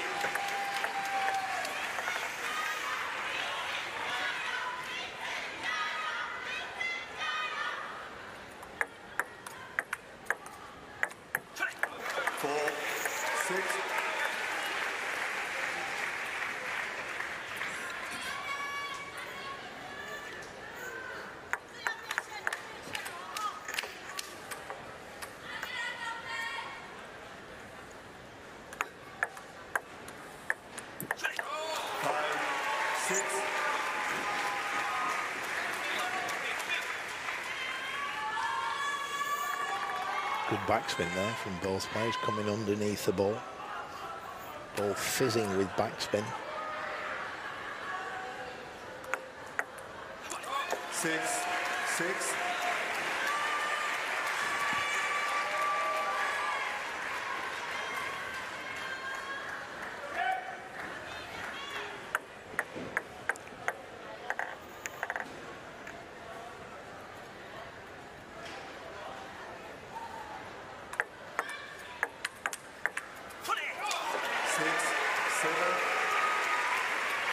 Good hit from Cheng, but a great block back from How. 7-6 now, the Norwegian in the lead.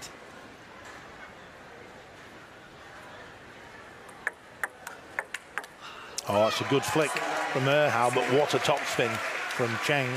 Followed in behind his serve, the third ball attack.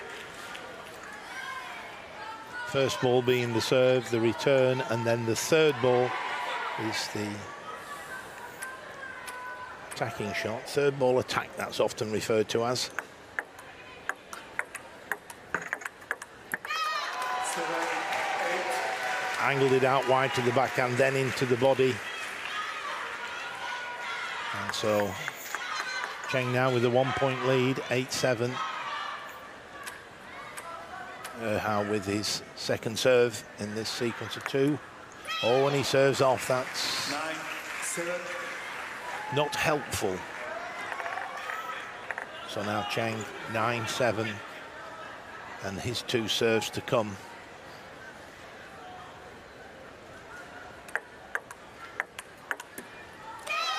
Three game points for Chinese Taipei. Think about it is what the coach seemed to be suggesting. And there it is. Cheng takes the third game, 11 points to 7. He now leads by 2 games to 1. So very simply now for the Norwegian player, he has to win the last 2 games. They most certainly are the supporters from Chinese Taipei. Feeling this one was going to be the close one. How beat Sivan Era of France 3-1 after having a bye, then defeated Ali Ozturk of Turkey 3-0 in the semi-finals. Zhang Mingqi defeated Sao Ningning of People's Republic of China 3-1, and then Mita Palikuka 3-0 in his semi. So in the corner with their coaches for 1 minute. Certainly rehydration, very important. It's quite warm down there. It's been quite warm in Paris for the last week. Consequently, the indoor temperature a bit higher than you would probably like as a player. Now this is the smash. Wow, look at that.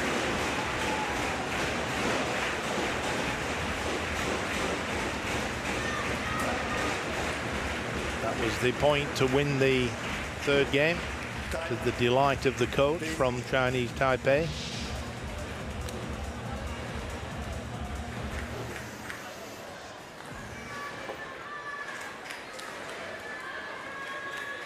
So in this gold medal match, it is now 2-1 to the gentleman on the screen there, Cheng Ming-chi.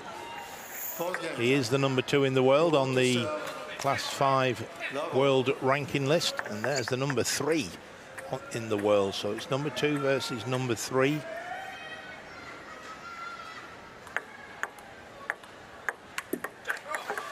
The number 1 player in the world is Valentin Baus from Germany. He went out in the quarterfinal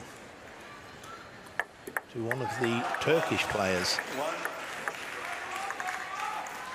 But here we have the number 2 and 3 in the world having an excellent final.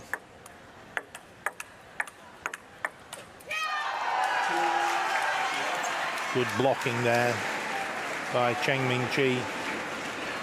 Moving it around, not returning it to the same spot. Haag having to watch very carefully to know where the ball's coming. Oh, that was a good backhand. Played it wide to Cheng's backhand.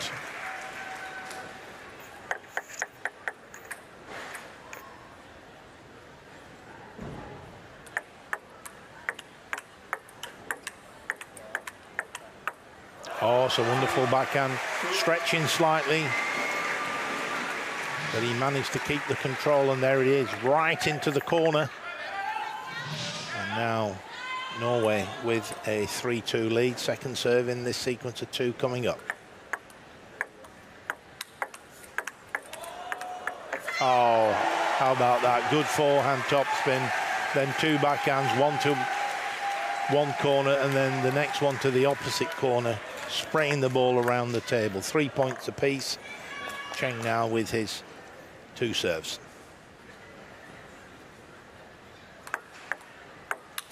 Oh, what a shot that is. Hit straight through the back of the ball, elbow wrist. Just watch this. Bang, there it goes, straight down the line.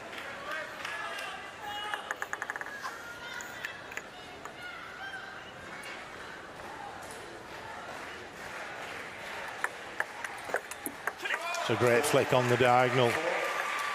A brave shot. 4 points apiece. Remember, this is a must-win game for the gentleman on the screen there. The Norwegian player. He has to win the last 2 to win the gold medal. And he got that forehand topspin. Well placed out wide. The Cheng's forehand, here we see it, there he goes. Has him at full stretch.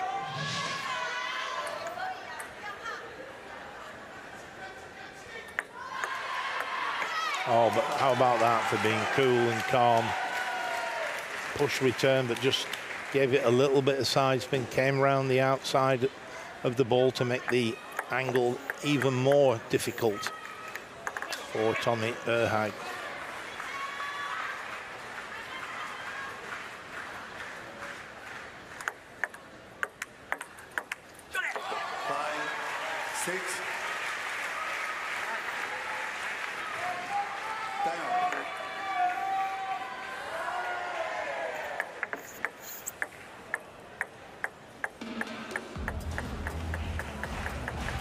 So timeout called by Chinese Taipei.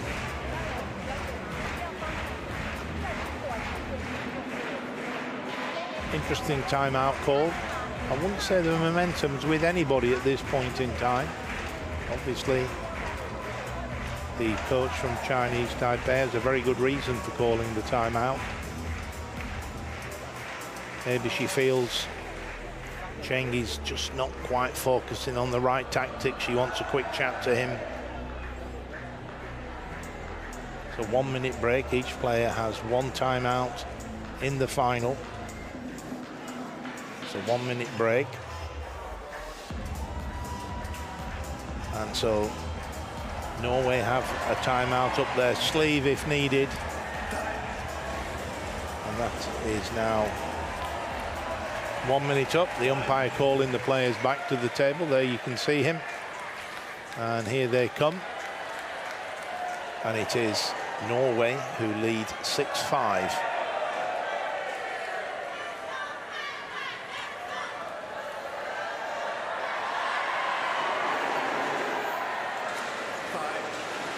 Just cleaning his bat there, breathing on it, and then wiping any perspiration off. So it's clean, grippy, and ready for action.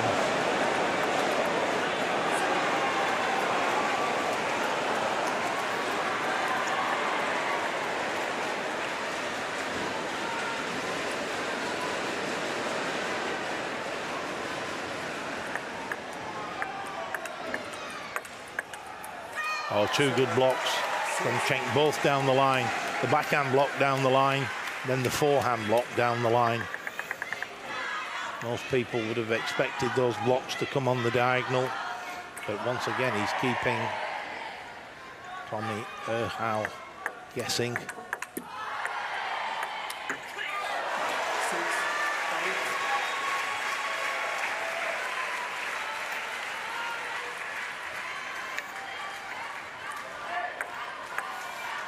That ball caught the side of the table rather than the edge, so the point goes to Norway.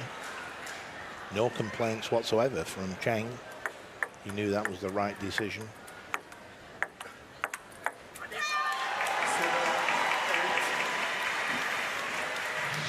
Very cool and calm under pressure. Just look how he guided that one out wide with the Norwegian player's forehand.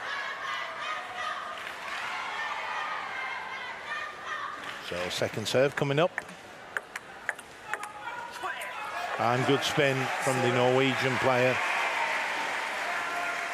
Cheng not quite getting his racket sufficiently over the top of the ball to compensate for the top spin. 9-7. Business end now of the fourth game. And that's 3 game points. Looks like we're going the distance, but there's still potential for more twists and turns in this fourth game. But 3 game points now for Erhau.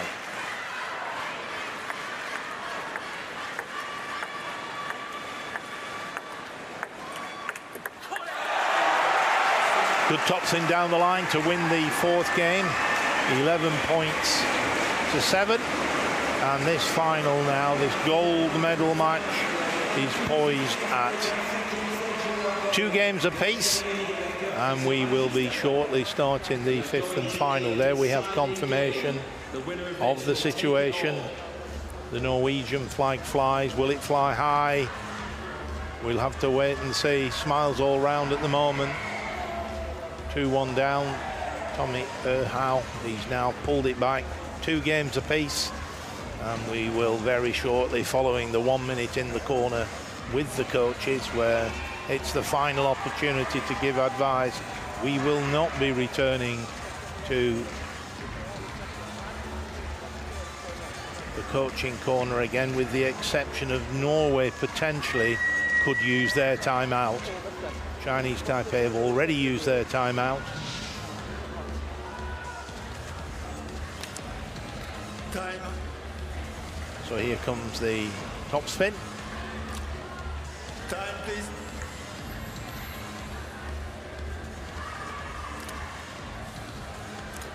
Time. Celebrations there, winning the fourth game. Not too. They know there's a heck of a lot of work still to be done. When the first player makes 5 points in this 5th and final game, they'll change ends. That's the first psychological challenge. It's always good to change ends with a lead. So certainly both players will be trying desperately hard to do that. So here we go, 5th and final game.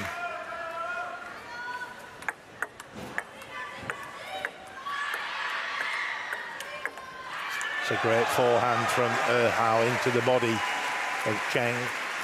So this gold medal Fifth and final game is underway. First point to Norway.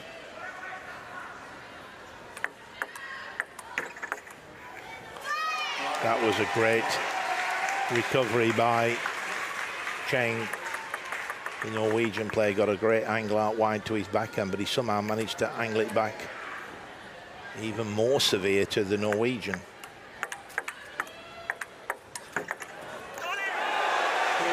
That one down the line would have been a winner, but he missed it by a fraction, the player from Chinese Taipei. And so Norway lead by 2 points to 1. Smiles on the Norwegian supporters' face there. Could have been down and out in that fourth game. Their player didn't let them down there. Good return of serve from Cheng, strong topspin. How took on the counter topspin, just didn't quite again get his racket over the top of the ball sufficiently, but a very brave shot.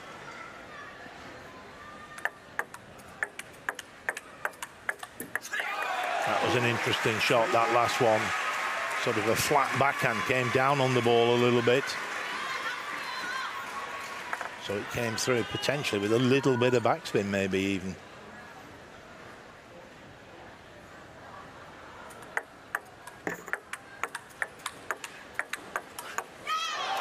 Gave himself a chance there. Got his chair in position to play that strong topspin. See there, he maybe stretching a fraction. He'll be disappointed. You can see from the look on his face, I could have made that one, but it's 3 points apiece.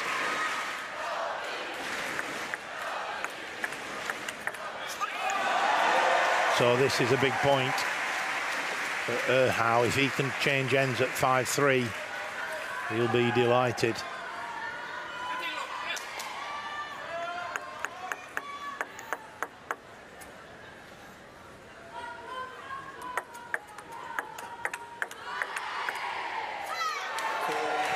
Four points apiece. So when we do change ends, one thing's for sure, there'll be a 1 point advantage. The question is, whose advantage will it be? Cheng with the serve. Oh, little bit of good fortune for how he raises his hand. He acknowledges his good fortune. So 5-4 in favour of Norway. Still, anybody's gold medal. 4-5.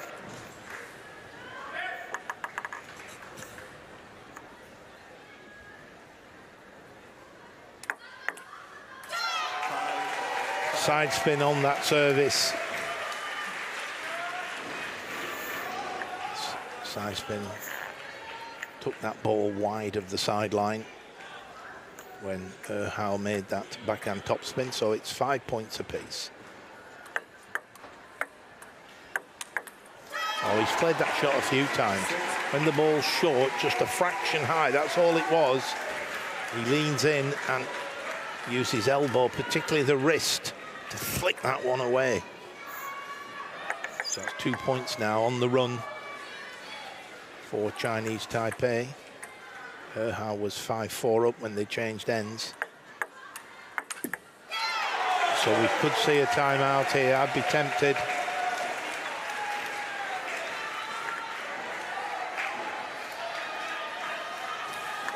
(7-5). I think if he goes 3 points down, we'll definitely have a timeout.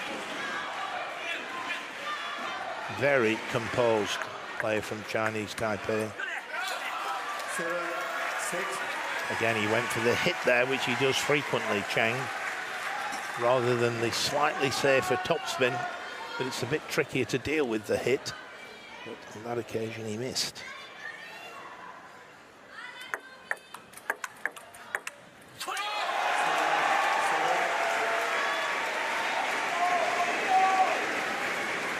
Cheng there looking for the angle out wide to the Norwegian's forehand. So couldn't be more exciting. 2 games apiece, a gold medal at stake. And it's Hao now with his 2 serves.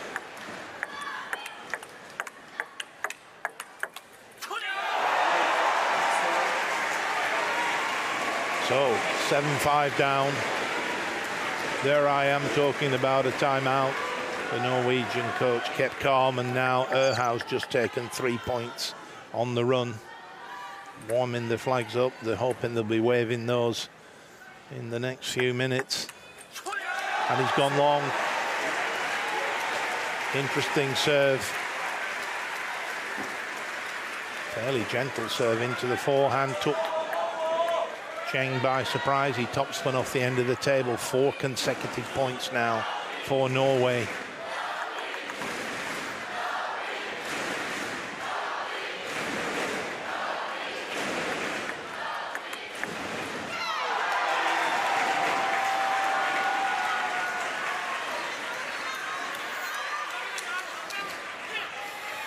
Still looks very calm.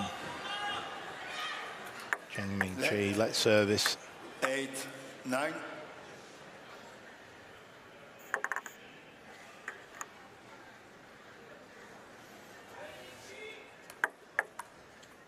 Oh, he went for the long push. What a brave return from the Norwegian. It missed by a centimetre. Such is the difference between winning the point and losing the point.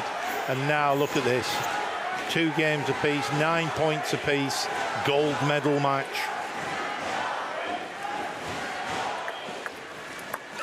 Oh, so there we go. He won the gold medal in London. He's 1 point away from winning the gold medal in Paris. 10-9 now in favour of Norway's Tommy Erhaus.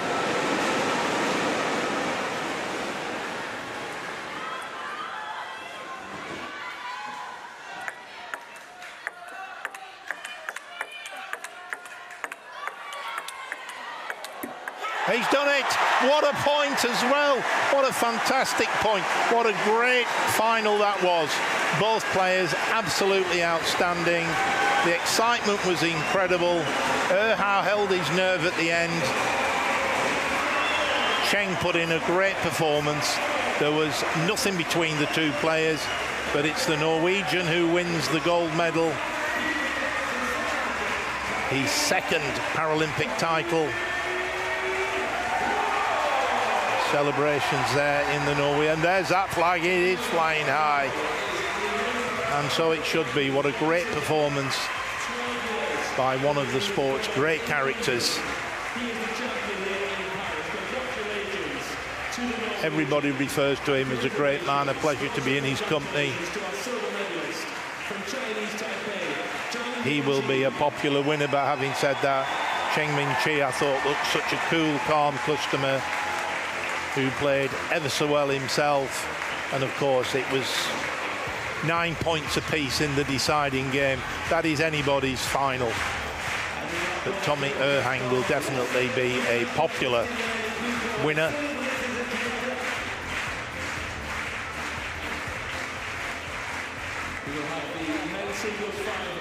So there's the emotion coming through now. He finally realizes what he's achieved. Men's singles winner at the Paralympics in London 2012, semi-final Rio, and now a gold medal in Paris 2024. And this rally at the end was just an amazing rally. Just look at this. This is the match point. This is a gold medal point. And one of the best points of the whole match.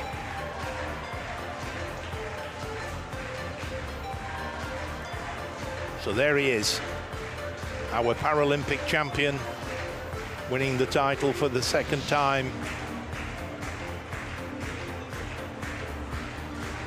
Norway's first gold medal here in Paris at the South Paris Arena 4.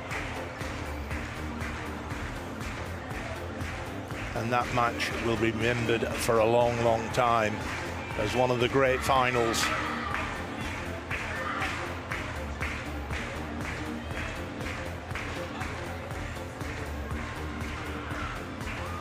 So there we have the stats. Just look at that, nothing between it. 25-24 on points won on serve, 21-20 on points lost on service.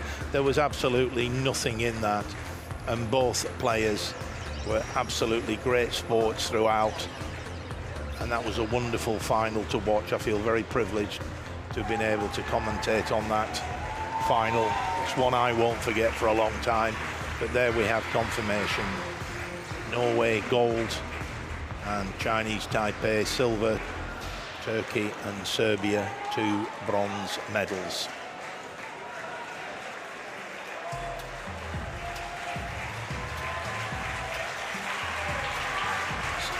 So the players now leaving the arena.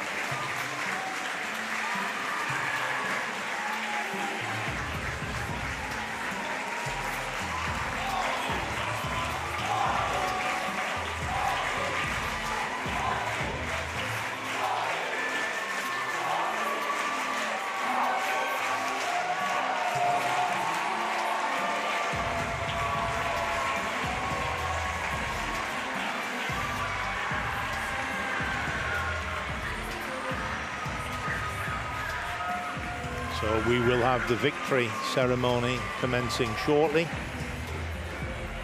Just give the players a chance to take a few deep breaths. A couple of quick reactions for the press, and then we will be back for the victory ceremony.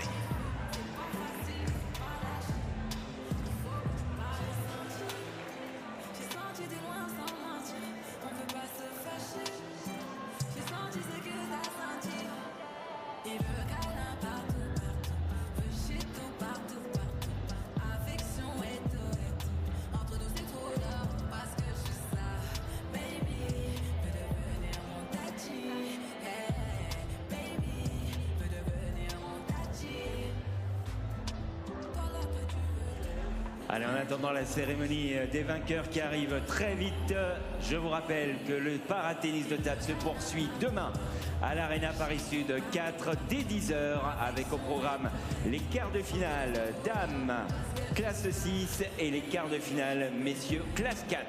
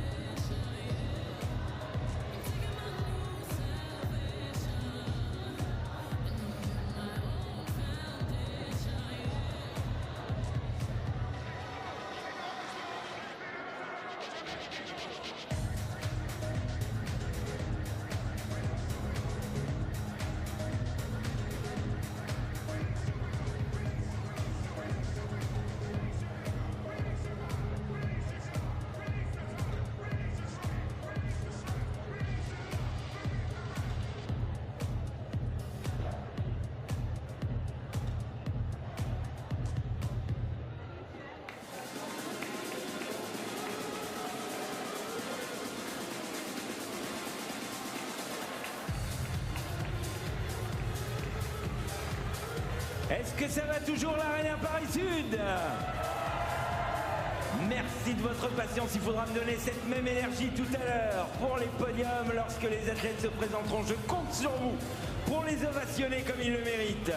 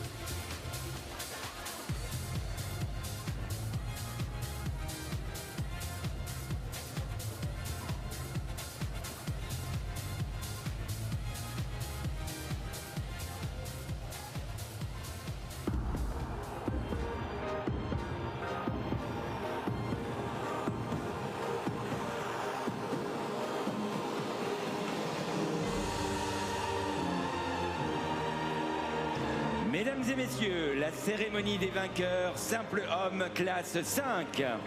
Ladies and gentlemen, the victory ceremony for the men's singles 5.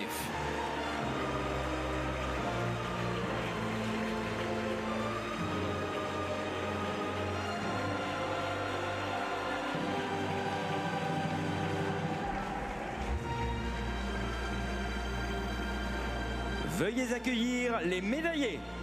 Please welcome the medalists.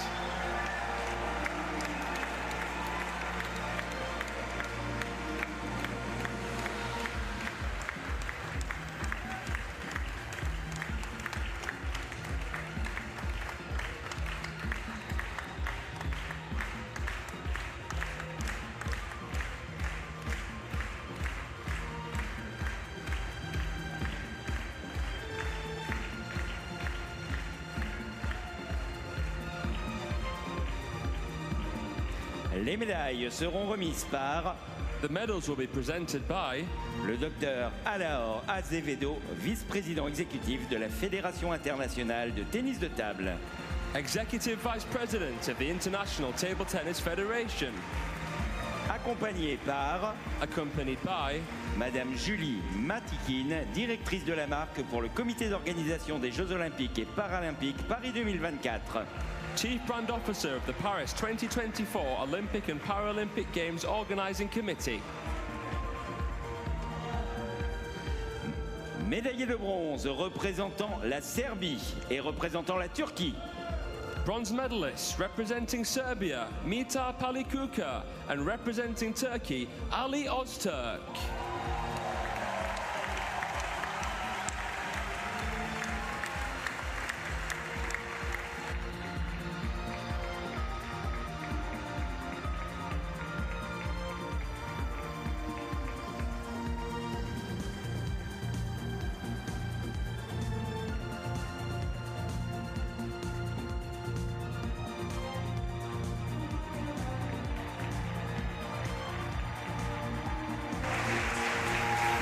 also the two bronze medalists having just received their medals. And now Julie Matakin, the Chief Brand Officer for Paris 2024, first presenting to Mitar Halikuka from Serbia, and then to Ali Ozturk from Turkey. He beat the #1 seed, big win, Baus of Germany. So both the bronze medalists with their medals, with their mascots. Médaillé d'argent représentant le Taipei chinois. Silver medalist representing Chinese Taipei, Zheng Mingqi.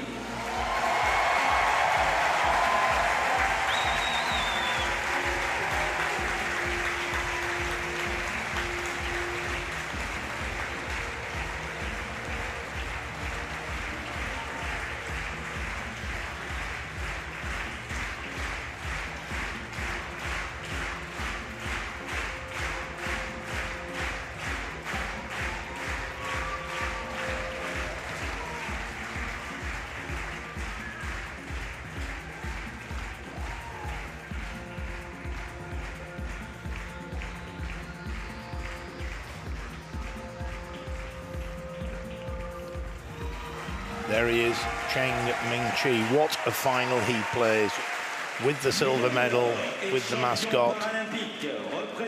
A great performance. Gold medalist and Paralympic champion, representing Norway, Tommy.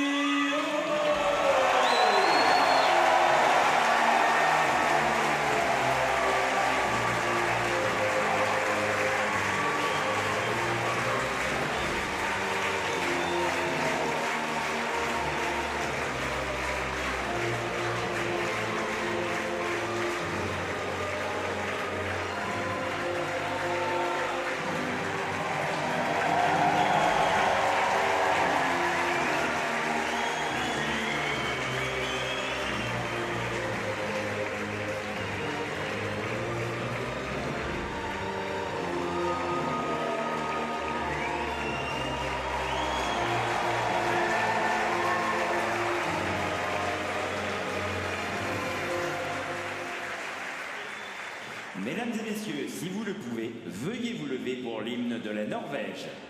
Ladies and gentlemen, please stand if you're able for the national anthem of Norway.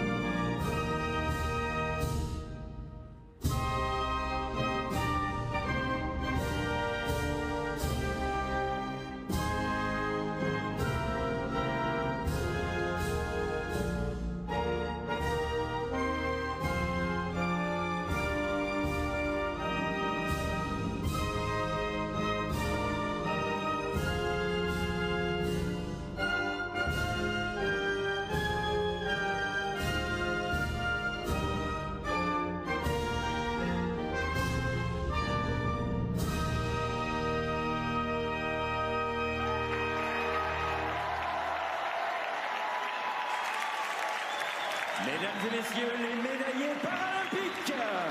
Ladies and gentlemen, the Paralympic medalists.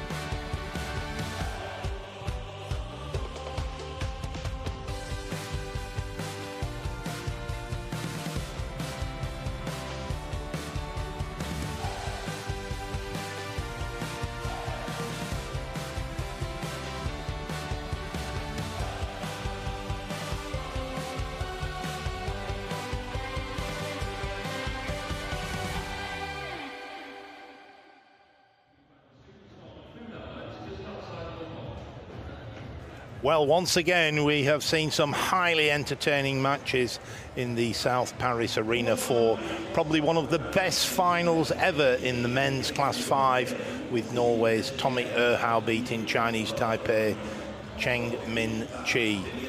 We've seen some great players throughout the day playing world-class table tennis, demonstrating clearly there are no barriers to playing this exciting sport. One thing for sure is that if you are able to watch any more para-table tennis at the Paris 2024 Paralympic Games, you will not be disappointed.